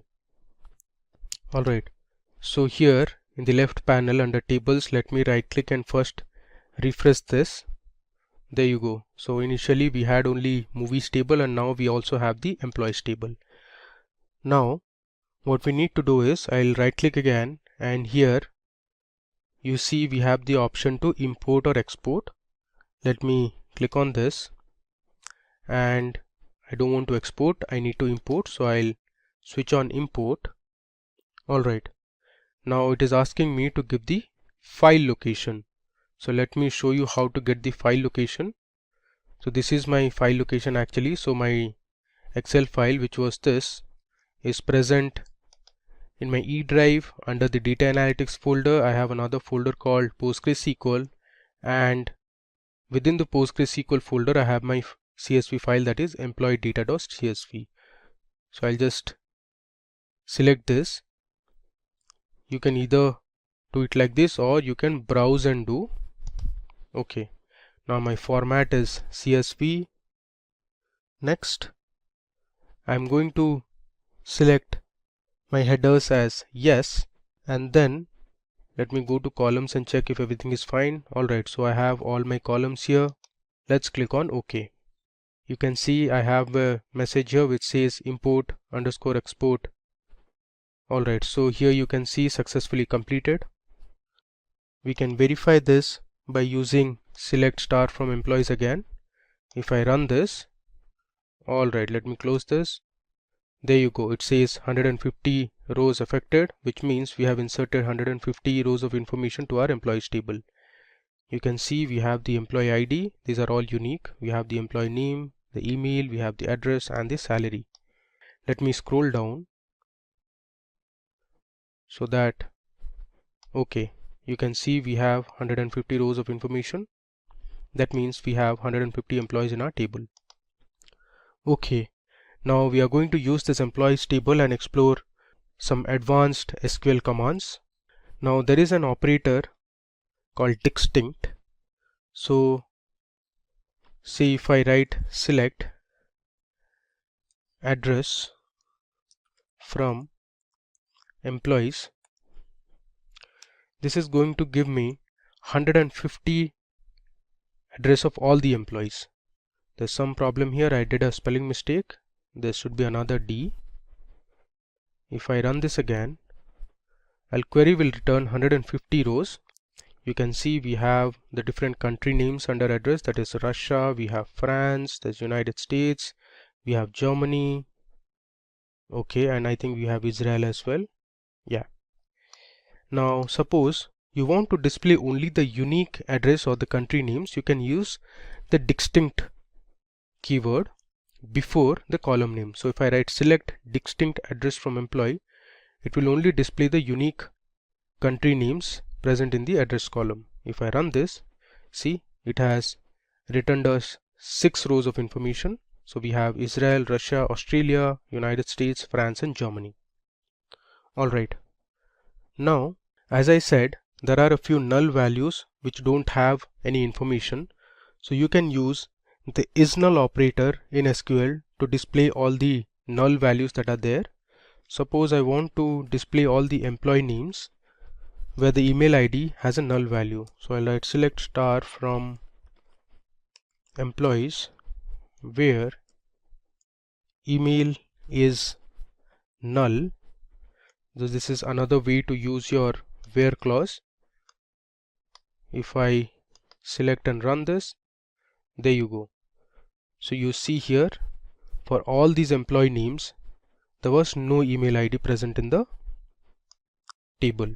So it has returned us 16 rows of information. So around 10% of employees do not have an email ID. And if you see, a few of them do not have an email ID and also they don't have a department. So if you want to know for those employees which do not have a department, you can just replace where department is null instead of where email is null. Now if I select this, okay, it has returned us 9 rows of information, which means around 5% of employees do not have a department.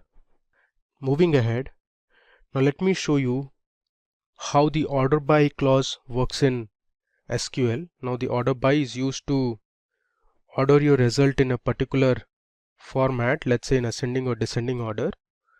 So the way to use is, let's say I want to select all the employees from my table, so I'll write select star from employees order by. I want to order the employees based on their salary, so I'll write order by salary. Let me select and run it.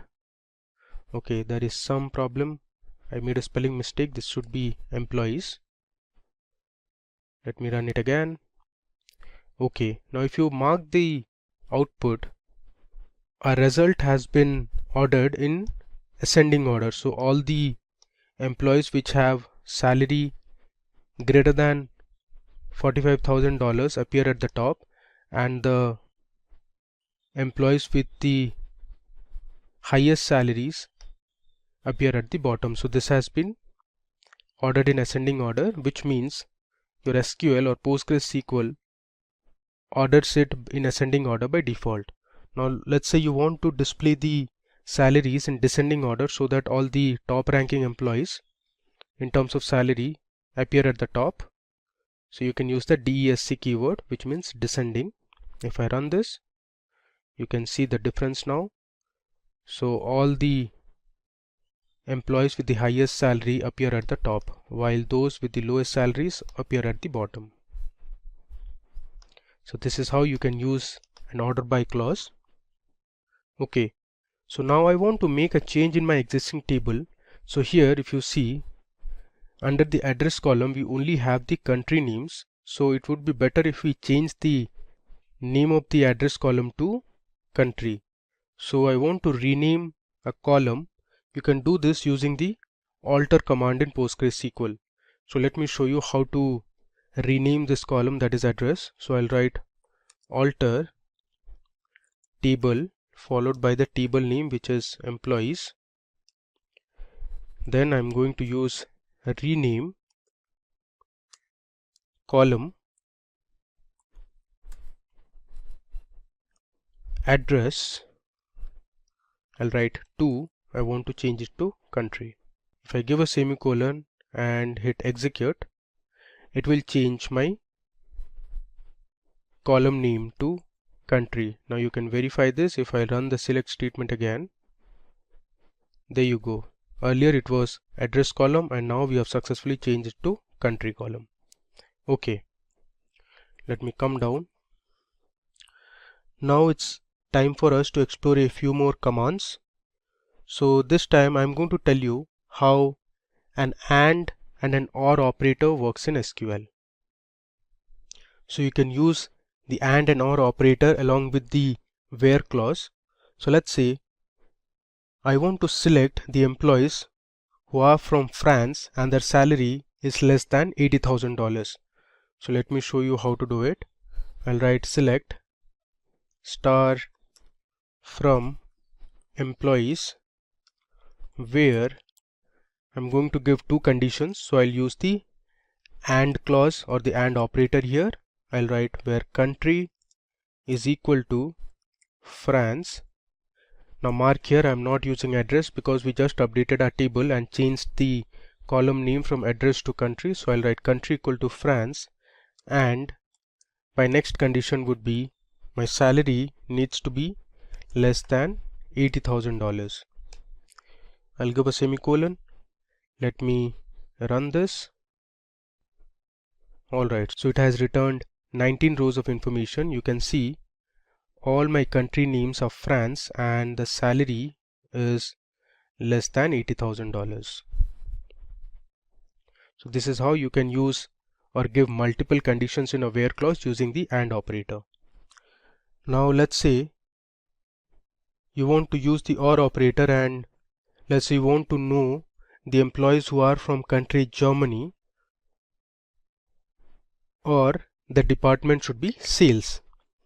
So I'll write select star from employees where country is equal to Germany, and instead of AND I'm going to use OR.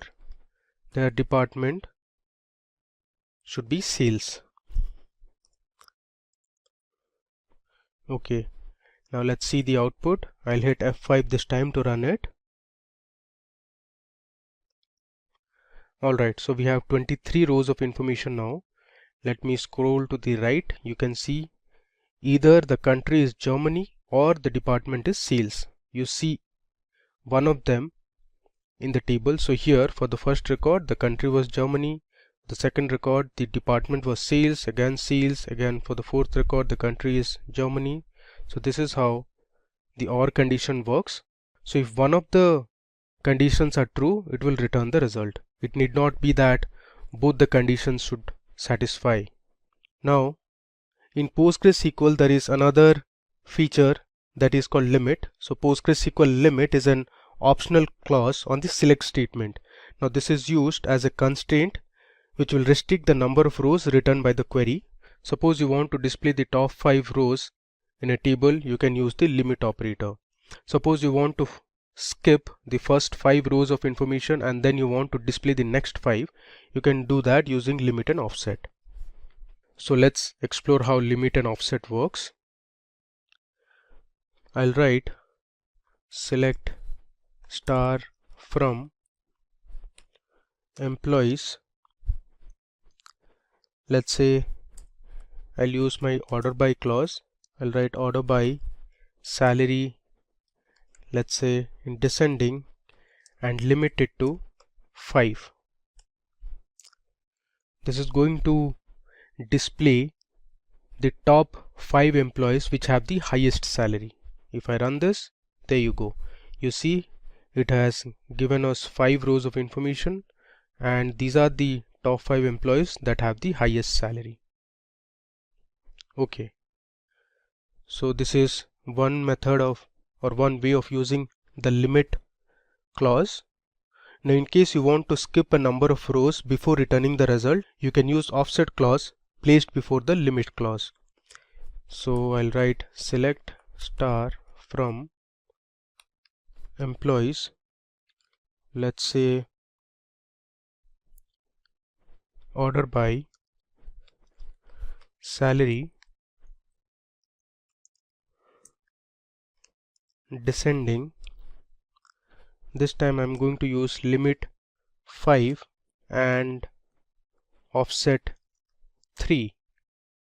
So what this query will do is it will skip the first 3 rows and then it will print the next 5 rows.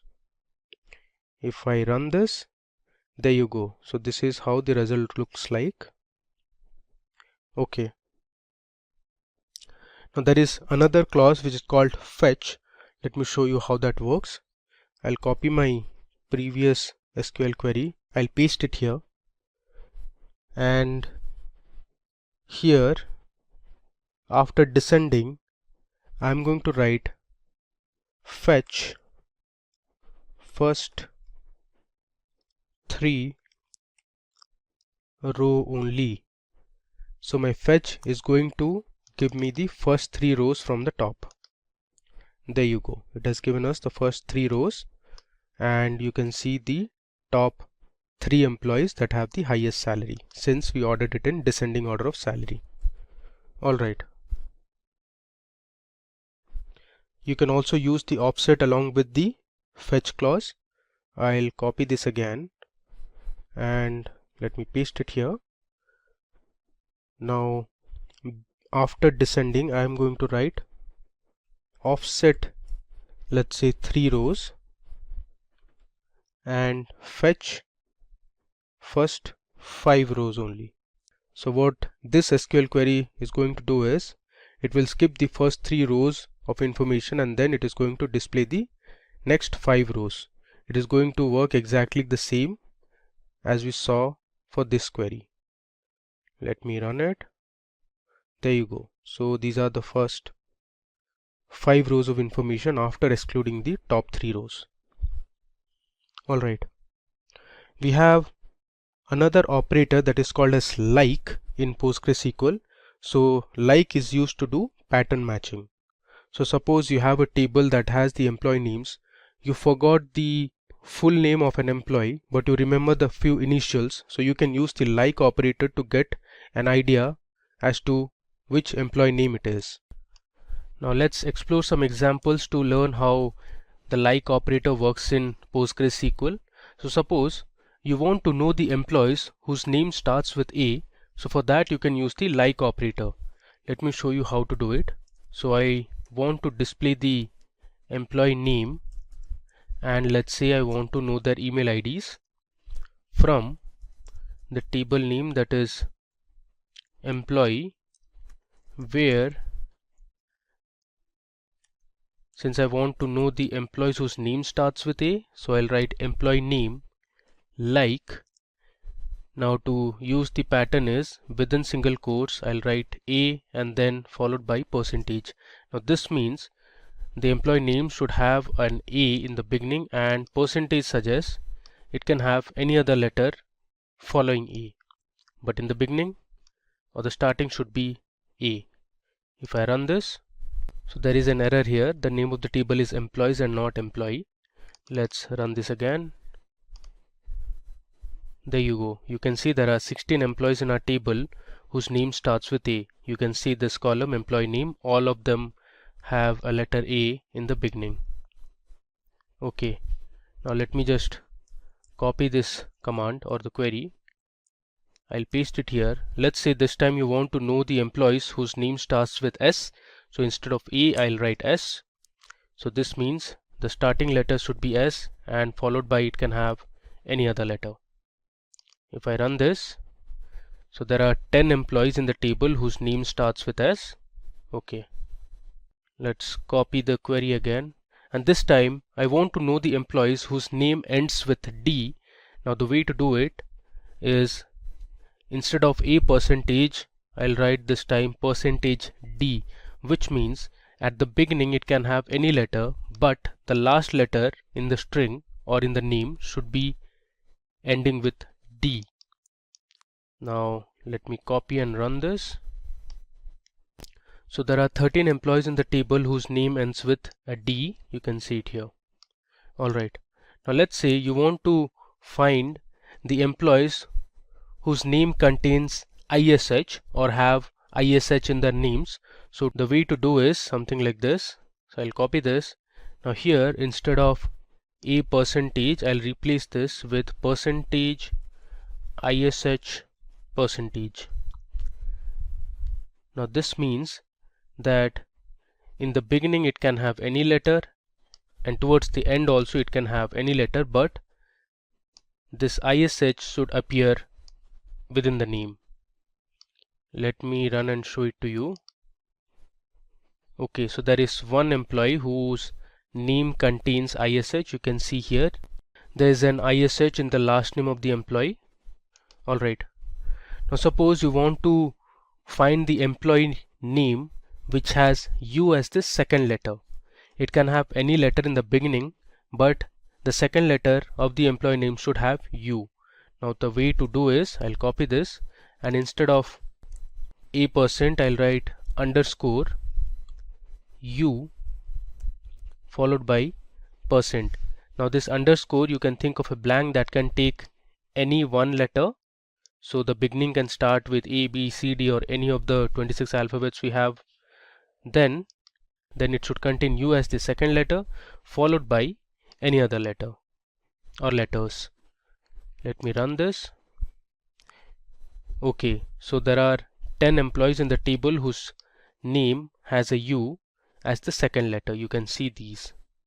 Okay, now moving ahead, let me show you how you can use basic SQL functions or inbuilt functions.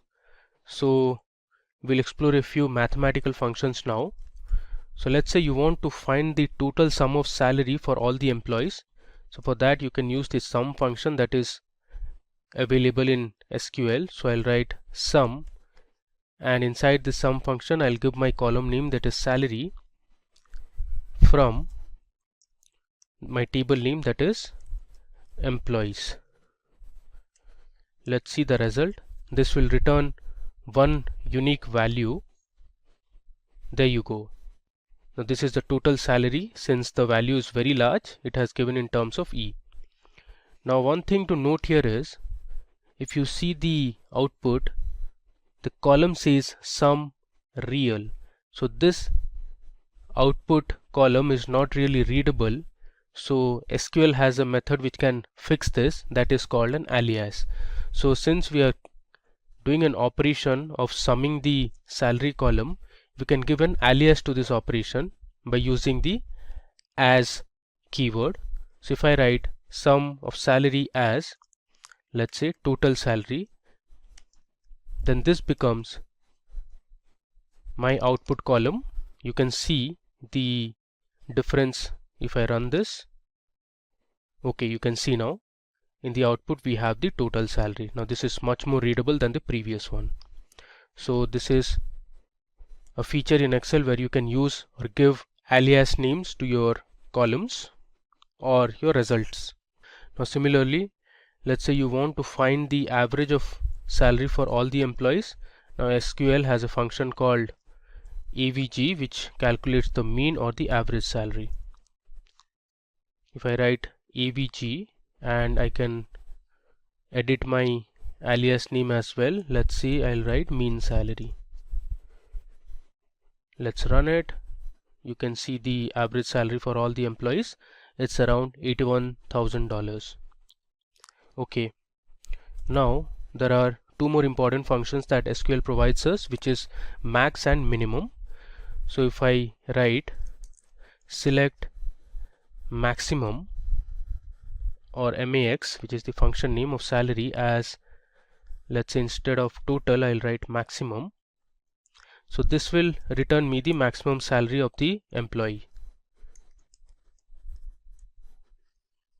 Let's run it and see what is the maximum salary that is present in the salary column.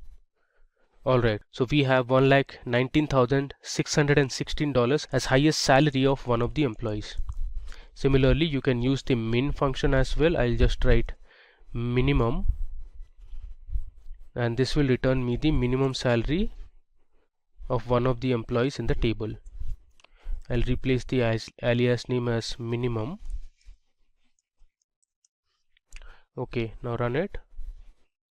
This will give me the minimum salary that is present in our table. So it is $45,685. Okay. Now let's say you want to find the count of department in the employees table. You can use the count function. So if I write select count, let's say I want to know the distinct department names, I can write inside the count function distinct department as total departments from employees. Let's run this. This will return me the total number of departments that are there. So it gives me there are 12 departments. Okay, now let me show you one more thing here. If I write select department from employees, let's run this. Okay, so it has returned me 150 rows of information, but what I'm going to do is I'll place my distinct keyword here just before the column name so that I can verify how many departments are there in total. There you go. So there are 13 departments and one of them is null. So moving ahead, we'll replace this null with a department name by updating our table. Okay. So now let's update our department column. So what we are going to do is wherever the department has a null value, we are going to assign a new department called Analytics. So earlier we have also learned how to use the update command. So I'm going to show it again. So we'll write update followed by the table name, that is employees. I'm going to set my column, that is department, equal to, within single quotes, my name of the department would be Analytics, where department is, I'll say null. So wherever the department has a null value, we'll replace those information with department, that is Analytics. Let's run this. You can see query returned successfully. Now let's say I'll run this command again, and this time you can see the difference. There you go. So we have 13 rows of information and there is no null department now. We have added a new department, that is Analytics. Okay. Now we are going to explore two more crucial commands or clauses in SQL, that is group by and having. So let's learn how group by clause works in PostgreSQL. So the group by statement groups rows that have the same values into summary rows. For example, you can find the average salary of employees in each country or city or department. So the group by clause is used in collaboration with the select statement to arrange identical data into groups. So suppose you want to find the average salary of the employees based on countries, you can use the group by clause. So let me show you how to do it. I'll write select. I want the countries and the average salary for each country. So I'll use the average function, that is avg, and inside the function I'll pass my column, that is salary. I'll give an alias name as, let's say, average underscore salary, from my table name, that is employees. Next I'm going to use my group by clause. So I'll write group by. Since I want to find the average salary for each country, so I'll write group by country name. Let's give a semicolon and let me run it. I'll use F5. There you go. So here on the left you can see the country names. We have Israel, Russia, Australia, United States, France and Germany, and on the right, the second column, you can see the average salary for each of these countries.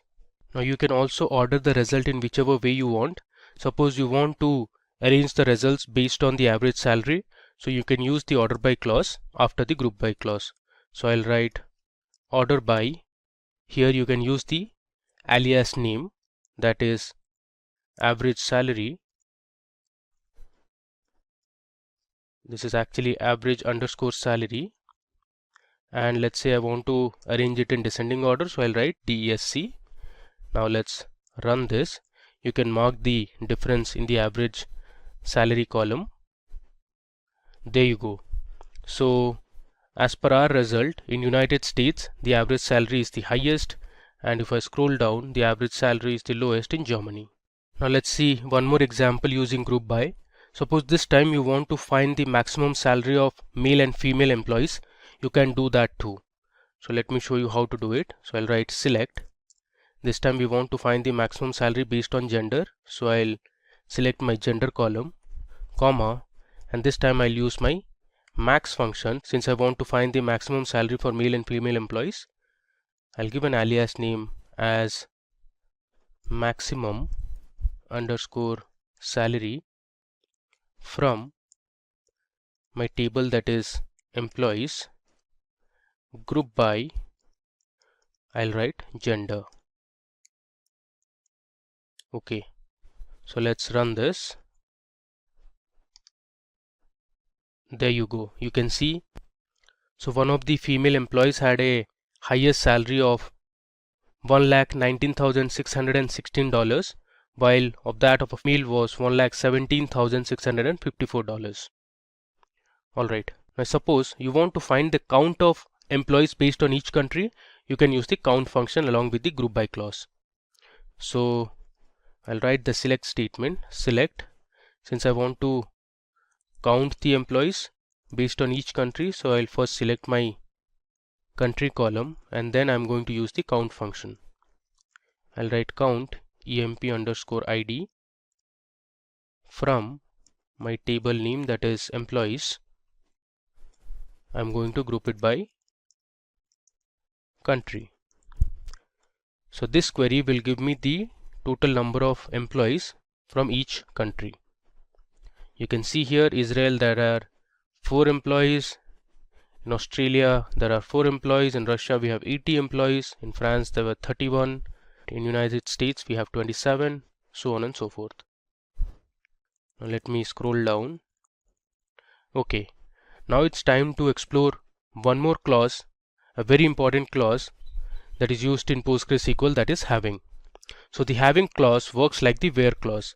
The difference is that where clause cannot be used with aggregate functions. The having clause is used with the group by clause to return those rows that meet a condition. So suppose you want to find the countries in which the average salary is greater than $80,000. So you can use the group by clause and the having clause to get the result. So I'll write my select statement as select country, comma, I want the average salary, so I'll write avg of salary. I can give an alias name as average salary from employees. Now I'm going to group it by each country. So group by country column. Since I want to find the countries in which the average salary is greater than 80,000, so I'll use having clause after the group by clause. I'll write having average of salary is greater than 80,000. Now this condition cannot be specified in the where clause, so we need a having clause. You cannot use aggregate functions along with where clause. Let me just run it now. There you go. So we have Russia and United States where the average salary is greater than $80,000. Alright. Now let's say you want to find the count of employees in each country where there are less than 30 employees. So for this I am going to use the count function. First let me select the country column. Then I'm going to use the count function, and in the count function I'm going to pass my employee ID so that we can count the number of employees from my table, that is employees.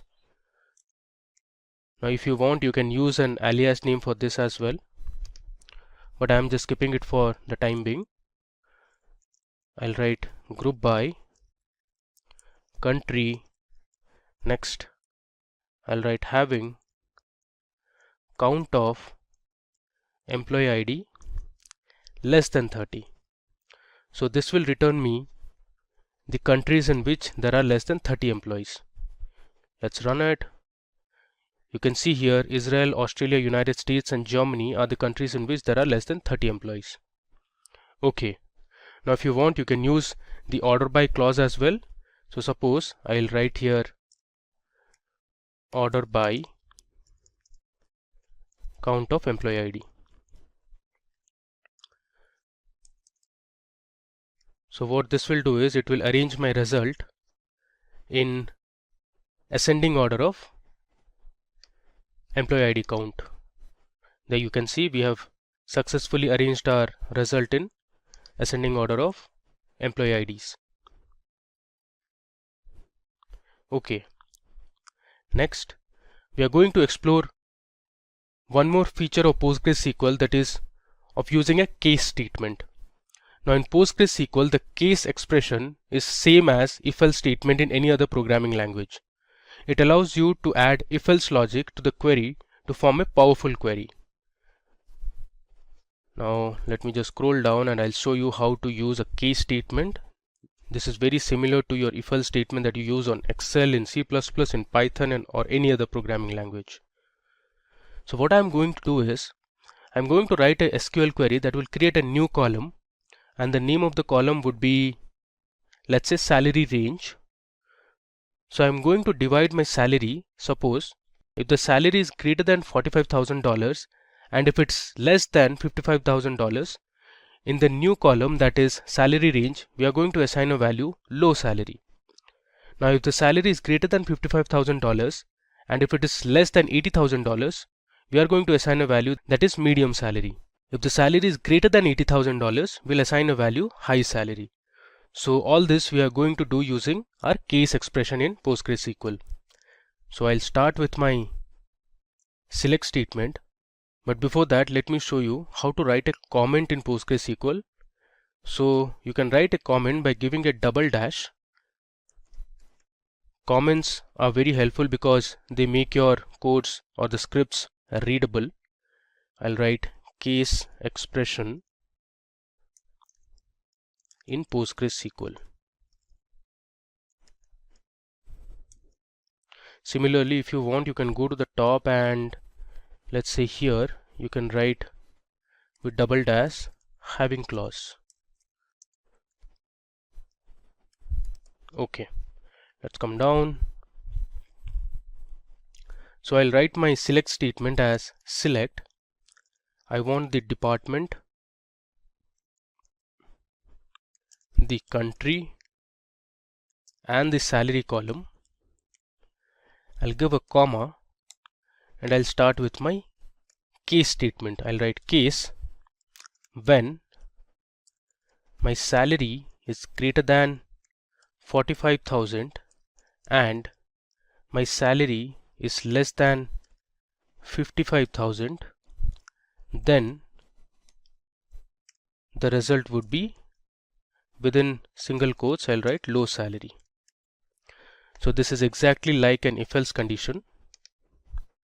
Next, I'll write another case when salary is greater than 55,000 and salary is less than, let's say, 80,000, then the result would be medium salary. And finally, I'll give my last condition, that is when salary is greater than 80,000, then the result will be high salary. Let me write this in a single line, then high salary. Now one thing to remember, in PostgreSQL the quotes are insensitive, so you can write your select statement in capital, in lowercase, or in sentence case.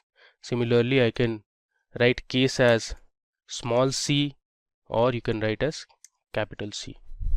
Alright, now moving ahead, after this I am going to write end. I'll give an alias name as salary range. Now this is going to be my new column in the output. Let me just come down.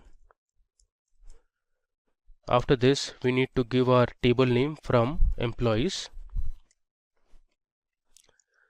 I'll order it by salary descending. Okay, so what I'm going to do here is I'll first select department, country and salary column from my employees table, and then I'm creating a new column, that is salary range, and I'm specifying the range. So I have three conditions here, for low salary, for medium salary and high salary. So let's run this and see the output. There you go. Here you can see we have added a new column known as salary range, and we have order our salary in descending order, so all the highest salaries appear at the top. If I just scroll down, you can see we have medium salaries here, and if I scroll down further, you can see these low salaries. So case statements are really useful when you want to create a new column based on some conditions in the existing table. Alright, now moving ahead, we are now going to see how to write subqueries in PostgreSQL. So subqueries, we write a query inside another query, which is also known as nested query. So suppose we want to find the employee name, department, country and salary of those employees whose salary is greater than the average salary. So in such cases you can use subqueries. Now let me show you how to write a query inside another query. First I'll write the select statement. I am going to select the employee name, comma, I want the department, comma, I also want to display the country name and the salary from the employees table, where my salary should be greater than the average salary.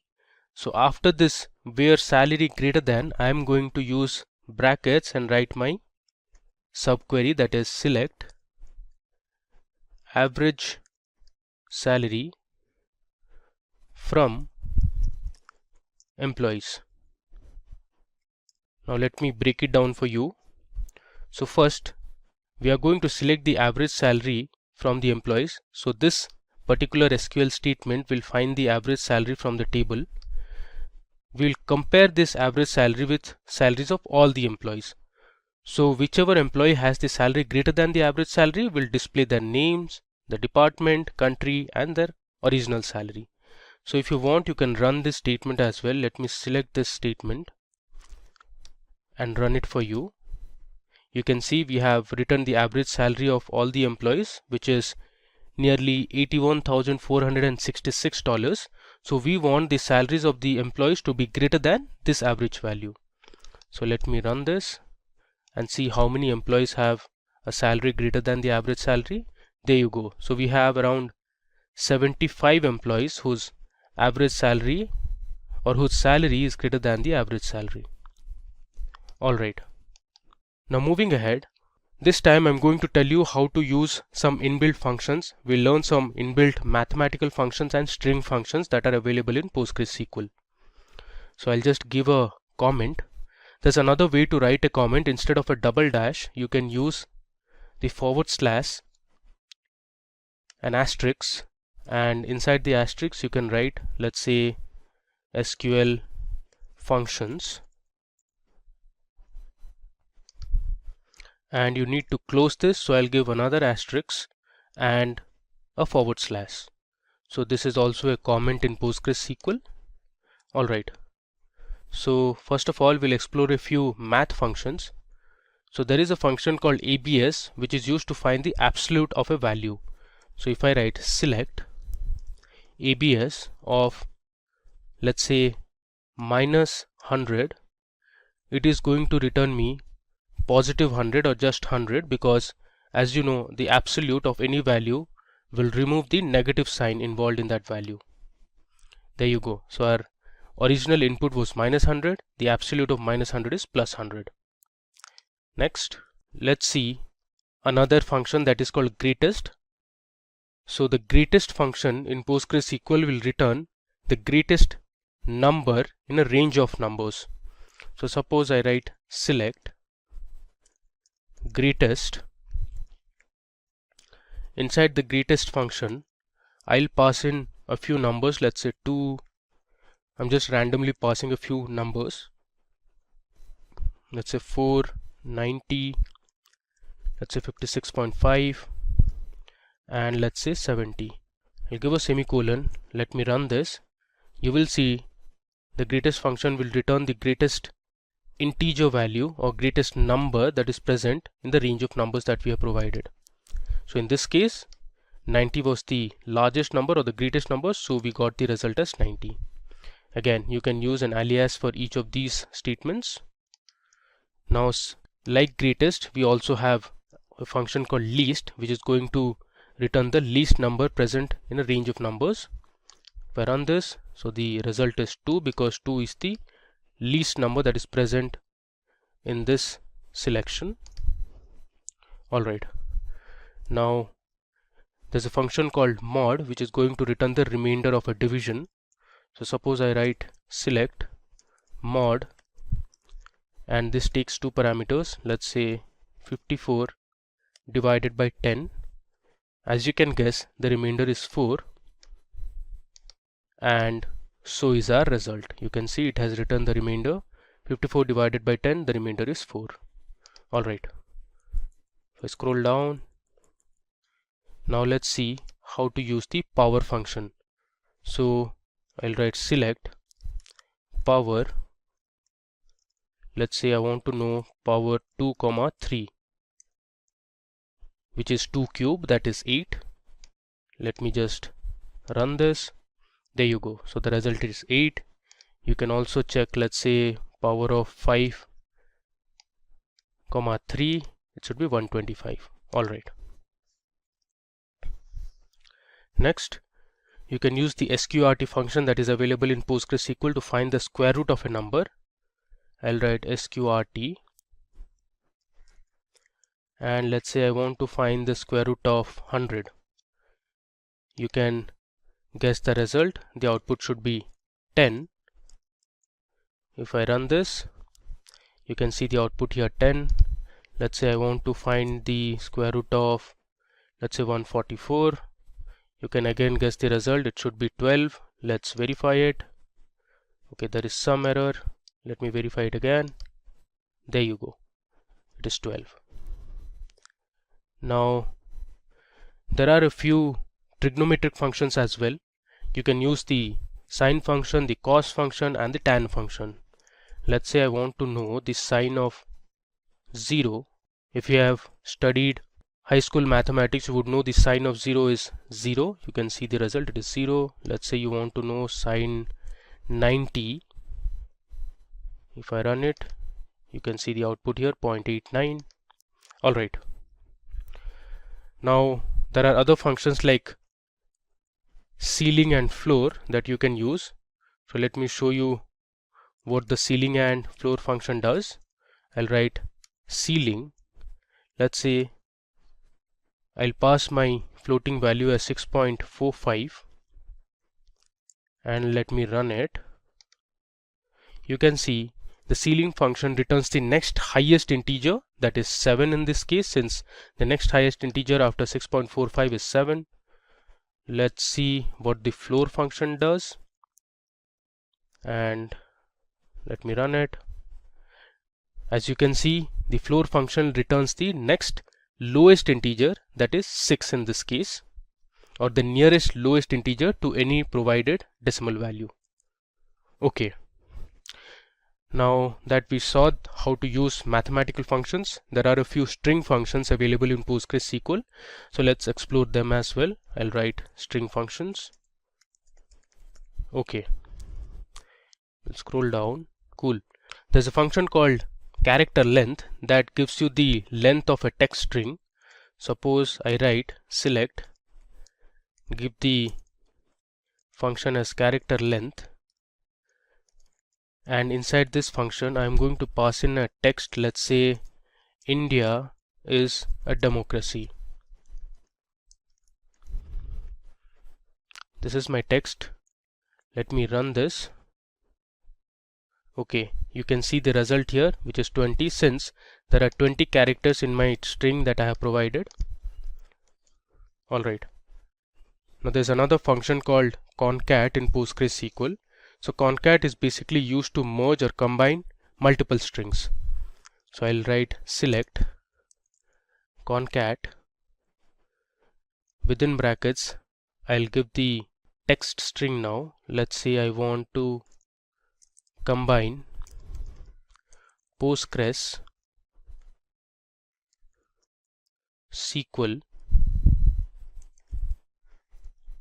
I'll give a space, comma, I want to merge PostgreSQL is, I'll give another comma and write my final word, that is interesting.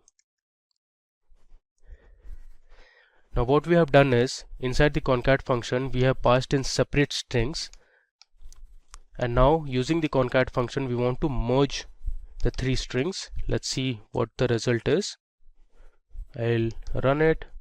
Alright, let me just expand this. You can see here we have concatenated the three strings successfully, so the output is PostgreSQL is interesting. Okay. Now there are functions like left, right and mid in PostgreSQL. So what the left function does is, it will extract the number of characters that you specify from the left of a string.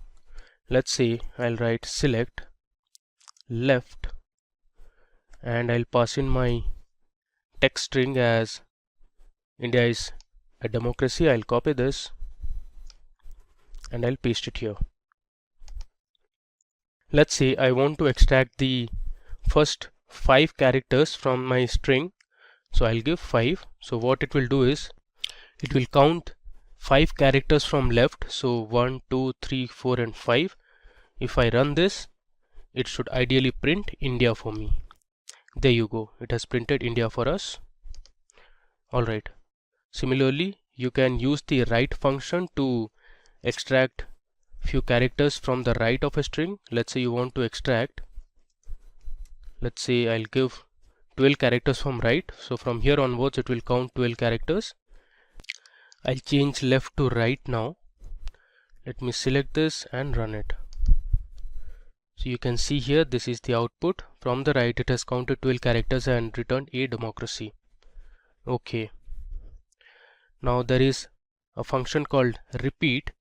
So the repeat function is going to repeat a particular string the number of times you specify. Let's say I want to select and use my repeat function.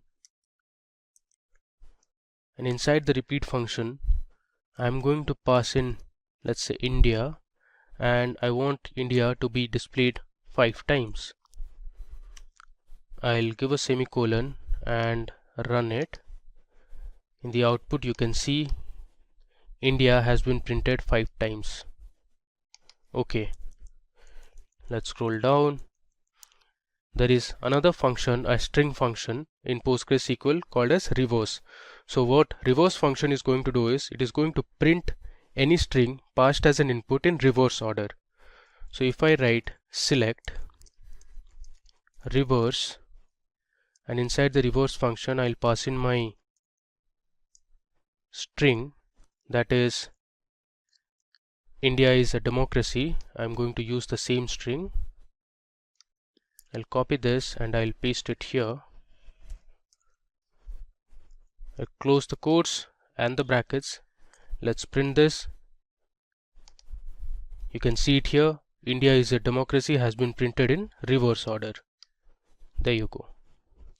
Alright, now this time we explored a few inbuilt functions that are already present in PostgreSQL. Now PostgreSQL also has the feature where you can write your own user-defined functions. So now we will learn how to write a function of our own in PostgreSQL. So let's create a function to count the total number of email IDs that are present in our employees table. So for this we'll write a function, a user-defined function. So let me give my comment as user-defined function. Okay, so let me start by first writing create. So this is the syntax to write a function in PostgreSQL. So I'll write create or replace function, then I'll give my function name as count emails, and as you know functions have brackets. Then I'll write returns, the return type, as integer,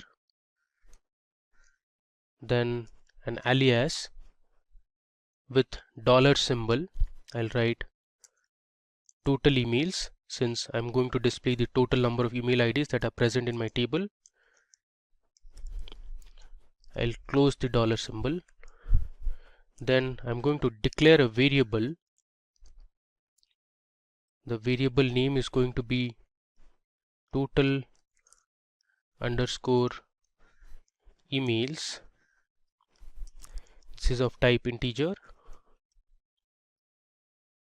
I'll write begin, and inside begin I'll write my select statement. So I'll write select. I want to count the email IDs that are present, so I'll pass my column name, that is email, into total emails from my table name, that is employees.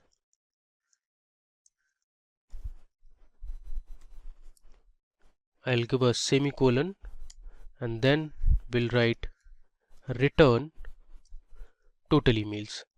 As you know, user-defined functions often return a value, so hence we have mentioned the return statement as well.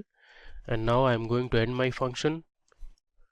Then the next syntax would be, let me just scroll down. Okay, so here I'll give my dollar symbol again, followed by total underscore emails. Next I'll write my language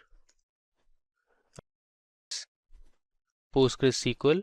So the way to mention is PL PG SQL. Let's give a semicolon and end it. So this is my user-defined function that I have written. So I created a function with the function name count underscore emails, and this would return integer as an alias, which is total underscore emails. We declared that variable as an integer. Then we started with a begin statement that has my select statement, where I am selecting the count of email IDs that are present in the employees table, and I am putting the value into total underscore email. So I have used the into keyword, and this returns the result as total underscore emails, and I have ended. Let's run this. Okay, there is some problem. There is an typo, so this should be integer. Okay, let me run it once again. There you go. So you've successfully created a user-defined function. Now the final step is to call that function. Now to call this function, I'm going to use my select statement and the function name, that is count underscore emails. I'll give a semicolon. Let's execute this. There you go. So here you can see there are 134 email IDs present in our employees table. Now one thing to mark is there are total 150 employees in the table, but out of them 134 employees have email IDs, the rest of them don't have, so they would ideally have null values. Alright, so that brings us to the end of this demo session on PostgreSQL tutorial. Let me go to the top. We have explored a lot. So we started with checking the version of PostgreSQL. Then we saw how to perform basic mathematical operation, that is to add, subtract, multiply. Then we saw how to create a table that was movies. We inserted a few records to our movies table. Then we used our select clause. We updated a few values. Then we deleted one row of information. Then we learned how to use the where clause. We learned how to use the between operator. We also learned how to use the in operator. Let me scroll down. We created a table called employees, and then we learned how the distinct keyword works. We also learned how to use isNull with where clause. We learned about the order by clause. We saw how to alter or rename a column. Then we explored a few more examples on where clause, where we learned about and or operator. Then we learned how to use limit and offset, as well as the fetch operator or the fetch keyword in PostgreSQL. Moving further, we learned about the like operator in SQL, which was used to perform pattern recognition or pattern matching, you can say. Here we saw how to use basic inbuilt PostgreSQL functions like sum, average, minimum, count, maximum. Next, we saw how to update a value in a column using PostgreSQL update command. We learned how to use group by. Then we learned how to use having clause. Then we learned how to use case expressions in PostgreSQL. So we saw how case expression is similar to our if-else in any other programming language. We explored a few mathematical and string functions, and finally we wrote our own user-defined function. So that brings us to the end of this tutorial on PostgreSQL. Now if you want to get this SQL file that we have used in the demo, you can give your email IDs in the comment section, and our team will share this SQL file with you over email. In this session, we will learn about how to join 3 or more tables in SQL. That's right. So far we have a fundamental understanding of how to join 2 tables. But in a few situations, you might have to extract the data by joining 3 or more tables, right? So that's exactly what we are going to discuss today.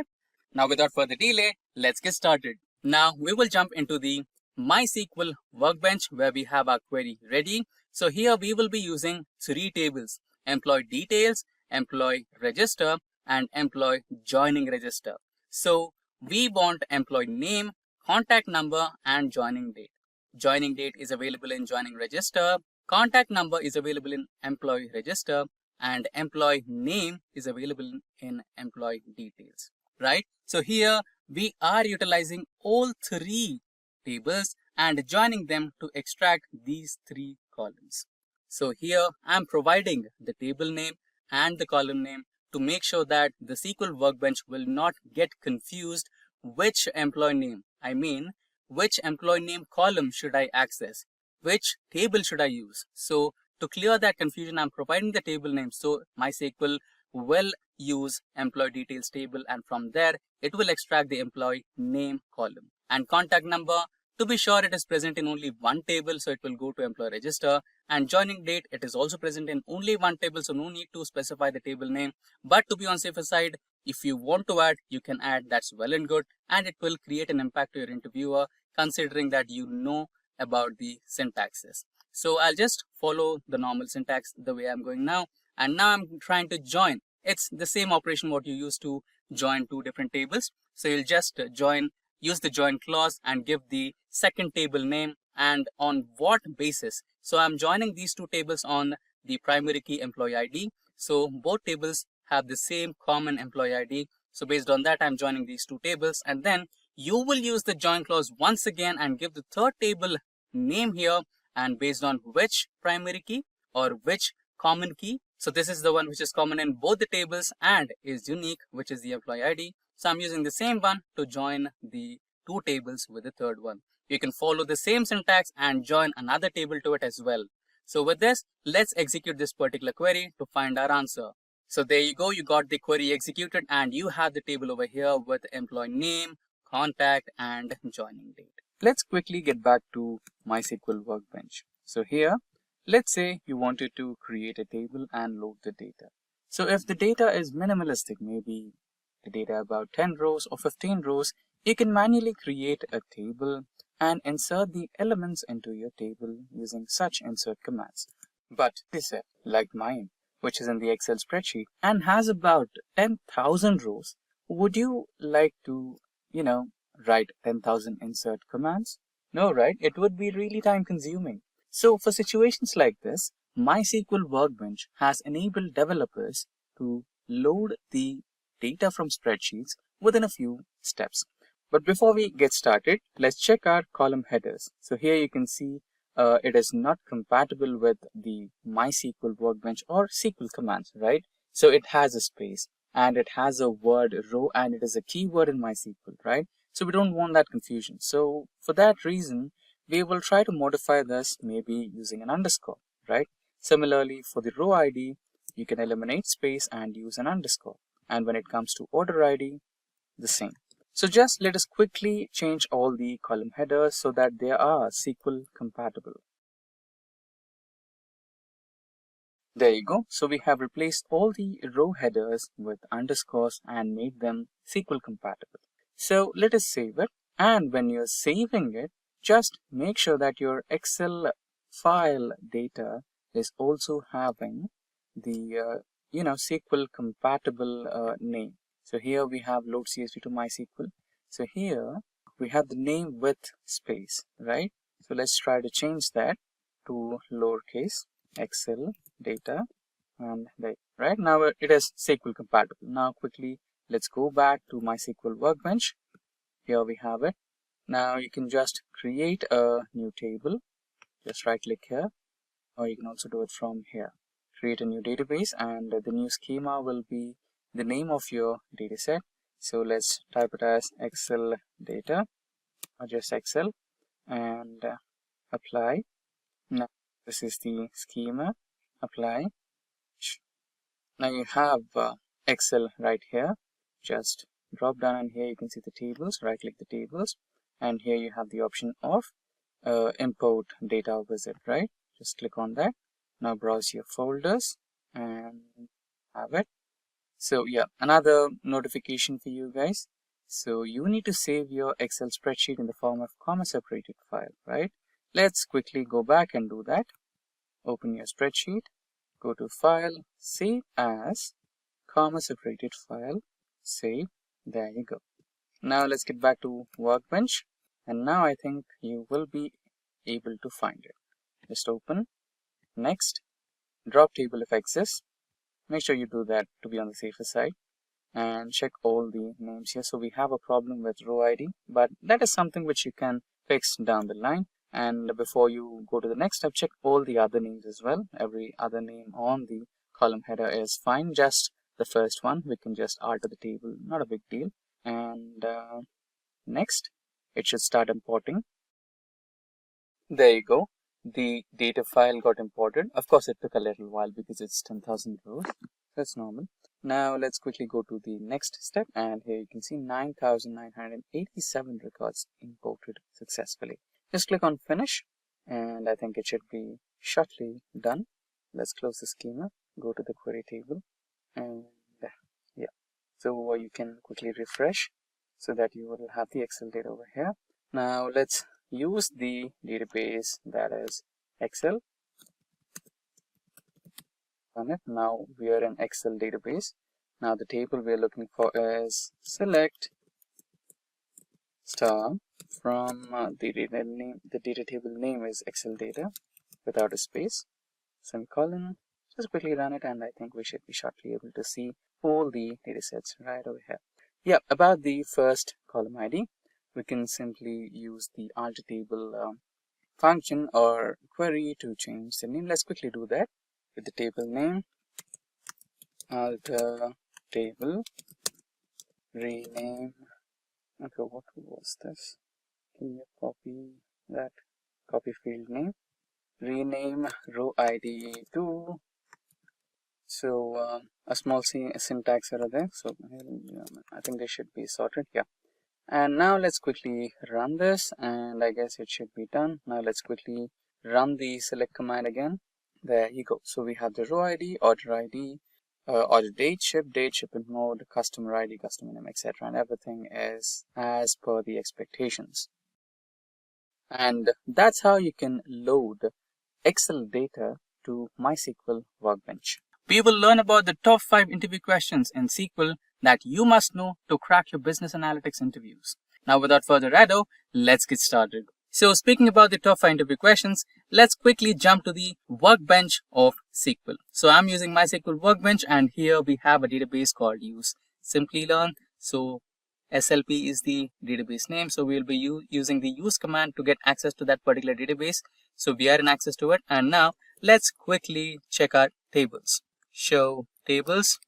There you go. We have a few tables here: book collection, book order, employee details, joining register, and employee register. So let's go with the employee details. So I'll just simply shoot a command, select star from EMP details.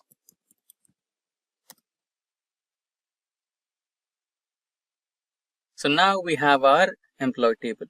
So we will be using this particular data set to run few queries from our interview questions.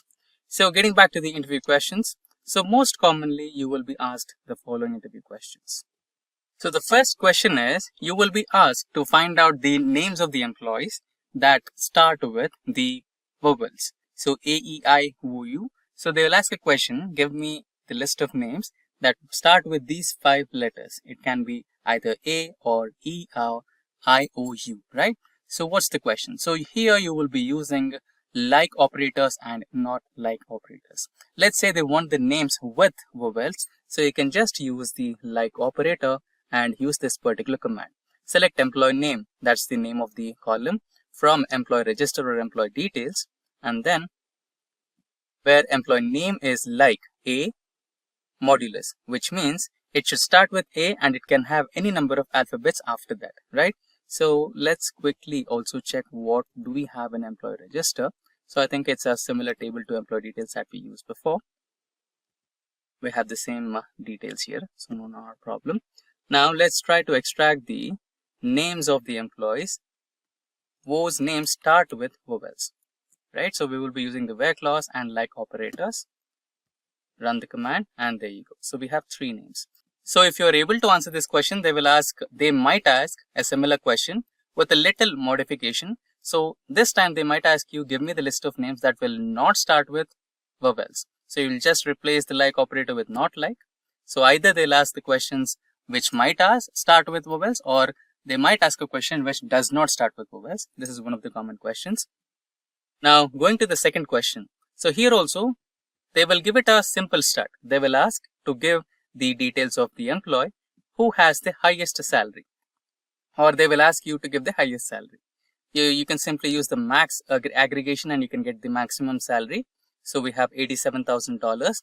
And sometimes if you are able to answer this question, they will make it a little tricky to you and they will ask, give the second highest salary. Here you can use offset, or there are multiple possibilities, but let me give you the simplest one where you can have the same query.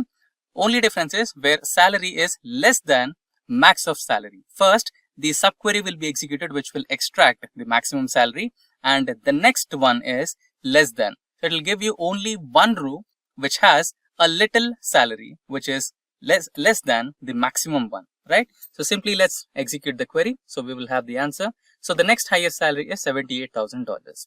Now moving on to the third question. So sometimes they will ask you to use the update commands as well. So here we have some salary details of our employees in the employee register. What I'm going to do here is, let's say this is the appraisal period and they're giving you 15% hike to all the employees. So you need to update the salary column. So what you do is simply update table name salary plus salary into the percentage of hike, which is 15%. So here we are adding that particular percentage in the form of decimal numbers, which is 0.15, and simply run the command and you have it. Now you can just simply query the same detail, which is select star from employee details. So you will have the updated salary list here. There you go. Now let's proceed with the next question that we have in our list, which is about select the employee name and salary from a given range, right? If they ask you, give me only the range of employees whose salary lies between 50,000 to 70,000. So you can use the between operator here and range of numbers, that is 50,000 and 70,000. Just run this particular code and there you go. You have the details. So there are two employees whose salary lies between 50,000 and 70,000.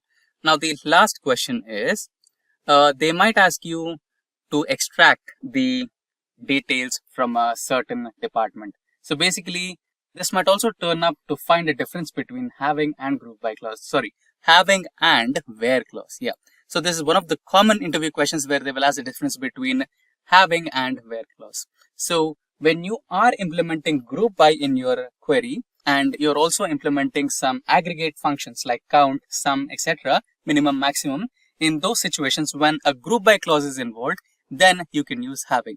When there is no group by function, then you can simply go with the where clause. So here I'm trying to extract the number of people present in finance department. So I'm not grouping by department, so I can just use where clause and run this. And now in situations where I have to group by, when I have to implement group by, in those scenarios, you can include having clause in place of where.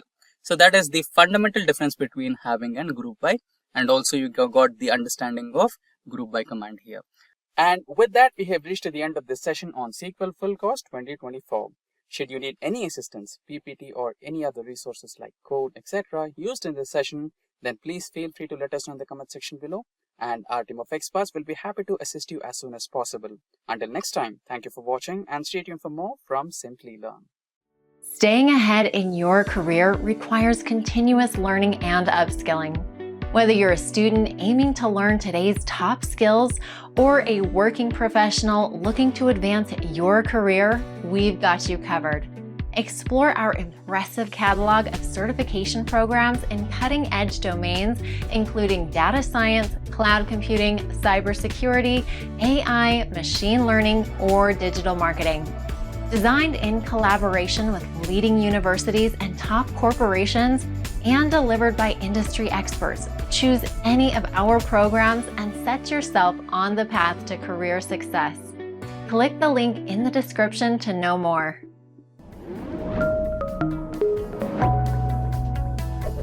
Hi there, if you like this video, subscribe to the Simplilearn YouTube channel and click here to watch similar videos. To nerd up and get certified, click here.